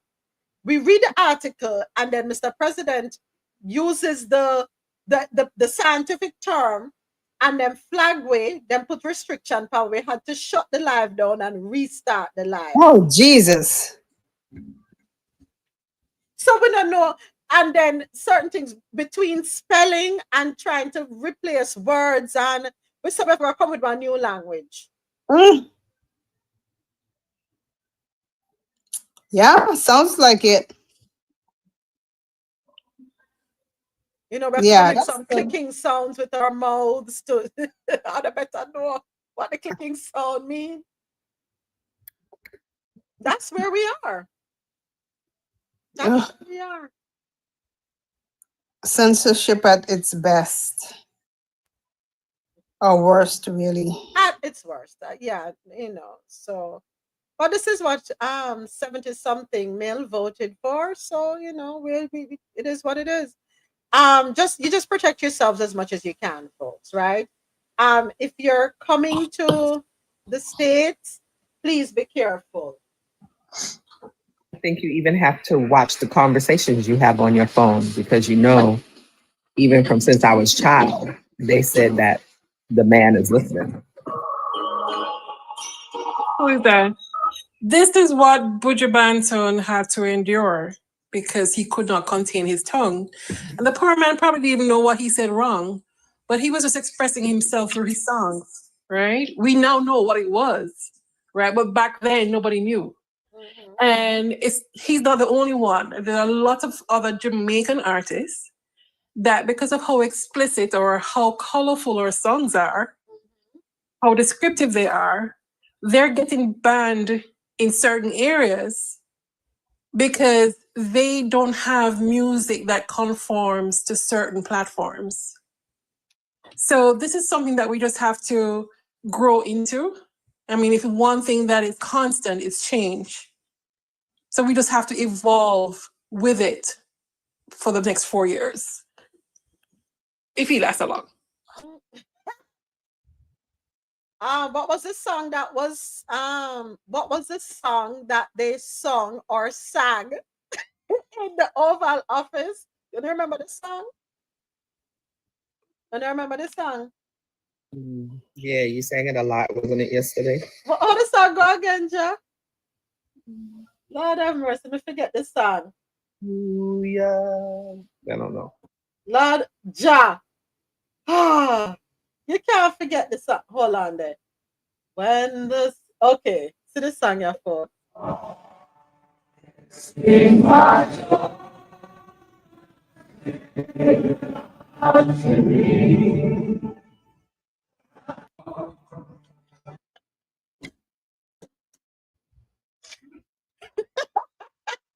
They sang that song around him in the Oval Office. Yes, Ozzy. And we were saying, I don't think them know that's a funeral song. Why are they doing that? Or did they know and were deliberate about singing that song? I'm gonna say the latter. I wonder if him knows that those are not his real friends around him. Otherwise, they would not. Because if you come around me and tell me, say, yeah, pray for me, and you start singing that song there, it's one thing you're praying for to happen to me. Facts. Facts. Then sings my soul, hallelujah, my Savior. You ever hear them country people there? God to thee. Totally out at you. What is the actual title of that song? I don't even know. How great thou art. Is that art? Yeah. Okay. Then sings my soul, my Savior God to thee. Listen, is either But this is what the Africans did back in the days, you know. This is what they did. Spiritual songs kept us going, kept us from acting out how we felt. facts. Facts. Facts. So true. Good morning. Morning, naturalist. Wagwan. Well, Welcome, until welcome, welcome. 12:10, so it's afternoon at work. Um, but you know, it doesn't matter how bad he is right now. Um, When naturalist there. Okay. Come in, naturalist. yeah, I'm back. Okay. They may not be in a position to make much changes, but the same thing's reaching them right now. They're reaching them before. To no one, they are fighting. They're not inspiring anyone. So if another election to be held right now, they probably lose again. Because what will you be voting for? And a lot of folks right now, they're actually changing their affiliation and going independent. And maybe a true independent party would actually be formed in this country that can actually take on the two-power structure. But I'm sitting back like most black folks and I'm watching this ride. Yeah, I ain't saying nothing. Ain't doing nothing. I ain't arguing nobody. I'm a job. I got a lot of Spanish on my job.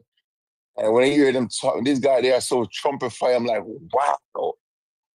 I just listen. I don't say nothing to them because I'm just watching this ride.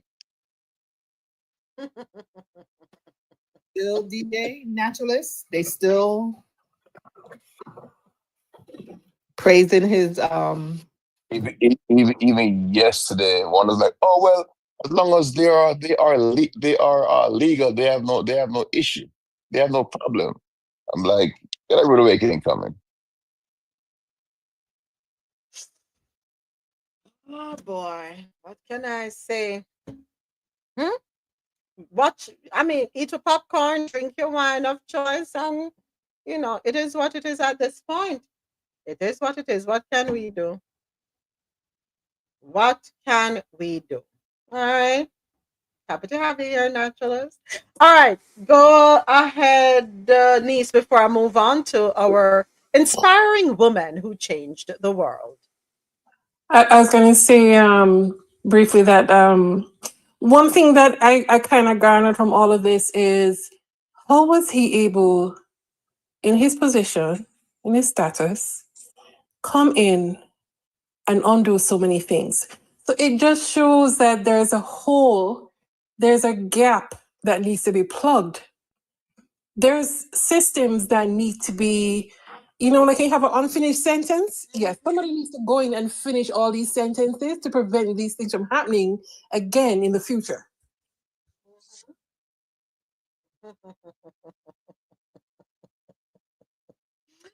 Oh boy. All right. You know, because every day he's going to be a topic of conversation. It's I'll time. just say this, just real Mhm. quick. One of the reasons why some of these things were not created by Congress. They were just like how he created Doge. A lot of these things were created by a president.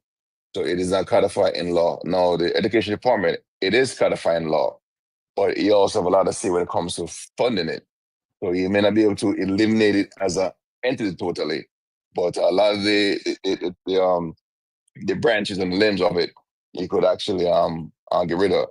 For instance, the voting right act. That is actually not that is not a law that is codified um, by the Constitution or by Congress. So he actually could repeal it if he wanted to. And that's what they're trying to build pass the John Lewis Voting Right Act. Congress is trying to pass that, which is actually codifying law. So any agency that a president put together can be undone easily. We need it. We need that, right?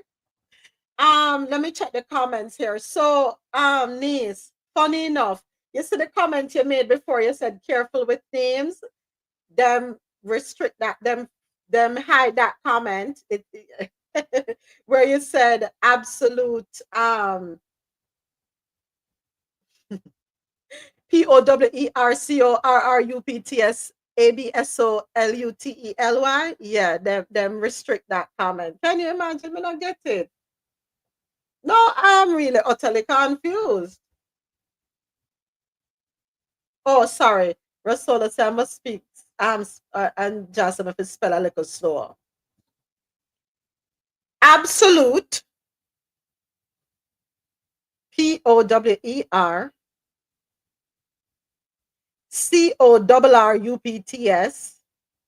abs ABSOLUTELY. Them flag that comment. Seriously? Wow. Wow. You might as well not talk.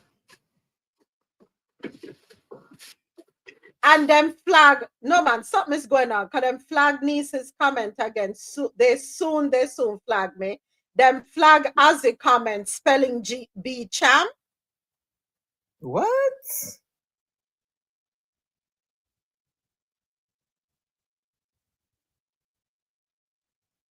What? Huh? Is it them or is other people flagging them? I don't know, Ja. Me know what with TikTok. Me just know the thing come up beside it. On my thing, on in the host, it shows me flag. Spelling bee champ. How you flag that?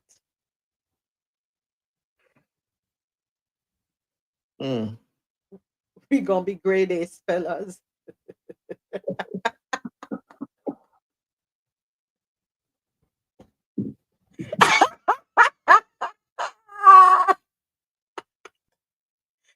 You know it. So is it that every word in the dictionary is now a DEI word? Oh, when I see the little circle with the line through it, that means. Exactly. Oh, interesting. Watch out. As them flag that one there too. Babylon system, Babyloning.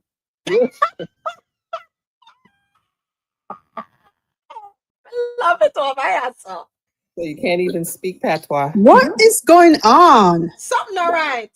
No, I am convinced, and a lot of there have been a few speculations, and I am convinced, and I'm inclined to think this way that it's not just AI doing this, but we're being deliberately targeted. And the same energy we're gonna have for us at Coffee Into as we read the news and have conversations around the news, have it for the other spaces that filled with nothing but carelessness, worthlessness, and dirty behavior.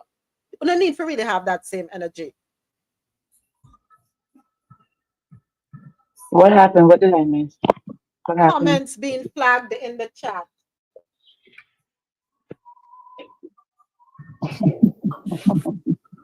I don't know why they can't flag spam. This is interesting. Very interesting. So Very- Discussion moments. Keep moving on. Just move on. Just keep I going. really don't want to go Keep back. the things. Yeah, I I really don't want know. to go I back know. to F to the base. We're not gonna tell no lie. I really don't want to go back there. Anyway, F for Manley. Do we know about F for Manley?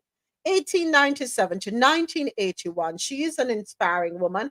And you know, all the inspiring women that we have been highlighting here on Coffee and Toe, and all the women who are highlighted and recognized on other soldiers show, other soldier speaks knowledge, are women who were defiant in one way or another. They were defiant because they believed in certain things. They believed in humanity, they believed in equality, they believed in equity, they believed in inclusion, they believed in the essence of everyone. Dr. Sharma, go mute your mic there. They believed in certain things. They fought for the greater good. And you're right, Rosolo. On with it, we shall go. So, Effa Manley, 1897 to 1981. During a time when sports predominantly consisted of white male owners and athletes, Effa Manley refused to subscribe to gender and racial stereotypes. Along with her husband, Abe, Manley co-owned the Newark Eagles, a baseball team in the Negro Leagues. The team won the Negro League World Series in 1946, and when Abe died in 1952, she became the sole owner. Manley was inducted into the Baseball Hall of Fame in 2006, the first and only woman to have this honor. Her life is chronicled in the picture book She Loved Baseball. Next, we have Maria Elena Salinas.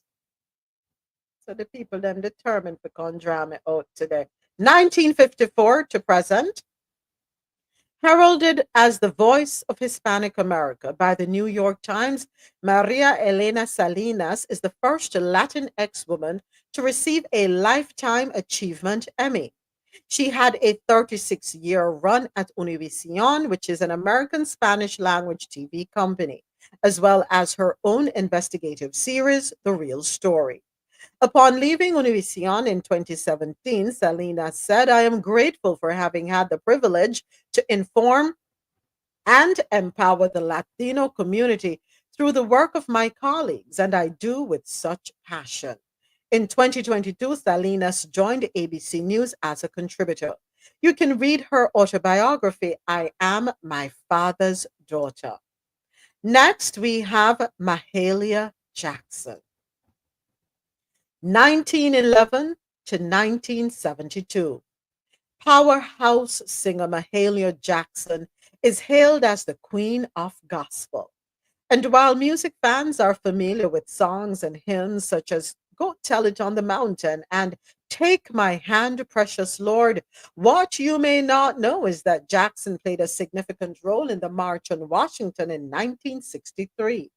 Not only was she a good friend of Dr. Martin Luther King Jr., as seen in Selma, but she was also the inspiration behind Dr. King's iconic I Have a Dream speech. Advisor Clarence Jones reportedly said that it was Jackson who yelled, "Tell them about the dream, Martin." And you can learn more about her in the documentary Robin Roberts Presents Mahalia. Next up, Judith Heumann, 1947 to present. A longtime disability rights advocate, Heumann contracted polio at age 2 and has used a wheelchair ever since. At age 5, Heuman's school deemed her a fire hazard and wouldn't let her stand, setting human on the path to fight for increased accessibility and rights. She was the first teacher in New York to use a wheelchair after successfully suing the Board of Education, protested for the passage of the Rehabilitation Act, advised Presidents Clinton and Obama, and has pushed for the globalization of disability rights. Learn more about Human in the documentary Crip Camp, and in her memoir. And the last, well, yeah, that's it. No, lie. One more. Junko Tabe, last but not least. Ah, boy. Hold on. Where you there, Junka? Where are you? Where are you, Junka? Where are you? Here we go. 1939 to 2016. In 1975, Tabe became the first woman to summit Mount Everest. On top of that, she was also the first woman to complete the 7 summits, climbing the tallest mountain on each continent. Tabe's Everest expedition was made up of all women, unheard of at that time, and even survived an avalanche. Her motto followed suit: do not give up, keep on your quest. We can read more about Tabe's life in her book, Honoring High Places, The Mountain Life of Junko Tabe. And you know, it's interesting that she's the last one we featured.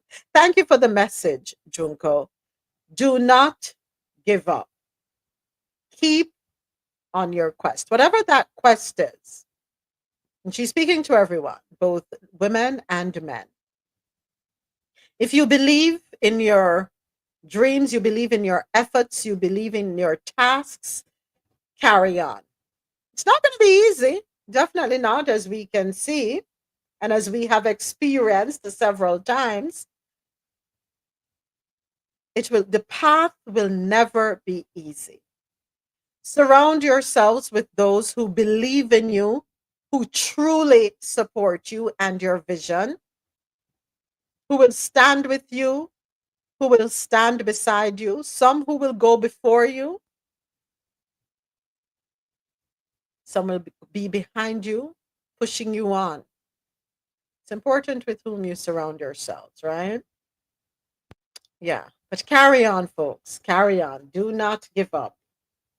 Next up, stories out of North America. Social Security. According to the Associated Press, if you are a Social Security recipient, this article will definitely be of interest to you. Waiting for this thing to scroll. Okay, here we go. The Social Security Administration's plan to require in-person identity checks for millions of new and existing recipients while simultaneously closing government offices has sparked a furor among lawmakers, advocacy groups, and program recipients who are worried about the fact that the government is placing unnecessary barriers in front of an already vulnerable population. The new requirements will impact anyone who needs to verify their bank information with the agency, as well as families with children who receive Social Security benefits and cannot verify a child's information on the SSA website. They are intended to combat fraud and waste within the system, which President Donald Trump and officials in his administration have claimed are widespread. The agency announced on Tuesday that beginning March 31, those who cannot properly verify their identity over the agency's My Social Security online service will be required to visit an agency field office in person to complete the verification process. Is this a practical ask for some people? No. There are some people, because of their being incapacitated in one way or another, are not going to be able to show up at Social Security offices. So what happens to them? Shut-ins. If you all know what shut-ins are, and I'm not speaking to us here. If you all know what shut-ins are.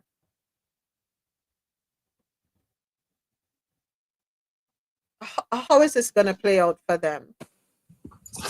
If you think about what just happened with all the changes and movements of human resources, I think it's a necessary step for the persons that you're speaking of. I think it would be worthwhile for a family member or a community person to take them into the office, because now it's by appointment. It's not like you go in and you have to join this everlasting line. It's by appointment. So you make the appointment, you go in, and within 60 seconds you're in and out of there. Within 60 minutes. Within less than 60 minutes, you're in and out of there. So I think because of all the changes that are happening right now, we don't know who was on this thing that is not here or not entitled to it. So I think with everything that is happening, I think it's a necessary step. But is it practical for many people? I understand what you're saying, niece, but not everybody. All right, let's step back for a second. You have significantly reduced the personnel. So yes, you are able to set up interviews, make an appointment, I should say. Why not make a provision or work towards making a provision that for those who don't have nobody to carry them in, who it's not feasible for them to get up and go to an appointment, that they do something virtually? Can that be something that's suggested? Because I see issues coming up here. We're not going to have the staff to facilitate appointments in a timely fashion. What if appointments are pushed out? If driver's license alone, sometimes you're not getting an appointment for weeks out. What is going to happen in this case when there's a significant staff reduction? Sounds like your state is having some issues, but yeah, no. The appointment, it's very seamless. And I think between the church, between the community, between the family members, between the charity groups, I think persons who are, I don't think they're living alone. I don't think they're unattended. That arrange, because remember they have these buses that go around and pick them up as well, through the disability assistance. So I think arrangements can be made for them to go in, and like I said, it doesn't take very long. I don't know. I'm for it. Me not for it. I think, and the reason I'm not for it, I think it's an extreme. It's going from one extreme to the other, and there is no provision for people who will not be. It will not be convenient for. Let me put it that way. There has to be a balance, and there has to be a middle ground for some people. Whilst I agree that you're trying to clean up certain things, and interestingly enough, I came across a video from when Barack Obama was first when he became president the first time around. He too went on a mission to clean up, and he was aware that there were certain things that need to be tightened up, and we talk about that here all the time. But he went about it in a very different manner than how it's being handled here. He didn't cut off things from people. So my issue is how it's being done. And I think there are ways to clean up and tighten up without going to extremes. I think so. A parent who has a child who they cannot move from the bed. And what is the social security officer? Well, you need to bring the child in. Or you need to bring the elderly person in who is bedridden. I think we have some nuances here that are going to have to be worked out. There are some gray areas that are going to have to be worked out, needs, before them can go GUNG, because I might say I don't pronounce it right, so no flag it HO. these matters before we double down. I don't know. Let's see. All right, next up, why a DOJ prosecutor resigned, telling co-workers and bosses, you serve no man. We have this one courtesy of NPR. Let's take a listen. Federal workers now face tough decisions that they have to make pretty quickly. Even if they're not fired, will they stay or will they go? At the Department of Justice, some longtime federal prosecutors say they are scared for the future under President Trump. And for the last several weeks, one prosecutor spoke to NPR about his own decision. Here's NPR's Tom Dreisbach. I first talked to Sean Murphy more than a month ago. He was driving and anxious. I mean, I've spent my career prosecuting violent criminals, transnational organized crime. Never have I felt less safe than with these defendants. He's talking about the January 6th defendants, people charged for their role in the attack on the Capitol, which injured around 140 police officers. Murphy prosecuted dozens of those cases. He's been a prosecutor for about a decade. And on his first day in office, President Trump gave clemency to all of the rioters, even the most violent. And some were talking about revenge. I mean, there are some posts on social media saying that prosecutors need to fry, that prosecutors need to get the rope, comments naming prosecutors directly, saying, now it's your turn. Trump calls the rioters patriots and hostages. So Murphy did not feel like the Justice Department had his back anymore. The administration was firing and demoting a lot of federal prosecutors who worked on January 6th cases. By the time we talked, Murphy had finished his January 6th work and was back prosecuting cases at the U.S. Attorney's Office in Puerto Rico. He loved his job, but could he keep it? I seek to do justice where I can and without favor or fear of retribution. Well, I guess I've got to excise that last part now, without fear of retribution. Murphy kept wondering, am I next? You know, in the words of the Princess Bride, I feel a bit like what the Dread Pirate Roberts says, good night, good work, sleep tight, I'll likely kill you in the morning. At the same time, he said he was asking himself another question. Do I even want to stay? Several federal prosecutors have already resigned, saying they could not ethically follow the administration's orders, like the order to dismiss the corruption case against New York Mayor Eric Adams. Murphy told me that question was weighing on him too. I'm sure there's a line that I won't cross if asked, and I just hope I recognize it when it's there before me. What is that line, do you think? I don't know. Murphy has 3 kids, all in school. He needed a job. So he stayed. But over the next several weeks, things kept piling up that worried him. The interim U.S. Attorney for the District of Columbia repeatedly referred to his office and himself as the president's lawyers, and that we are not. And then there's one unexpected thing that got under Sean Murphy's skin. Not because he thought it really mattered, but because it did not. An official memo about the policy on straws.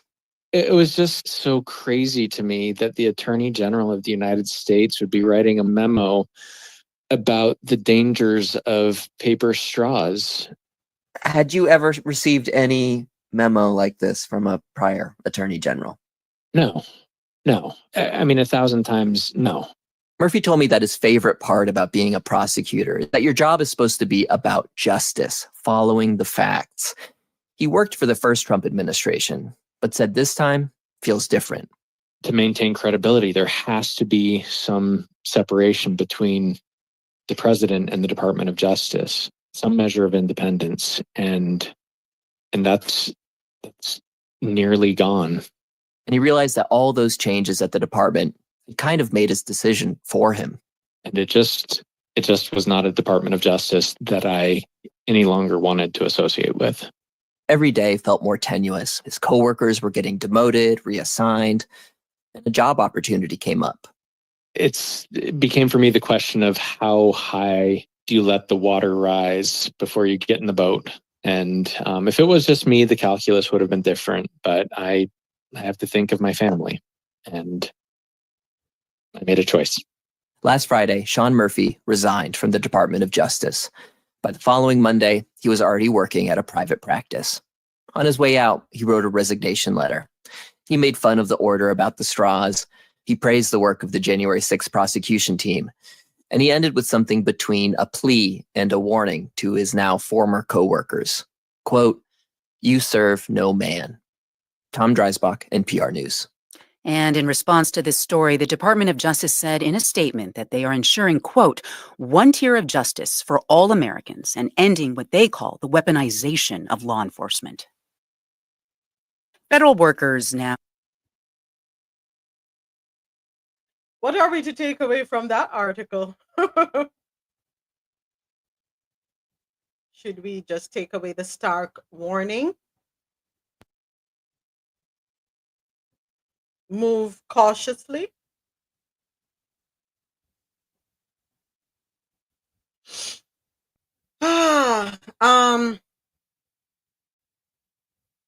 Bondi, in a speech, said, "We all work for the greatest president in the history of our country.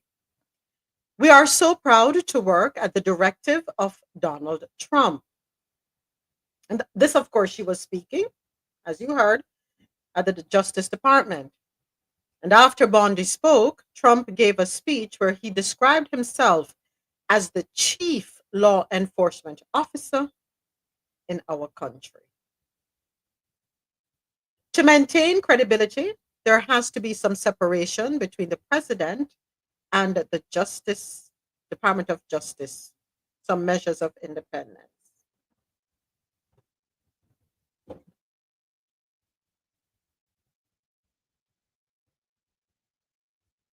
Next!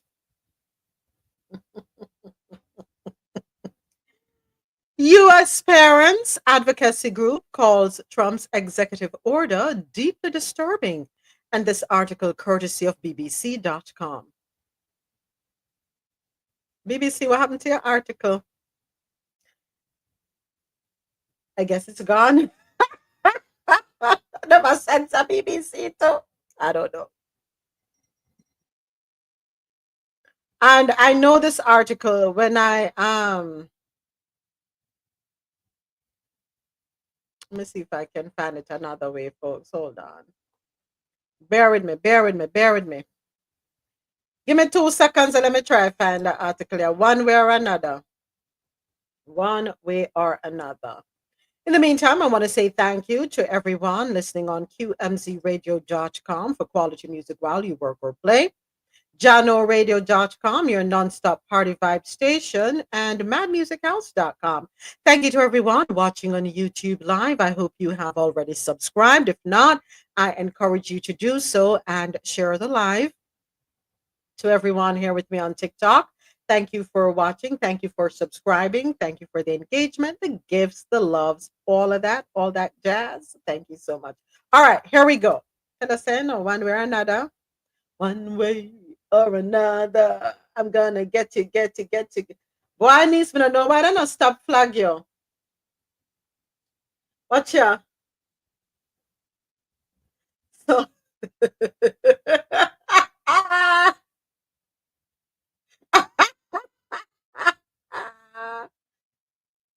approve. Hold on there. Okay, hold on a second. So of course I'm able to put in a thing to contest certain comments. So I put it in. So that was done as well again. Mm-hmm. So a meeting after.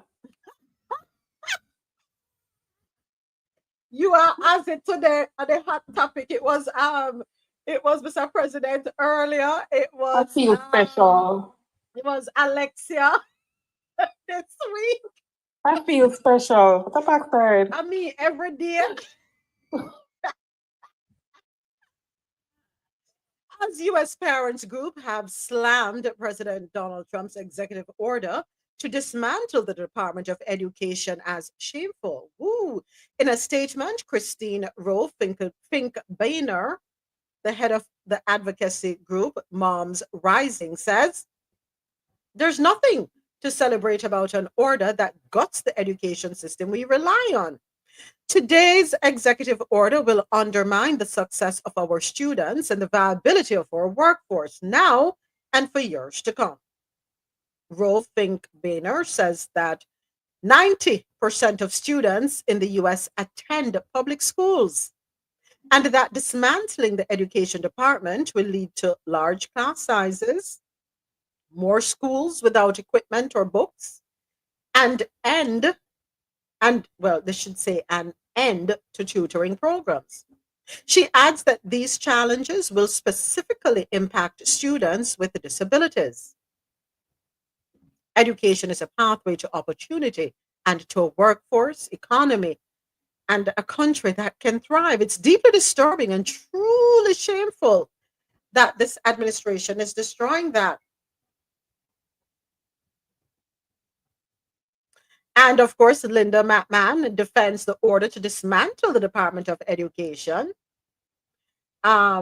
She spoke to reporters at the White House following the signing of the executive order, which is, of course, asking her to begin the dismantling of the DOE, the agency which she runs. And McMahon refutes accusations that the order hurts education in the US, saying that the goal is to improve education and get dollars back to the states without the bureaucracy of Washington. She was asked what would happen to specific arms of the department, like those that deal with civil rights complaints within the education system. Her response? Well, in response, McMahon says the executive order did not specify what happens with any of the departments within education, and that she is looking at where some of those responsibilities would best be reallocated. She suggests that civil rights complaints, for example, could be overseen by the Department of Justice instead. Asked about the layoffs that have already taken place at the Department of Education, McMahon says the cuts were done thoughtfully and to avoid duplication within the agency.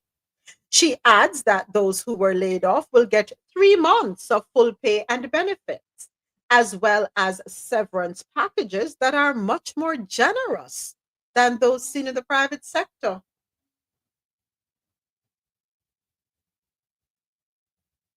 And of course, we know that the education department is run by the WWE co-founder.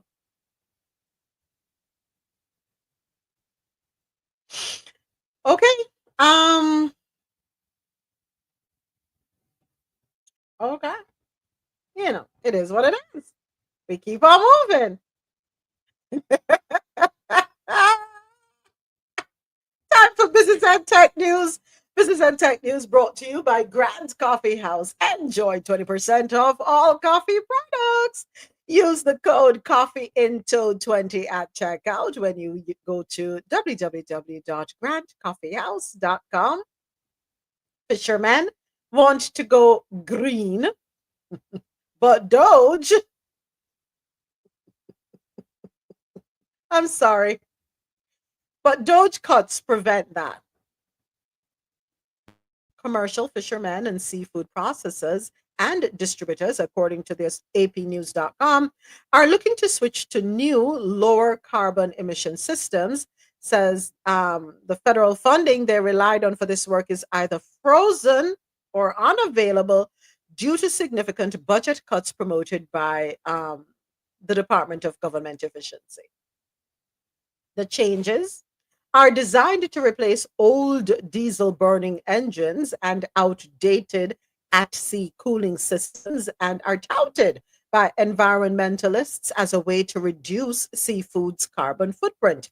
Salmon harvesters in Washington state, scallop distributors in Maine, and halibut fishermen in Alaska are among those who told the Associated Press their federal commitments for projects like new boat engines and refrigeration systems have been rescinded or are under review.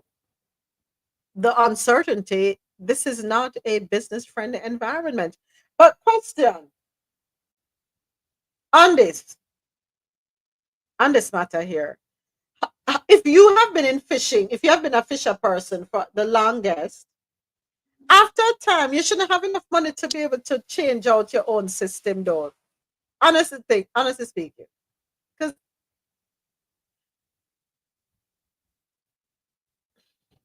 or they don't make any money at all to be able to replace their boat engines.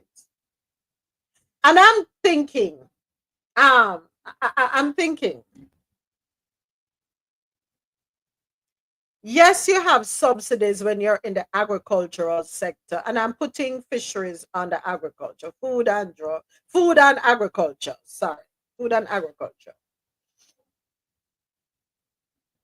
Yes, you're subsidized to a point, but even with those subsidies in place, you don't put aside any funding, any of the profits garnered to reinvest in your own business. No.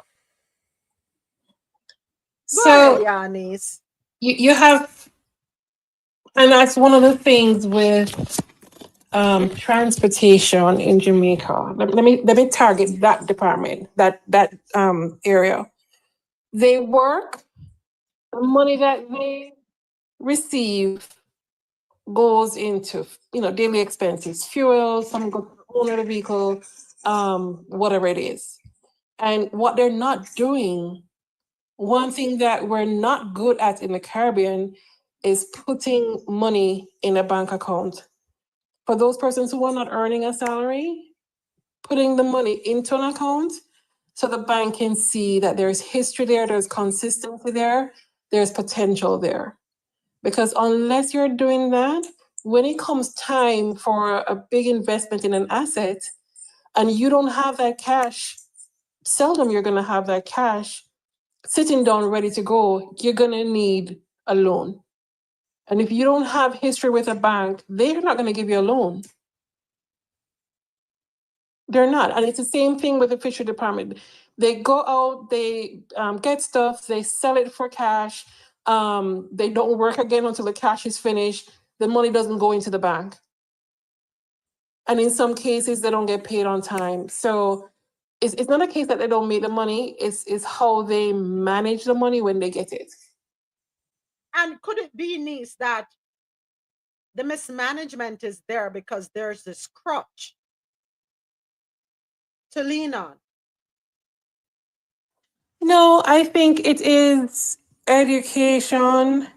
I think it is guiding them and teaching them, saying, hey, here's what you should be doing. And of course, don't think that you're going to say it to them for 5 years and they're going to do it. It's something that you have to keep having that conversation with them. It's the same thing with the farmers. You have to have a department, a division, a whole training division set up within RADA to guide them in the way that they need to be going. Okay. So we need something like that here within the industry here, because this doesn't make no sense. And I guess coming from a situation where nobody now bail we out, I guess that's why I struggle with this one. Niece, when your father truck broke down, government did bail him out to fix the truck? We didn't know about government. Okay. We didn't know about that. When any of the truck them did brought down, when they didn't have government to come to and I say, hey, or could you go to the government and say, hey, we need help? My father, like your father, was a strategic businessman from day one. The funds was never handed to them. The whatever they have was never handed to them. They had to work for it from kid stage. So they knew the value of receipts and business profile and what they need to do, what they had to do to create a business before they went off on their own. Yeah. So he knew that he had to put something aside for a rainy day. And he knew that he would never have, of course, with 4 kids, he was never going to have the full amount. But he had that relationship with the bank that every now and again he could go there and guess what? You borrow $10,000 this month. Not because you need it, but because you want to show the bank that you have a relationship with them, that you are loyal. This is something that you can do. You're dedicated to paying it back. And once they see that over time, they will then reciprocate. Whatever, that word. Yeah, reciprocate. The Campari kicking, I'm sorry. My second cup of coffee kicking in. Yeah, but I mean, Moments, yes, Mr. President. right? There's a lot of small businesses that start informally. Mhm. And even the people that own boats and stuff, somebody in the fishing industry, transportation industry, and so on. A lot of people don't differentiate between cash flow and profits. So a lot of people operate because they have good cash flow and they could cover the bills as it comes and stuff like that.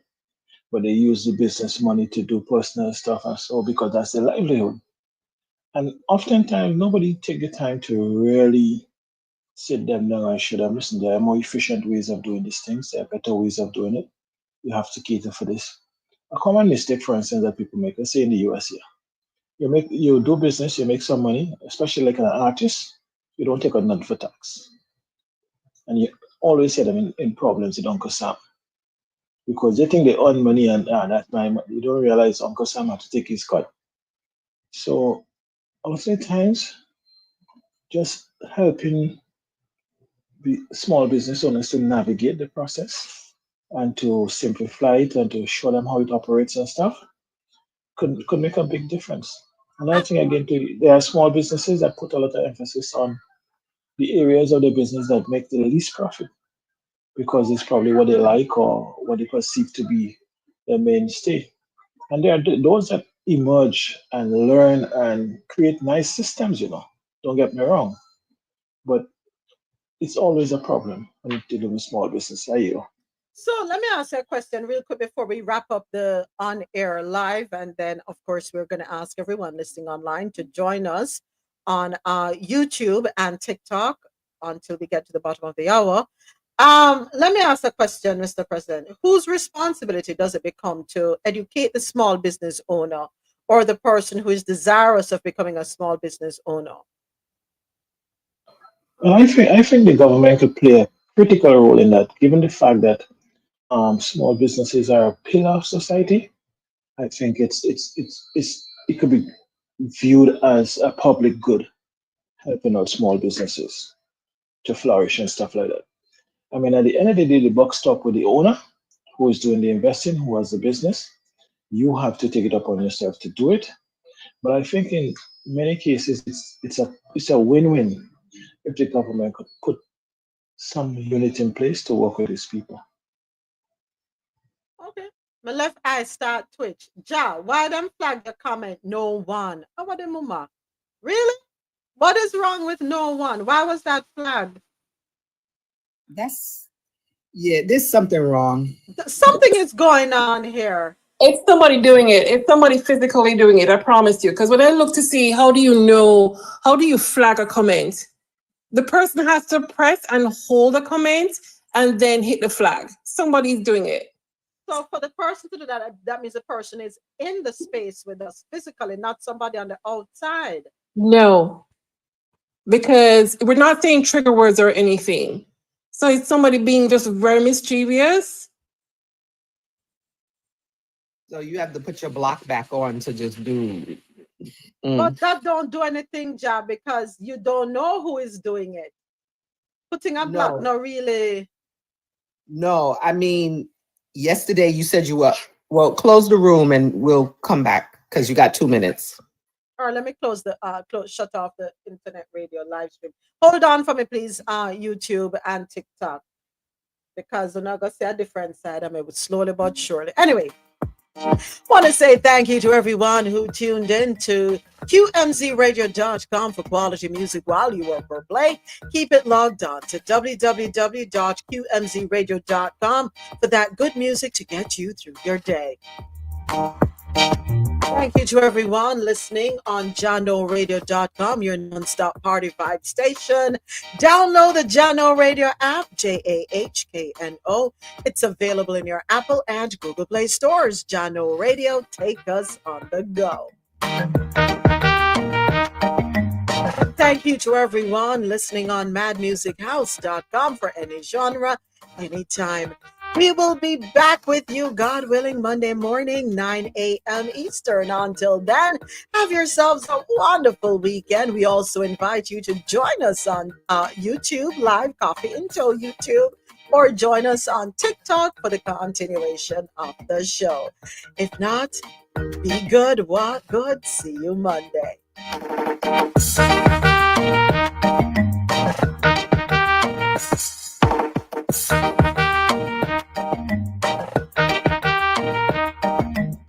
All right. Thank you, YouTube. Thank you, TikTok.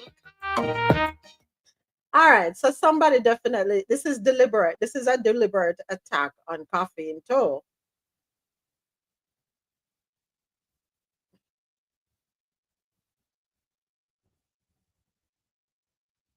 This is a deliberate attack. So let me get an understanding of what's happening. People's comments are being flagged. Mhm. And Nisi says that the only way that a comment can be flagged from in the room is someone would have to be in the room. Well, I'm saying the person has to be in there based on what Niece said, that they have to hold the comment down because she researched it. Keep going, moments. Next story. Next story. Keep going. What were you gonna say? Thank you, Ro. What were you gonna say, Ja? Ja. Rastafari, ever living, ever faithful, ever sure. Where you there? Okay. I should say her screen froze. We love you too, whoever you are. We love you too.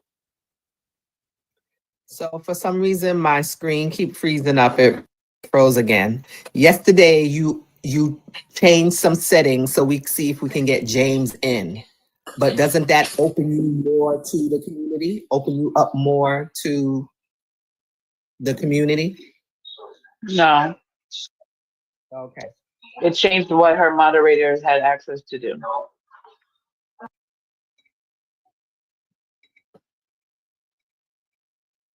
I don't know why I keep freezing up right now.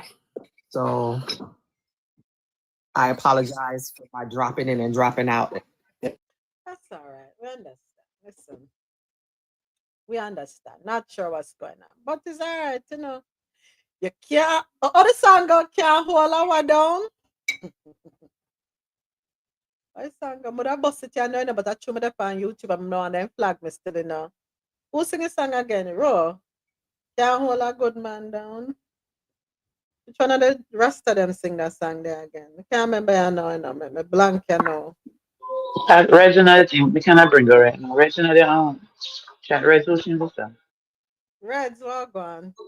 Other DJ still here, DJ Pepper are naturals. Because right now, I really don't understand I don't understand what's happening. And the thing is, if we don't want to be a part of the space, leave the space, right? That needs to do, you know, because one thing you Leave know, doing the now. space, right? I don't, thank you, Beck. Leave the space, understand? It's not that anyone is having disruptive conversations, being, you know, disrespectful. We're having authentic conversations about the things that are happening in and around our communities. So if we don't want to be a part of that, just leave the space because you're not stopping the show. I keep on saying that. I don't speak much on here because I'm at work. But when leave my cousin alone, understand? Because right now it's frustrating me that this is happening and it shouldn't be happening. It wasn't happening when we first started. We got flagged for certain things because we were getting acclimated to the app and what we could and couldn't say. But no, this is someone intentionally. There's no doubt in my mind that someone intentionally doing this. But you're not stopping the show, so just go to another show, or go somewhere else, or find somebody to play with. Because obviously you need a play toy. Donna say you're gonna get that every day, darling. Every day. Boy, Donna. I want to make tell you, say Donna, hey, do you want to touch up? My girl a soldier still in her. She not but we're solid as a rock, not true. No, we're solid as a rock. You know what? We're solid as a rock right about now.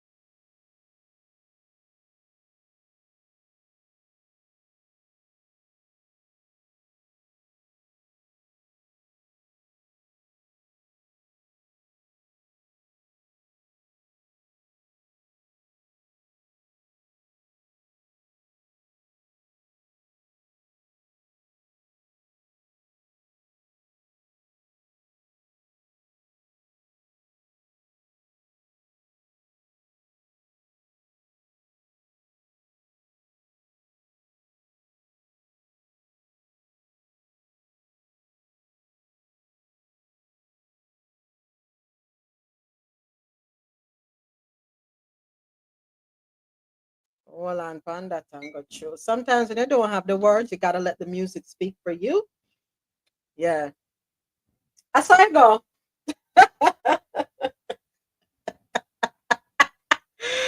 I just saw the thing go. I will get up and go through. Yeah.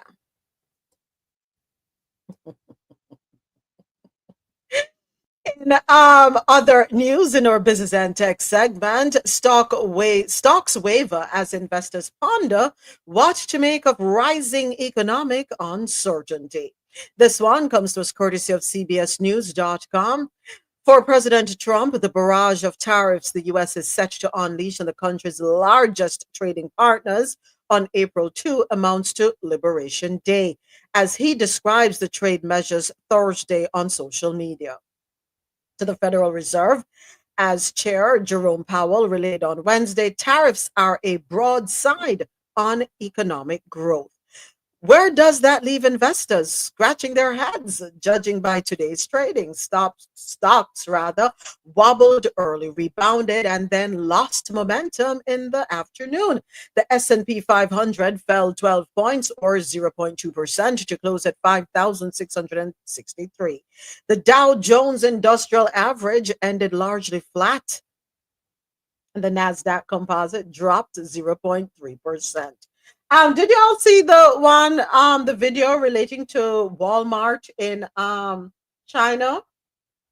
And the fear is that us US consumers who shop at Walmart are going to be paying the tariffs because China say them not the Walmart there try them best not increase the prices over there to pass on no tariff expenses to any of their customers. You all saw that one? And of course, is Walmart going to absorb that cost? I don't think so. Not at all. Them not gonna absorb that.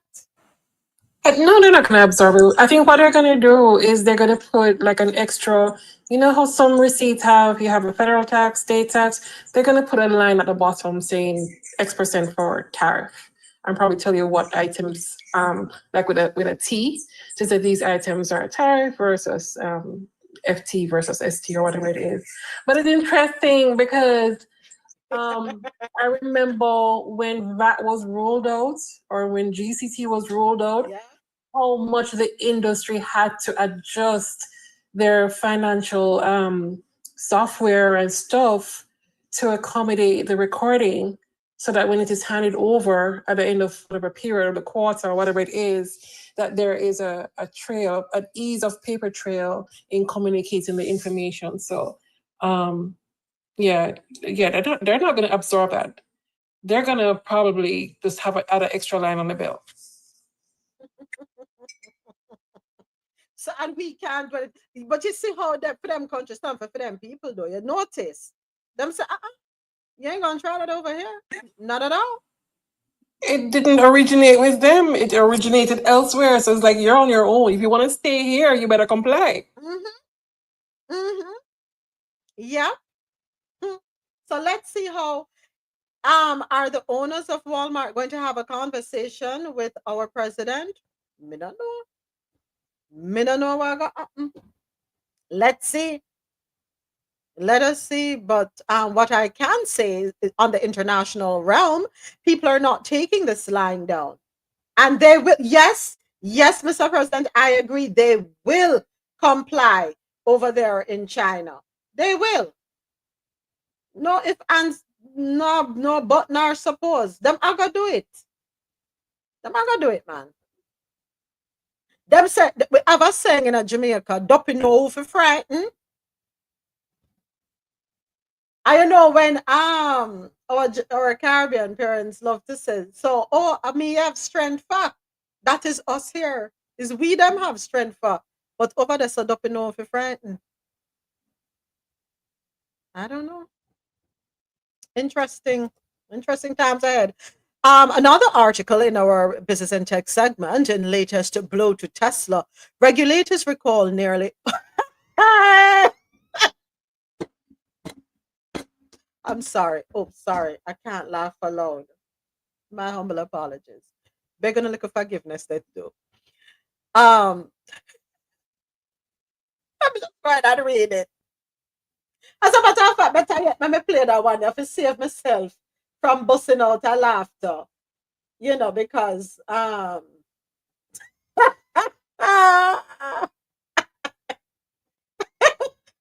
me just run through the advert on this real quick. Whoa, may I tell you, news nice. News nice, bad. Hold on, folks. Here we go. Topping the BizBuzz this morning, Tesla has another round of fixes in the works. Thousands of Cybertrucks have been recalled due to faulty trim panel that could detach and fall off. So this ultimately is posing a potential road hazard. Owners of the affected trucks will be notified and receive repairs at no. What's going on? Them don't have enough. Them just can't catch a break. Come on, people. Come on. Do better. Why why not do the people them so bad? You know, what has this company done to any of us?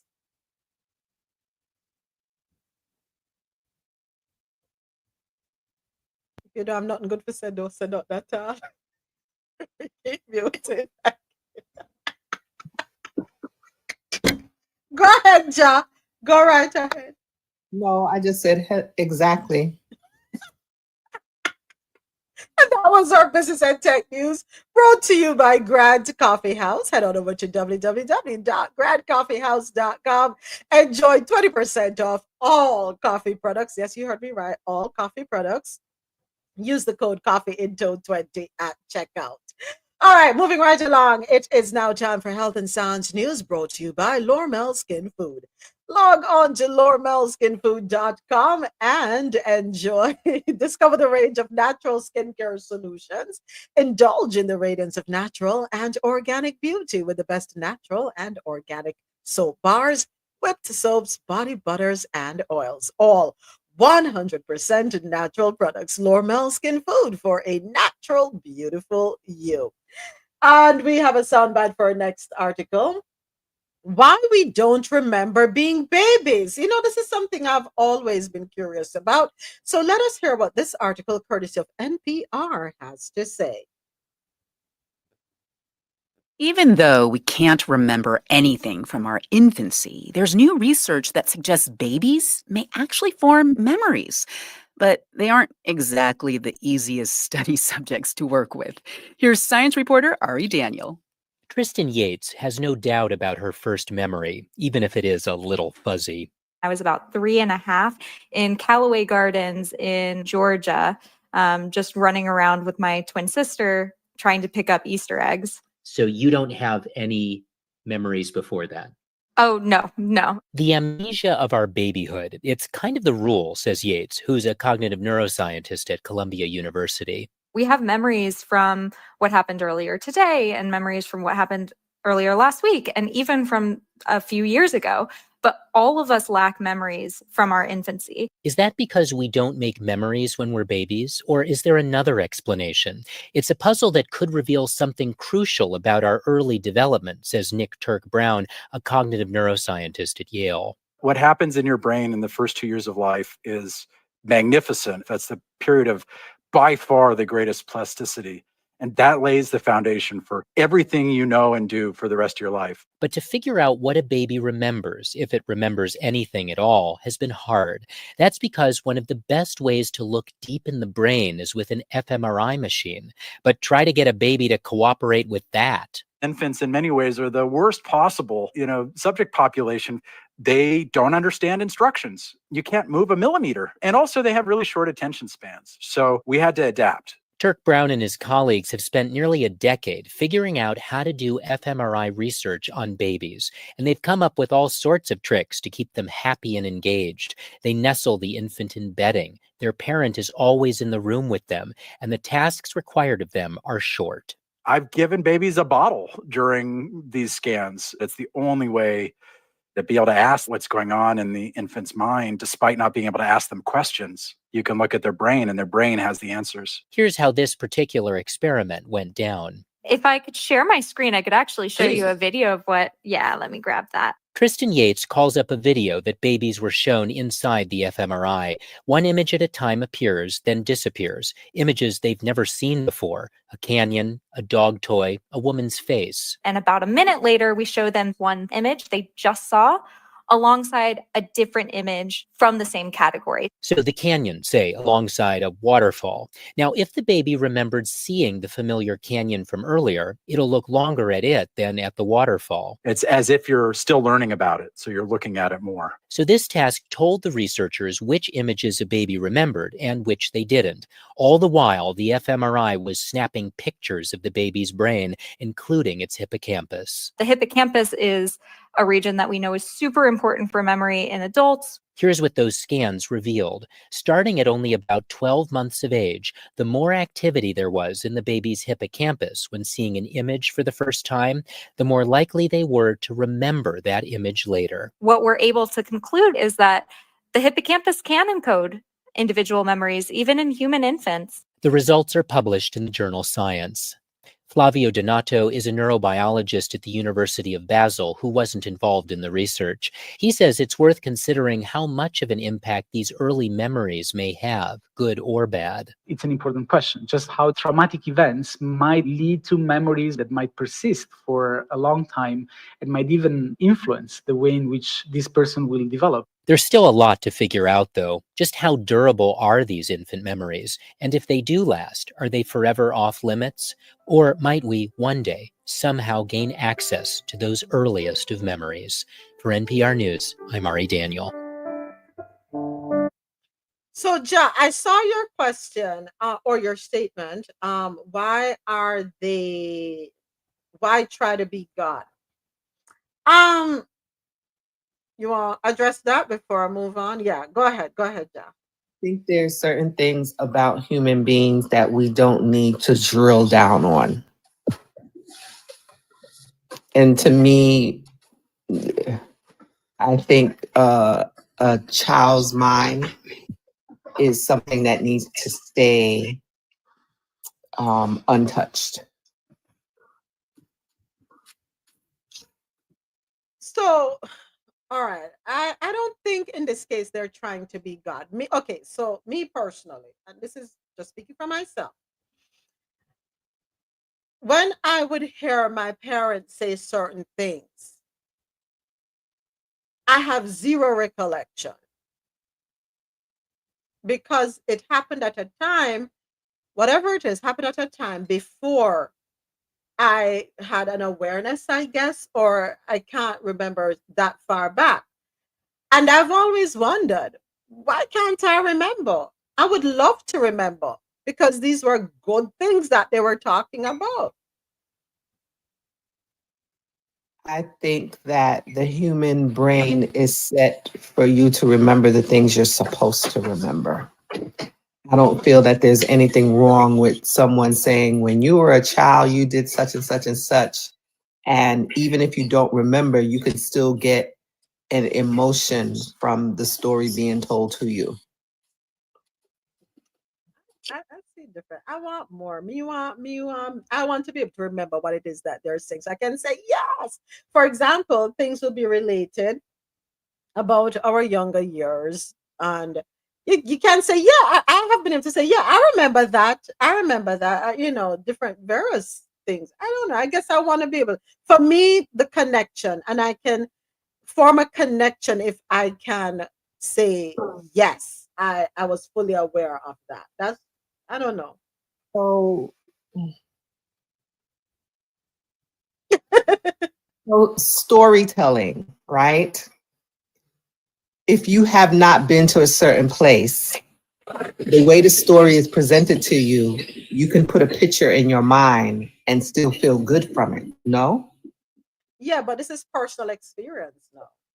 I don't know. I had a conversation with my daughter because one time Eric Benet did an impromptu in the park and I took her there.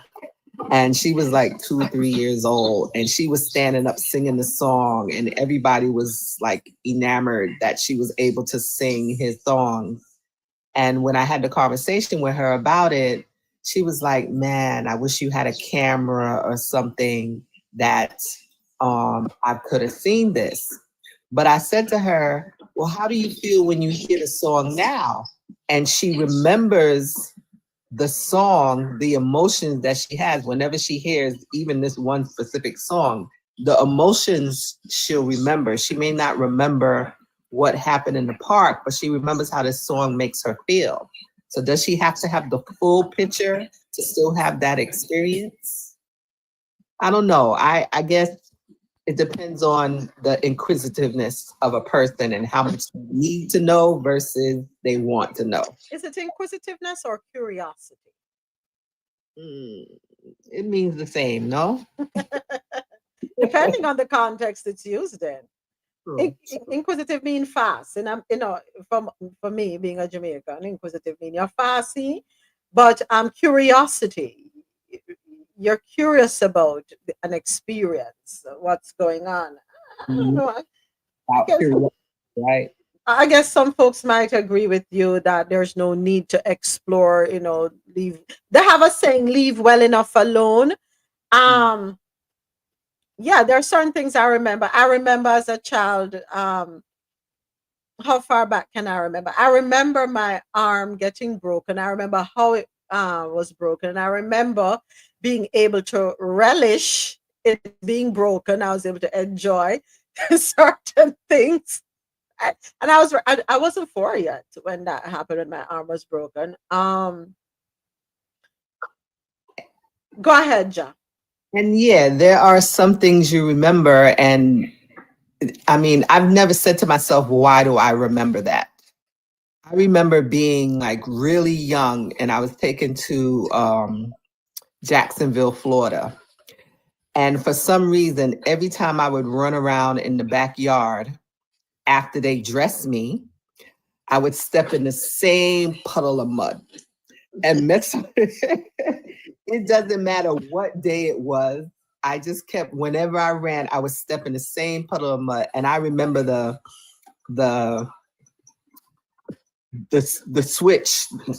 I don't want to say certain words, but I remember the punishment I got from messing it up one Sunday because I went out before we went to church and messed up my socks again and got in trouble. And I never actually asked myself why I remember that. I just know I remember it.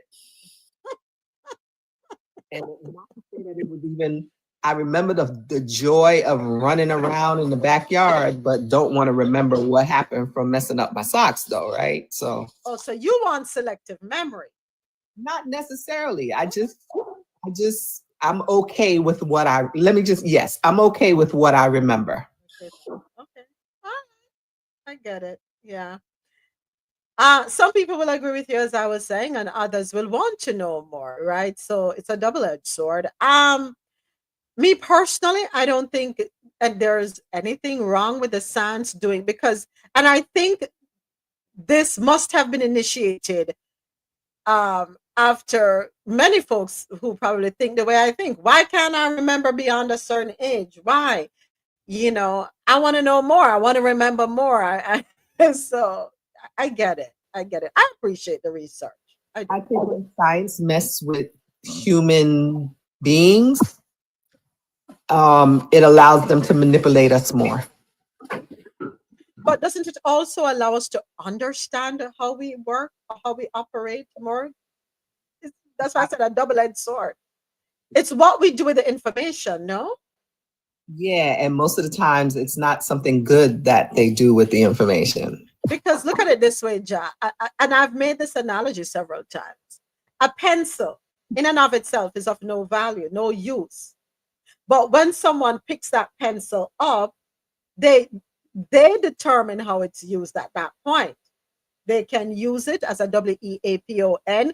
They can use it to transfer their thoughts to paper, right? So everything has, its purpose. It's what we do with it. Because very well people could say, oh, why would you invent a pencil? Why would you do that? Don't you think you're messing with things? And then we fail to look at the good side of it. I don't know. I may be wrong. I don't know. I guess I I can't even say the word. Inanimate object. You know, a human being. Not the right thing to use, I guess. I don't know. The person can pick up the pencil and say, and I guess I understand what you're saying, because you will say whether you want to write with it or the other word that you said, and somebody else will say, I wonder how they made it, and then you'll have new science. They'll make new things from. So, yeah, okay. You won that one. All right, our next article in our health and science segment: thousands of Benadryl. Check your medicine cabinets at home, folks. Thousands of Benadryl bottles have been recalled due to child poisoning risk. This one I came across on ballalert.com.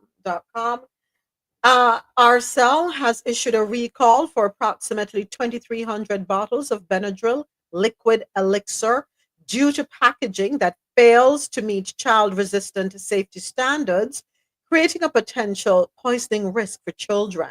According to the Consumer Product Safety Commission, CPSC, the 100 milliliter bottles contain diphenhydramine, which is an antihistamine that must be in child-resistant packaging under the Poison Prevention Packaging Act. While the medication itself is not defective, the lack of proper safety packaging could make it easier for children to ingest, leading to serious health risks. The recalled product is packaged in a round, dark plastic bottle with a white label featuring Benadryl in blue text. A white label on the bottom of the bottle displays the recall code, and I will read this recall code. X as in xylophone, 003, V as in Victor, R as in Roger, I as in igloo, G as in George, U as in umbrella, L as in landing. All right. That's X003 VRIGUL. The affected bottles were sold on Amazon between July 2023 and October 2024. Again, these bottles were sold on Amazon between July 2023 and October 2024. Consumers who purchased the product should keep it out of reach of children and dispose of it immediately. To request a refund, buyers must submit their Amazon order number and a photo showing proof of disposal to recall at ARSELL support.com. Again, the Amazon number must be provided and a photo showing proof of disposal to recall at ARSELL support.com. And the CPSC emphasizes that the recall is for the bottle packaging, not the medication itself. All right? Go ahead, Jack. So that is just being found out a year later, a year or two later. And I have to be honest with you, these new babies know how to open these child app things. So the medicine should always be kept away from children. Always. Yes, folks. Please do yourselves a favor, especially if you have children. I implore you to see to it that these things are kept out of reach. Dispose of them if you must, and so on and so forth. All right, handle y'all business. And that was our health and science news brought to you by Lormel Skin Food. Head on over to lormelskinfood.com, LAURMEL, lormelskinfood.com for a natural, beautiful you. Okay. And now we just have a couple of TikTok videos that we're gonna. Why do I low key feel say Meta take over TikTok? I don't know why I have that feeling. But let me behave myself. Let me behave myself. So Kentucky State Senator Gerald Neal is fed up. Let's take a listen. Oh no, we can't hear properly. He's slamming things down and so on and so forth. I think it's interesting. But anyway, where's the other one? Okay, here we go. Here's another. We have a major problem. I couldn't believe it when I heard today. I saw someone's post, but I researched it, and sure enough, this happened. A French scientist researcher Oh yeah, this one we covered earlier. on business to go to a conference. The science. Oh yeah, we covered that one earlier.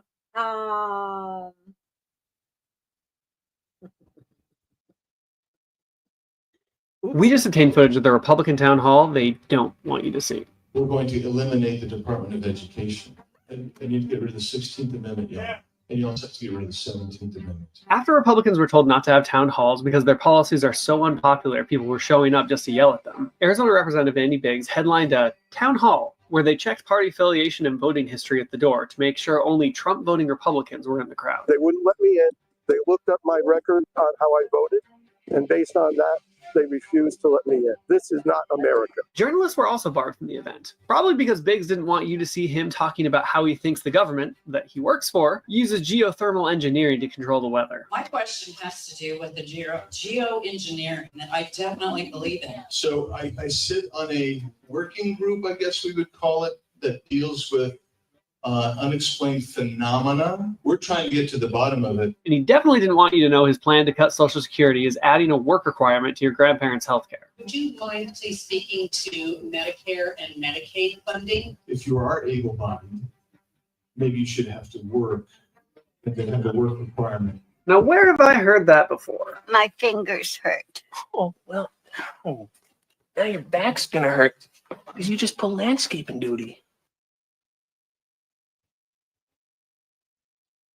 So go ahead, Dummy. Go ahead, Dummy. Absolutely nothing to say. Just absolutely nothing to say. I'm just laughing. That's all. This makes no sense to me. So what was the point of paying into Social Security? Isn't it you put this money aside? It's like a savings plan, right? You put this money aside so that you'll be able to benefit from it once you retire. But now they're saying go back to work, so the elderly must go to work. It's still coming out of my check. When is it going to stop coming out of my check? Did anyone bring that up? Did anyone ask that question?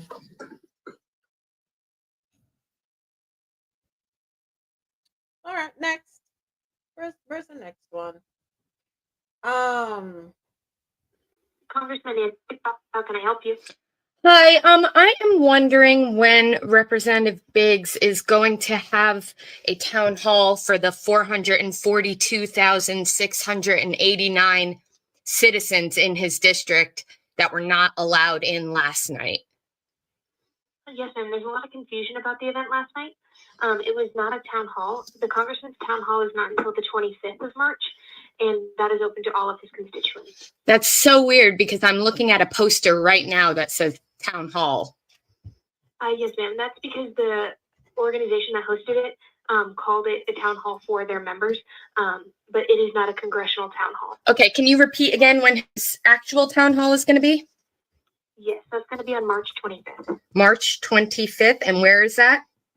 It's a teletown hall, so you'll get a phone call if you're a constituent. So why is he having in-person town halls for Republicans and only teletown halls for the other 69% of eligible voters in his district?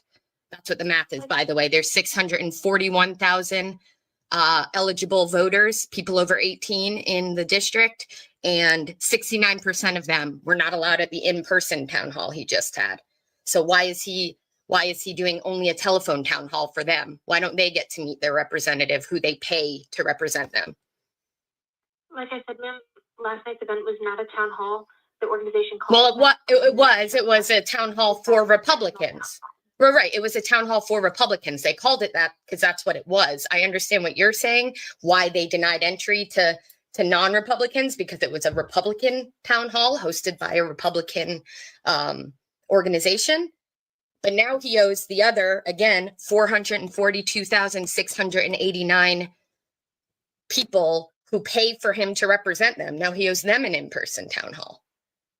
He can't just do in-person town halls for the people he likes. We pay him. Yes, ma'am. I totally understand what you're saying. The reason he does the teletown halls is because it makes it so that Because he's a coward. We know why he does them. It's because he's a coward. People like yourself, even if you're driving in the car and you have other stuff going on, you can still participate. You can still call it. You know what he could do? You know what he could do? He could do a real town hall. He could do a real town hall and stream it like every other honorable representative is doing. Don't give BS excuses for him. Come on, you know it's BS that he's doing that. You know it very well. And you know he's been instructed by the speaker to do that. And we all know why he's doing that. It's so he can censor who gets to speak. It's so he can censor the boos that he will hear because he is betraying the people he represents. That's why. So tell him that I would like him to know that he is a coward and a traitor. And I will be there on the call on the 25th. And when I inevitably can't speak, I'll make sure to call you back and let you know that I was in fact right about why he's having a teletown hall. And like I said, that's not the reason. All right. Well, we'll see if I can speak. There's a time constraint, and not every question can be answered, but they will do their best to address it for you. Yeah. Okay. Okay. You have.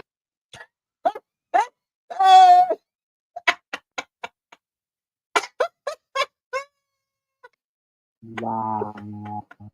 Oh.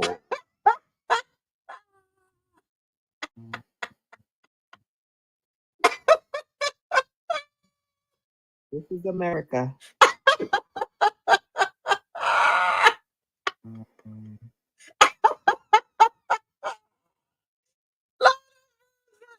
Funny bad, but next, listen to this one you know.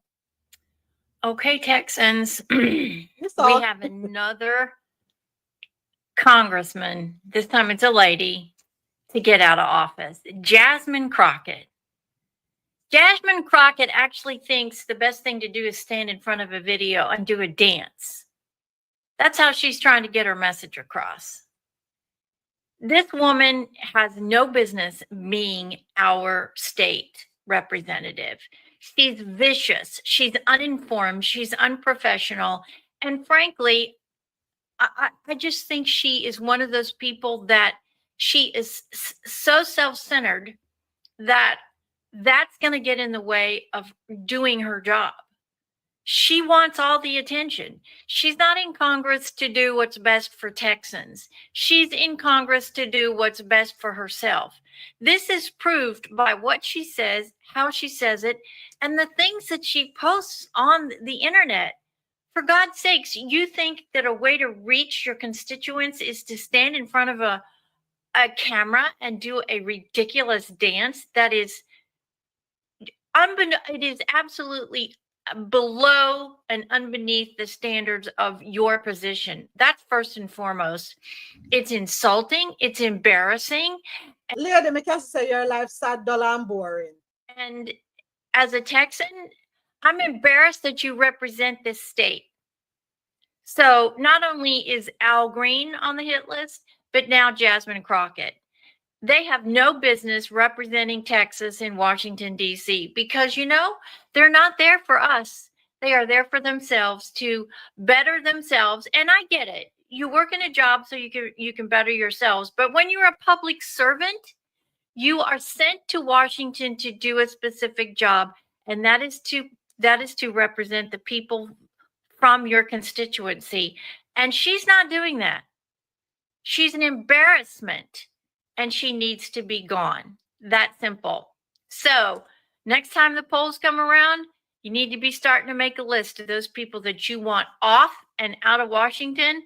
And this is another one, Jasmine Green. Really? What a joke. I have 2 words for you, lady. Orthodontist braces. So I live in Texas. Okay, let me just say that. First thing, Jasmine Green, that is not her name. Exactly. Next thing, she said those people, okay? Instead of saying the people, she said those people. That's a very important little word right there. Those people. Let me just. Hold on now, I'm gonna tackle you upon that. Don't forget when I'm going to tackle you on that. But go on, sorry. Go on. They know that the world is coming for them,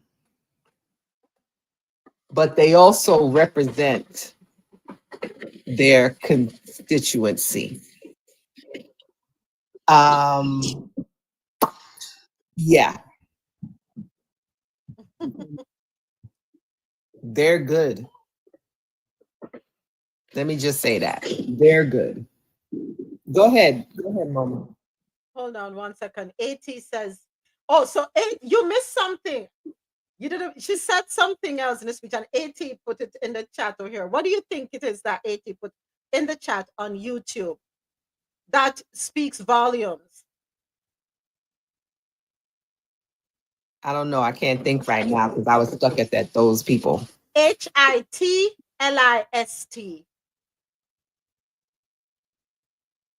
Oh, again. Those are fighting words. That's a threat. They already know. They already know. So, Soja, we can't. I wanted to say, she said the term "those people."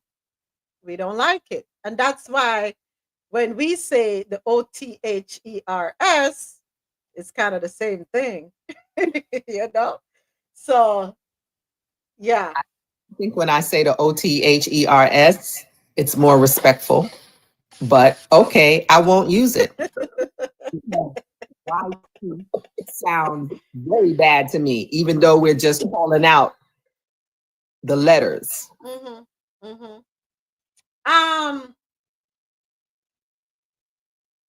I didn't know that dancing was an issue.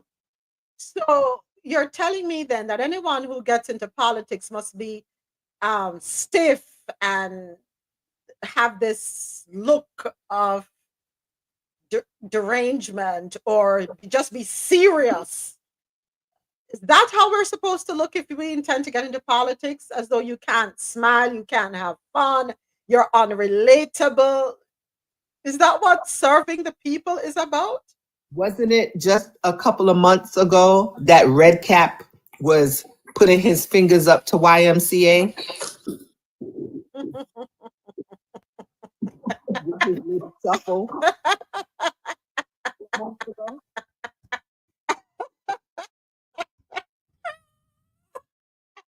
How quickly we forget, right? Or does she need to be reminded? She don't need to remind it because she don't care. They only see, she only sees one thing. And now that the world has allowed them to express themselves a little freer, we know exactly what they're looking at. I'm gonna leave it right there. All right. Got another video, and this one is a cautionary one. Wait a minute, guys, just give me 5 minutes of your time.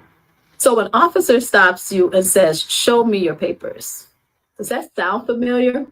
Maybe not to you, but back in the 1800s, this was something that was occurring with Black people in enforcing Jim Crow laws and the Black codes. My name is Ruth Jean, and I am an immigration lawyer practicing in the United States. Recently, USCIS has announced the alien registration requirement, and it has announced that it will start this requirement in April of 2025, April 11th to be exact. This requirement is going to require anyone that is 14 years or older to register with USCIS, as well as individuals who are younger than 14, their parents must register them. But who are the individuals that will be required to register? From what I have gleaned in reading this information, individuals who will be required to register are individuals who were not inspected or admitted or paroled into the country. Oddly enough, Canadian visitors who never received proof of their registration will be required also to register. And any individuals who are not listed in a long list of documents or benefits are required to register. Who's safe from having to register? People who have employment authorization documents, typically you're safe from having to register. Individuals who have filed an application for permanent residence are typically safe from having to register. And again, there's a whole list. I won't go over each and every one, but some of the ones that are missing and cause us some concern are individuals who have applied for asylum. Also, individuals who may be applying for benefits such as VAWA, which is the Violence Against Women's Act. Also, individuals who may apply for T visas, U visas. Some of the most vulnerable individuals in our society who have experienced or been victims of crime or victims of domestic violence, or who are seeking refuge in the United States. Those individuals may not have employment authorization documents based upon the type of relief they're seeking right away. And those areas are not listed benefits where it says that the individual is registered. So under those circumstances, it is a gray area. Now, if you're required to register, can someone else register on your behalf? No. You must create a USCIS account and file Form G325R on your behalf. The only time someone can file on another individual's behalf is if that individual is under 14 years old and they are the parent of that individual. Now imagine a future where you're required to register and get a document, and then if you don't have that document or don't show proof that you registered, you can be punished criminally. Well, this is where we are.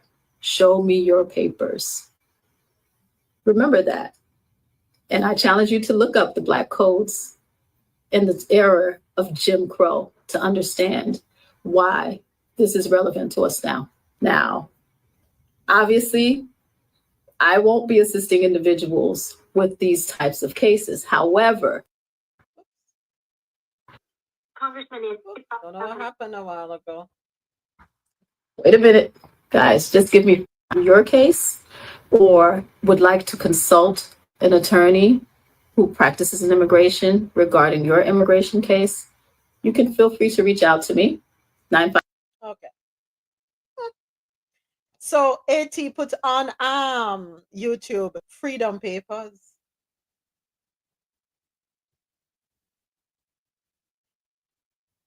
We cannot take anything for granted. That's the essence of it, right? No matter who you are, no matter where you were born, whether you were born in the United States or not,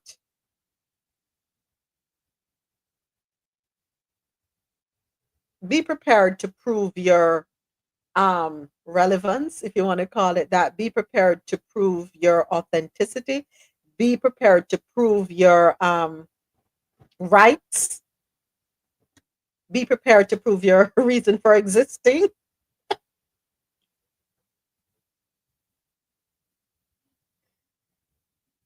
John, I think yesterday, was it yesterday you said something about real ID?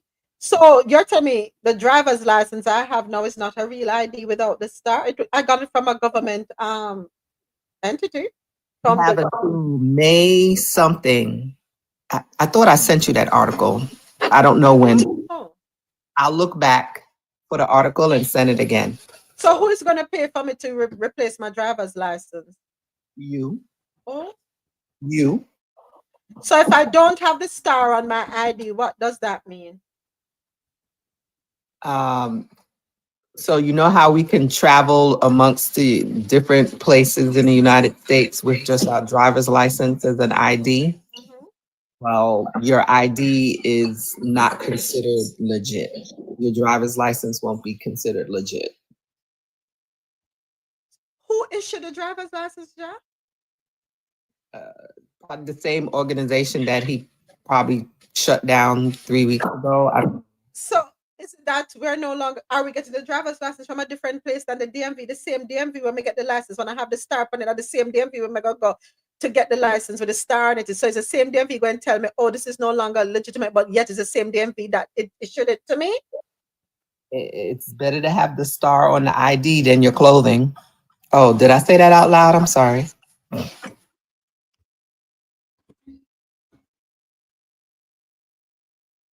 Can I walk with, luckily those aged folks are 80, me done with you. Me done with your 80. If you ever see what 80, but me can't make them flag me 80, so me can't say that on TikTok. If you ever see what 80 put on TikTok, Lord have his mercy. Let's get it up to 14,000 taps before we leave out at the 14,000. We can tap up the screen to 14,000 before we leave off and wrap up the show at the top of the hour. Military ID or passport is okay. That's what I'm thinking, because I don't see why I should have to turn in my driver's license now. Take on what unnecessary expense. If I have my passport, maybe you go and walk with my passport until that expires too. Go ahead, Jack. Sorry. What, every day? Eh? You're gonna walk with your passport every day? What if the law said that we have to do? What if the law says we have no, make me stop for a second. If the law says we cannot drive without our driver's license and we are bad, right? So if the law comes out now and say we have to walk with our passport, we just have to walk with a passport, and what we are gonna do? Can't fight the thing. Can't fight it at all. I'll look for the article and send it to you. Yeah. Thank you, Ja. There was another video that I wanted to play. Oh, by the way, I came across this one, and I'm not sure how true it is in the. Let me see if there's an audio to it or if it's just music. Hold on a second here. Let me see. Okay. So the article was talking about racism in medical documentation. For a patient who of hold on, let me go. A patient of color, if they come in and say they're needing medicines, they are referred to as D, D, the four-letter word, seeking. Whereas if they are YT, they're referred to as needing pain meds. That is what is put on the documentation. Next, hold on, let me turn the volume down and play because it's just music. The next one, a YT patient, it's put on their document that they're upset, whereas a Black patient is referred to as aggressive. Also, a YT patient is referred to as deciding not to, whereas a patient of color is referred to as refusing care. Next,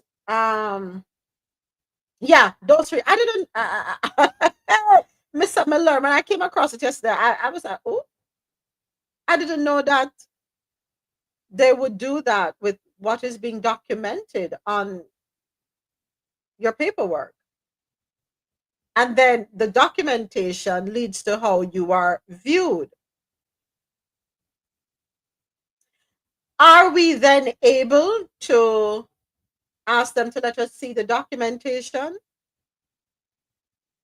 Whoever is attending to us in any medical setting, are we allowed to ask the medical provider to allow us to see the documents? Go ahead, Jack. You should be able to. Okay. All right. Okay. Like when you leave the hospital and they ask, do you want a copy of all that is? You can't stop tap jam here. The tap come. Sorry. I forgot I was tapping. I was just...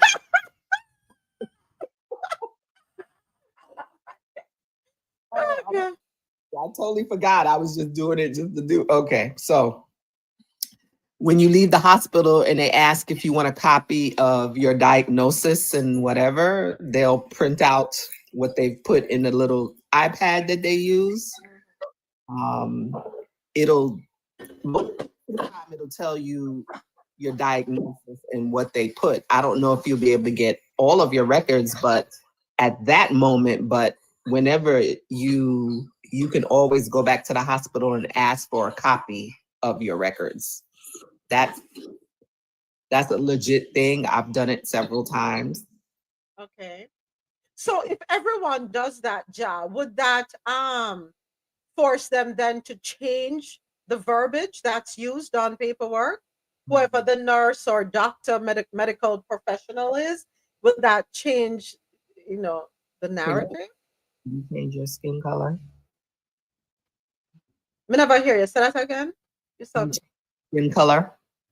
No, but if we say to them, if we say to our medical service provider, the doctor's office, the hospital, that we want those records, because of that request, and if everyone keeps asking, shouldn't that serve as a deterrent to the behavior of how, the skewing of information and thereby leading to how we're perceived?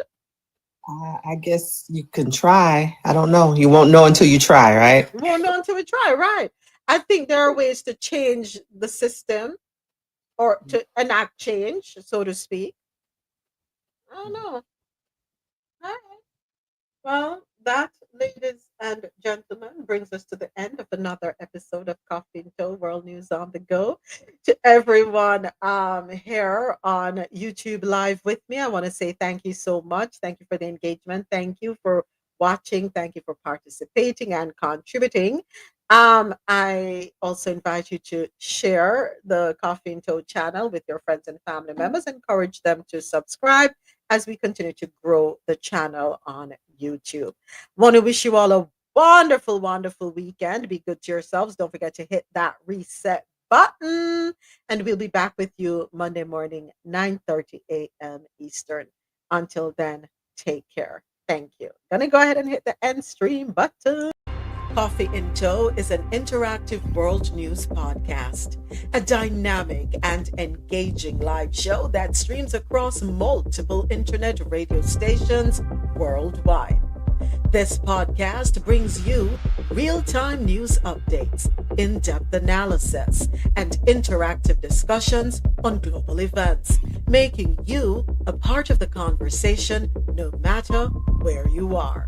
With a diverse range of expert guests and listener participation, it's your go-to source for staying informed and connected to the world. Coffee and Toe is brought to you in part by Lormel Skin Food. Log on to lormelskinfood.com. Discover the range of natural skincare solutions. Indulge in the radiance of natural and organic beauty with the best natural and organic soap bars, whipped soaps, body butters, and oils. All 100% natural products. Lormel Skin Food for a natural, beautiful you. The world's best coffee from our farms to your cup. It's Grand Coffee House.